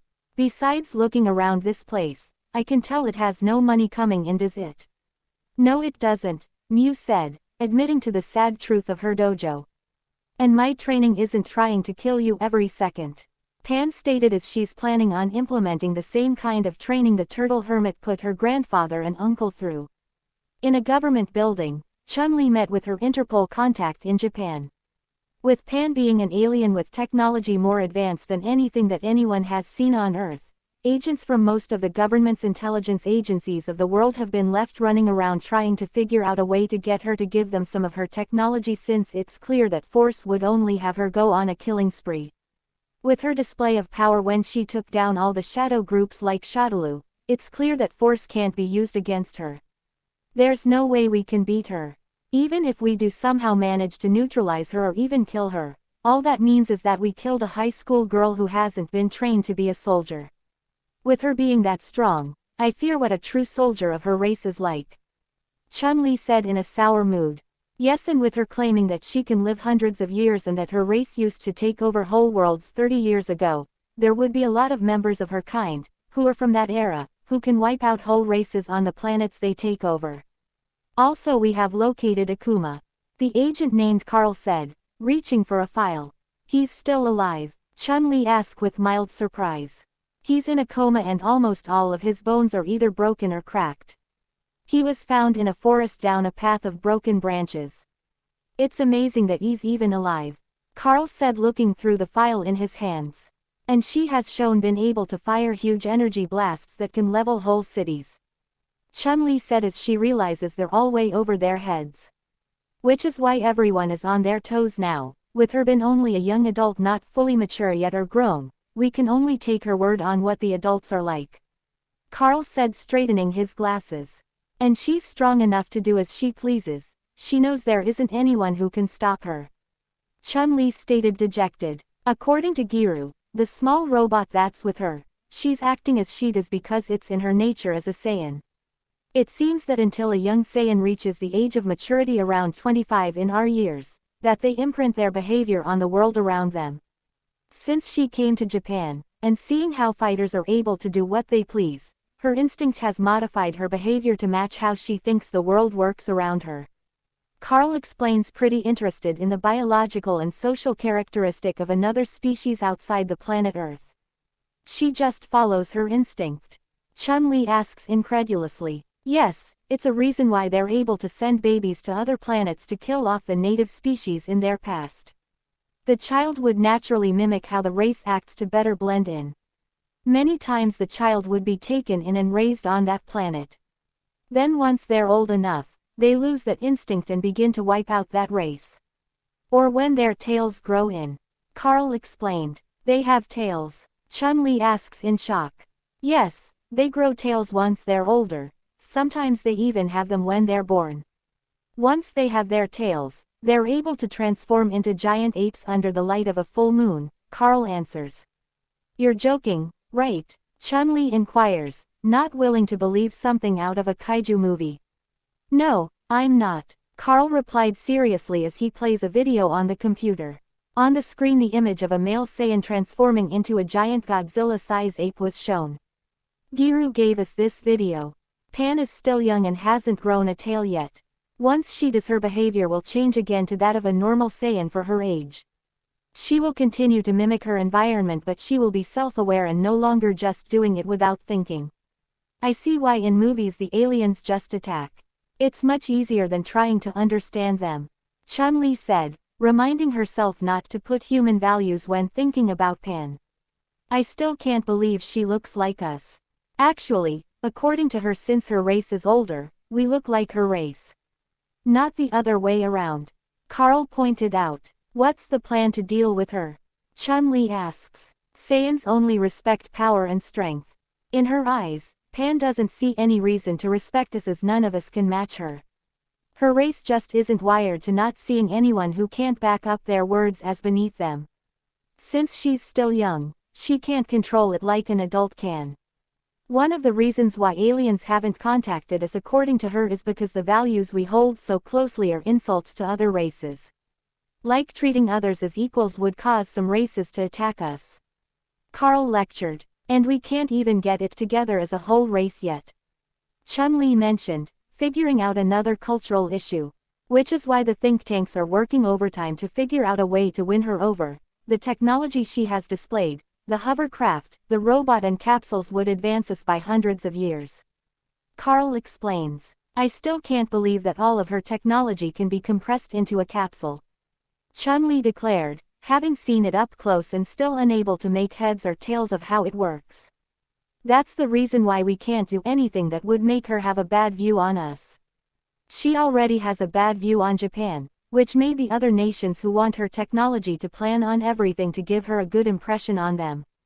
Carl stated, I'm surprised that government agents haven't tried anything yet. Chun-Li mentioned thinking about the CIA and other agencies. I'm sure they are, but the fallout of any failed plan would cause them to rethink their plans. Carl replied absent-mindedly, good work with that. Chun-Li said, having read the Mickey leaks. You're being reassigned to keeping an eye on Pan. With your background as a fighter, she might respect you enough to answer questions. Carl said, as Pan would only answer questions when she feels like it. Just great, Chun-Li exclaimed, wondering what she has been thrown into this time. 3 days later, Pan is sitting on a makeshift throne, albeit rather grudgingly since she found the whole ensemble to be rather tacky and cliché, with all the fighters that have decided to follow her behind her, with the addition of Sagat, Vega and Balrog since they had tracked her down and decided to make her their new boss as result for defeating them and killing Bison during her raid to Shadaloo HQ, well, mainly Sagat who dragged the other two with him. Inside the abandoned building that serves as the main base of operations of the Shinpaku Alliance. Maya, Aya, Nagi, Bob and Takayanagi had also tracked her down and were waiting among the lines of the Shinpaku members. After accepting Kenichi and Mew as her first official disciples, she had them both tell her about their lives. That's how she learned about the Shinpaku Alliance and its objective of ruling over all other schools in Japan, and then the world, and its struggle against the forces of Yomi and Yami after defeating the organization Ragnarok and making some of their members to defect to their side. Seeing that their objective is the same she's trying to achieve, Pan thinks that maybe it would be a smart thing to have an organization able to deal with all the pesky management once she finishes conquering all of the schools in Japan. So here she is now, about to take over as the new head of the Shinpaku Alliance with all the captains and vice captains present to witness it. None of them raising a single voice of complaint since they are not stupid to try to challenge the girl that defeated all the Ryazanpaku masters easily at the same time. In fact, many of them are rather excited of having her as their new leader, as it will all but assure them to reach their goals and also give them the chance to train under her and become stronger. Talking about the masters, they are also present in the building as they were let out of prison because Kenichi decided not to press charges against them as he had willingly, on his own volition, decided to go through their training from Hell Regiment, and despite everything that had happened he was still fond of them. That didn't mean that Pan was going to let them walk free without punishment, as she had forced them to atone for what they had done to Kenichi by serving as his personal servants, and they could not say no since they are not strong enough to oppose her commands. Kenichi wasn't so sure about that decision since for a long time he had looked up and respected the masters, but her little sister Hinoka found it an appropriate punishment and was even excited by the prospect, as one could easily figure by turning at her direction and seeing her having brought Apache and Shigur to their knees in front of her feet and making them bow and beg for forgiveness for what they had done to her brother. It was actually pretty amusing watching the giant man and the heavily armed woman groveling at the little girl's feet. Vitsini-chan, I told you I didn't like the way they trained you. You should have paid attention to the words of your little sister. And as for you too, I'm so disappointed in you for what you've done to my Ni-chan, said the cute little sister of Kenichi in a disdainful posture. Please Hinoka-chan, forgive us. We do not deserve you. We do not deserve you, exclaimed the heavily bandaged Apache alongside Shigur, bowing on their knees and praising the little girl as if she were the Emperor of Japan. Excuse me Hinoka-chan, but could you please stop tormenting the masters at least for the moment? It is distressing to see grown adults acting so undignified, and we are kinda in the middle of something in here. Mew pleaded cordially to the little girl. Don't think you have the right to tell me what to do, you big boobs. You are also responsible for what happened to my dear Ni-chan. It is because of you and your big melons that Ni-chan decided to went through that horrible training. The little girl said in an outrage, pointing at Miu's chest, who suddenly went beet red. Hanoka's accusations were so embarrassing that most of the people present had a hard time holding out their laughs. Kasara was smiling broadly at the little girl antics. Up until now, she hadn't had much but a passing acquaintance with Kenichi's little sister, but now that the small child was hanging around them more as of late, she was beginning to like the little brat. The redhead saw this as a chance to torment her rival. You're right, Hanoka-chan, it's all the fat cow's fault for seducing your brother with those big udders of hers. Kenichi was practically dying of embarrassment at this point. Hanoka, will you cut it out already? We're in the middle of something important in here. What are you doing in here in the first place? I was worried about you, Ni-chan, as you were just allowed to leave the hospital yesterday. So I, as your lovable little sister that cares about you, came here to protect you from anyone trying to harm you like the mean masters did," said the little girl in an overly cute pose. "Besides, Pan-sama let me be in here since I asked her for permission." "What, Pan? Why didn't you stop her?" Kenichi wailed, turning at the alien girl. "Why should I?" Pan replied instantly without concern. "She's your sister, you deal with her. I don't particularly care if she decides to come along or not. Besides, in Saiyan society, children are rarely scolded by their parents for getting into trouble. If a Saiyan child sets his mind into doing something, the parents don't even bother to lift a single finger to stop them. In fact, they actually encourage them to carry on whatever mischief they plan to do, with the only condition being to not embarrass the family name by doing something like failing in their endeavor or showing weakness.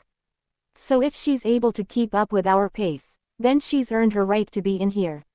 7. That answer didn't particularly thrill Kenichi, who kept raging at his bad fortune for a few more minutes while Hanoka was beaming happily that her Ni-chan was not going to be able to get rid of her that easily.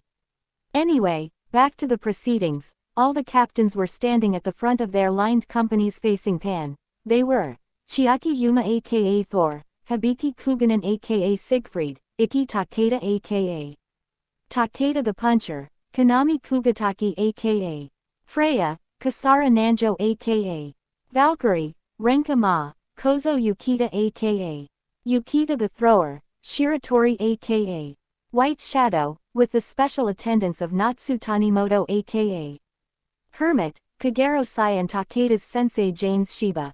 Haruo Nijima, the so-called Demon King, or alien as Kenichi calls him, was practically groveling at Pan's feet, exhilarated beyond belief for having her join the Shinpaku alliance.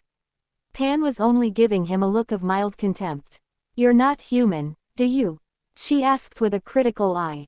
"Pan, my scanners have detected he's an alien too, Giru," the little robot said unfazed. "Aha, I knew you were a demon-faced alien from outer space," Kenichi exclaimed, pointing with his finger. "When have I denied being an alien?" Nijima replied unconcerned. "So he really was an alien?" Miu asked astounded. "How you got here anyway?" Pan asked with mild curiosity, ignoring the antics of her two disciples. "My ship suffered a malfunction while in transit and I was forced to do an emergency landing in this mudball backwater," Nijima answered truthfully. "So how long have you been stranded in here?" Pan inquired. "Decades. I've been stuck in this planet since the 50s. "That long? You look pretty young to be an old man," Miu said in puzzlement. "My kind has a longer lifespan than yours, just like Pan." Nijima replied offhandedly. "You know that by accepting me into joining the Shinpaku alliance, I'm now the new boss of this organization, don't you?" she asked, raising an eyebrow. "But of course. Feel free to make yourself at home. Are you hungry? Do you wish an appetizer? Is the weather to your liking? Do you want me to blow you some air?" Nijima said, pulling out a tray filled with sandwiches from Hammerspace that he set in front of Pan before pulling out a giant fan and starting to send breezes at the alien girl. "Nijima, what the hell? You're just going to let her take over without trying any of your ridiculous schemes?" Kenichi asked with suspicion. He knew for experience the crazy stunts that the alien student tended to pull in a daily basis, stunts in which he usually ended up cleaning the inevitable messes they brought.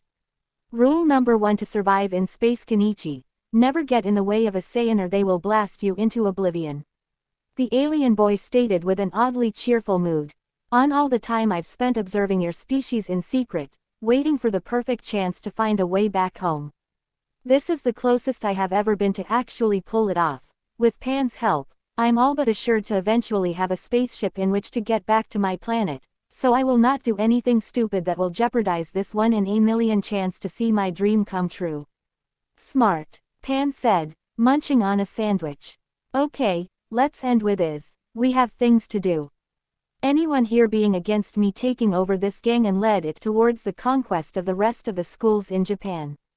Everybody shook their heads no. Very well, then that settles it. Any questions? Pan asked to her new subordinates.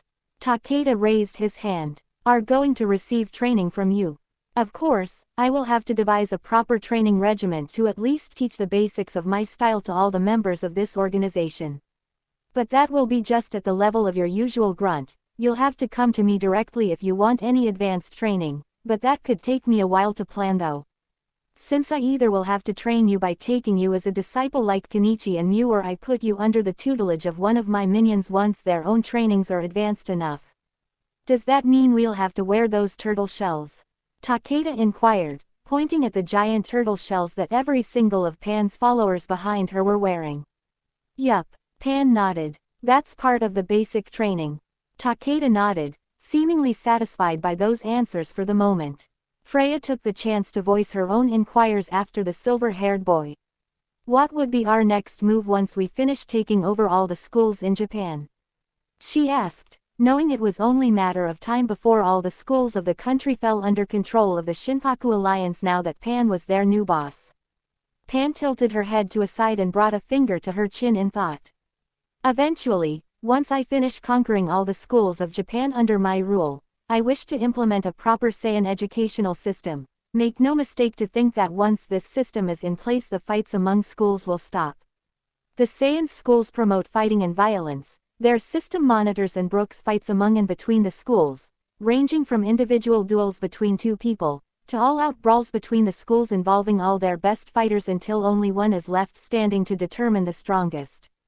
This system also tracks the personal achievements of every single student and gauge their strengths and skills to determine their places on an overall ranking, granting boons and privileges to those who hold a high position.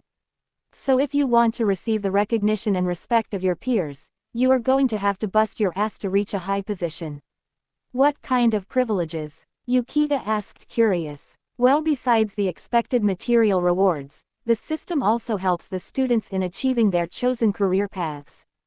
Back during our planet trading days, the Saiyan educational system helped to determine which Saiyan students would get the best missions, or in case of students from the lower classes, to be considered for being accepted among the warrior class and begin their own careers as planet conquerors.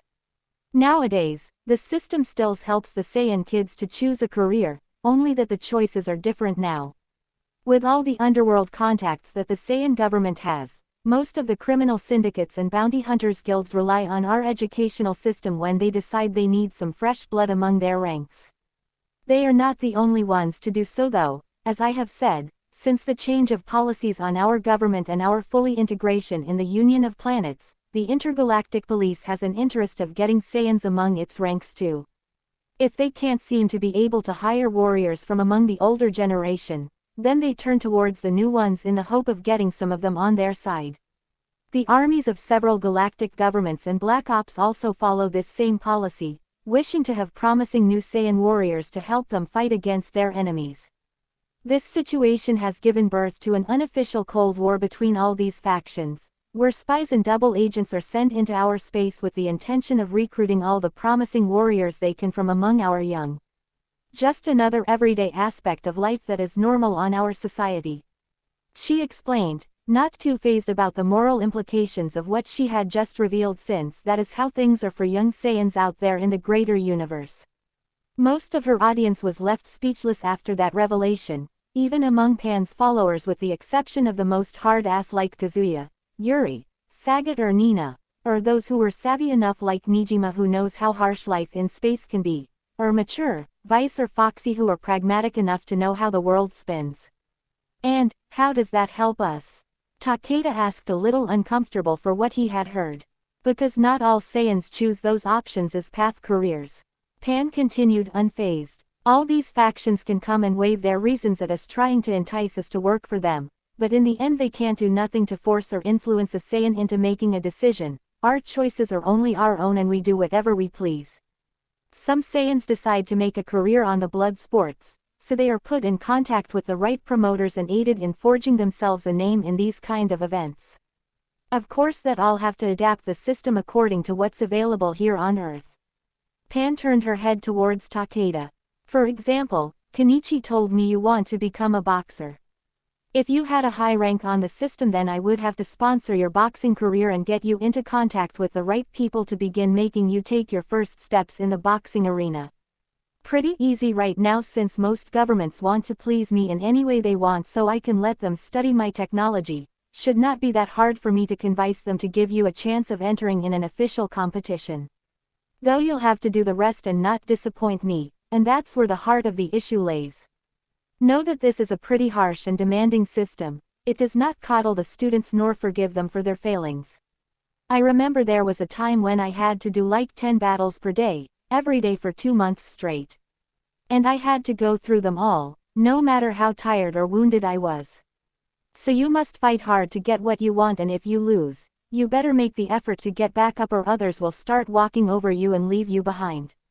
But know this, those who are at the top have their future secured. For in Saiyan society, the spoils go to the strongest, and if you are strong enough, then there is practically nothing that can be kept out of your reach. All who were hearing became intrigued by Pan's proposition. This could mean the dawn of a new age of great battles for the fight schools of Japan. Man, that sounds so awesome, Kasara said, grinning broadly. Nagi was also excited, imagining all the fights to come, after hearing Pan's speech. Sounds pretty fun. Say Pan, mind if we join your organization? He asked, speaking for the group of Todo. You want to join the Shinpaku Alliance? Sure, why not? I did promise I would train you lot too, might having you helping around while you are at it, even if only to give you something to do. Pan said in ponderment. However, there were some who still had doubts about this plan of hers. I don't know, Pan. This plan of yours seems like a tall order to actually implement. Wouldn't you end up leaving thousands of normal students without an education, since most people cannot hope to compete in our world of fighting and battles? Takayanagi asked, thinking about the repercussions of completely replacing the Japanese educational system.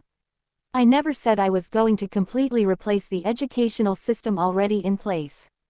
I said I was going to implement a Saiyan system, which is going to run parallel to the Japanese before I can hopefully one day integrate both of them into a single one. I'm thinking of having it start like another club for any student willing to join, you know, like one of those martial arts clubs that already exist. Pan elaborated. Ah, your own and personal real-life fight club, huh? Angel commented, finding the entire idea entertaining. If you want to see it that way, but I also would need to take over all the martial arts clubs I can for my plan to succeed. Pan replied, growing pensive. Okay, so, what are our first orders? Freya asked, eager to begin already. Well, I need to know if you are all worthy of the positions you currently hold. So I want you to go to Kanto and challenge all the schools that are currently under my rule and beat them all as a test of your skills. You want us to go to Kanto? Freya replied, a little surprised of that order. Yup, I want you to broaden your horizons and learn that there are many places with strong fighters, so that you don't fall in the mistake of believing yourself is the best there is just because you are the strongest around your hometown. The world is much bigger than just this city, you know, so I want you to go out there and pick fights against other strong people, just like my grandfather did when he had first left the side of his sensei to begin training on his own. 8. What about Yami? Freya inquired. What about them? Pan retorted, raising an eyebrow. They are a serious threat to us that we can't simply ignore. What if they decide to attack this city while we are away? They are a danger to the world at large, since they wish to initiate a third world war to ensure that they keep what they dub as real martial arts from dying out. They have control over several small rich countries to fund their operations and have large well-funded armies to attack any nation that dares oppose them. They and their apprentices from Yomi have been harassing us ever since they attacked and torched most of the dojos around these parts, except for the Ryazanpaku dojo. Freya stated with all seriousness. Oh, that, Pan exclaimed as if there was nothing to be concerned about. They will be already taken care of by the time you all return from Kanto. You're going to strike at Yami? Freya said unsurprised, as she had hoped for a development like this. Sort of. I'll let my minions here deal with them, since I didn't let them join me just for show. Besides, they get itchy if they don't have a good fight after a while, so I will let them blow some steam by kicking the asses of both Yami and their students. Hermit looked at the gathering of notorious and famous warriors around Pan, before speaking for the first time. Not to insult or put into question the abilities of your followers. He said the most cordially he could. It didn't save him from some of the stares of the most hardened warriors under Pan's service that began to look at him with warning glares, waiting to crush him like a bug if he as so much said a wrong word. But Yami is not formed by pushovers. They're all grandmasters of several legendary and deadly arts, each one powerful enough to give Akuma a run for his money. I know all there is to know about Yami. Bison had files on them and their dealings with his organization, also your friend Sai here. Pan motioned towards the tall goth man who replied with a graceful nod. Was kind enough to provide us with a great deal of information about Yami from the time he worked for them. So don't worry about it. I haven't had much time to train my minions, but they are pretty renowned warriors on their own right even before I came to this planet, so I expect them to be on the level. Besides, they are only going to be there in case Yami decides to refuse my offer for them to surrender that I will personally deliver to them. Pan said pretty haughty. You're going to give them a chance to surrender? Hermit asked in surprise, not having expecting that development, but rather obvious in hindsight. Why not? They haven't personally done anything against me yet. I have no reason to end their lives even if they are nothing more but a terrorist organization bent to rule the world. That of course could change after I meet them. But in the meantime, I guess I should at least have the decency to give them the chance to stay out of my way. Pan drawled in dismissal. And if they refuse? Pan just lifted a finger, a small point of light shining intensely from the tip that illuminated the whole room in a white-bluish light. The light began to grow and expand until becoming a ball of energy the same size as the ones she's known to make explode with the same yield as a nuclear explosion. They will submit or be destroyed. Hermit nodded and offered a small bow. If that is the case, then may I request a small favor? Pan tilted her head and tossed a curious glance at Hermit. She let her energy ball dissipate, wisps of energy floating around, glowing brightly for a moment before fading away. Depends, what is it that you wish to ask of me? My master Ma Sugetsu, who taught me Chinese Kempo, is part of Yomi. He's a harsh, cruel, sadistic, uncaring man who has no problem on removing anyone standing in his way and doesn't care who he has to kill to achieve his goals. But despite his failings, I have seen there's still goodness inside of him. I've been trying for a long time to find a way to convince my master to leave Yami and save him from his inner darkness. That's why I've been aiding both the Shinpaku Alliance and Yomi in order to accomplish this, but so far I've been unsuccessful. So I wish to ask you if you could spare my master's life and if possible, bring him back with you. Hermit pleaded in a subdued voice. You wish me to bring your master back alive? A man with no redeeming qualities whatsoever, because you believe he can turn into a new leaf. Pan said skeptic. You must be either a fool or a truly idealistic fellow, but who am I to tell you what to believe? She mused, thinking about her grandfather and how he believed in giving second chances to his enemies and refrained from ending their lives if there were other options available. I suppose I could do what you're asking me since I'm feeling pretty generous right now. But you will have to join my alliance as a full-time member in exchange. No more divided loyalties since I will not tolerate any kind of betrayal. She said with some warning. I accept those terms. Hermit replied immediately and without hesitation. Good, very well then, let's get this show on the road. Pan said, getting up from her throne. You better all get moving. Those schools on Kanto are not going to knock themselves out on their own, At least I hope that's not the case if they know what's good for them, since I gave them pretty specific instructions to stop their silly interschule fights. Anyway, you all best get on your way. I'll go with my crew to meet the Yummy leadership to get them out your hair once and for all. Kenichi, Mew, you two go with the rest to Kanto so that you may also learn something from this experience. I'll meet you all here when you have defeated all the schools in that region. She ordered, herding her small army out of the building. The captains then began to mobilize their companies and carry out the orders given by their new boss.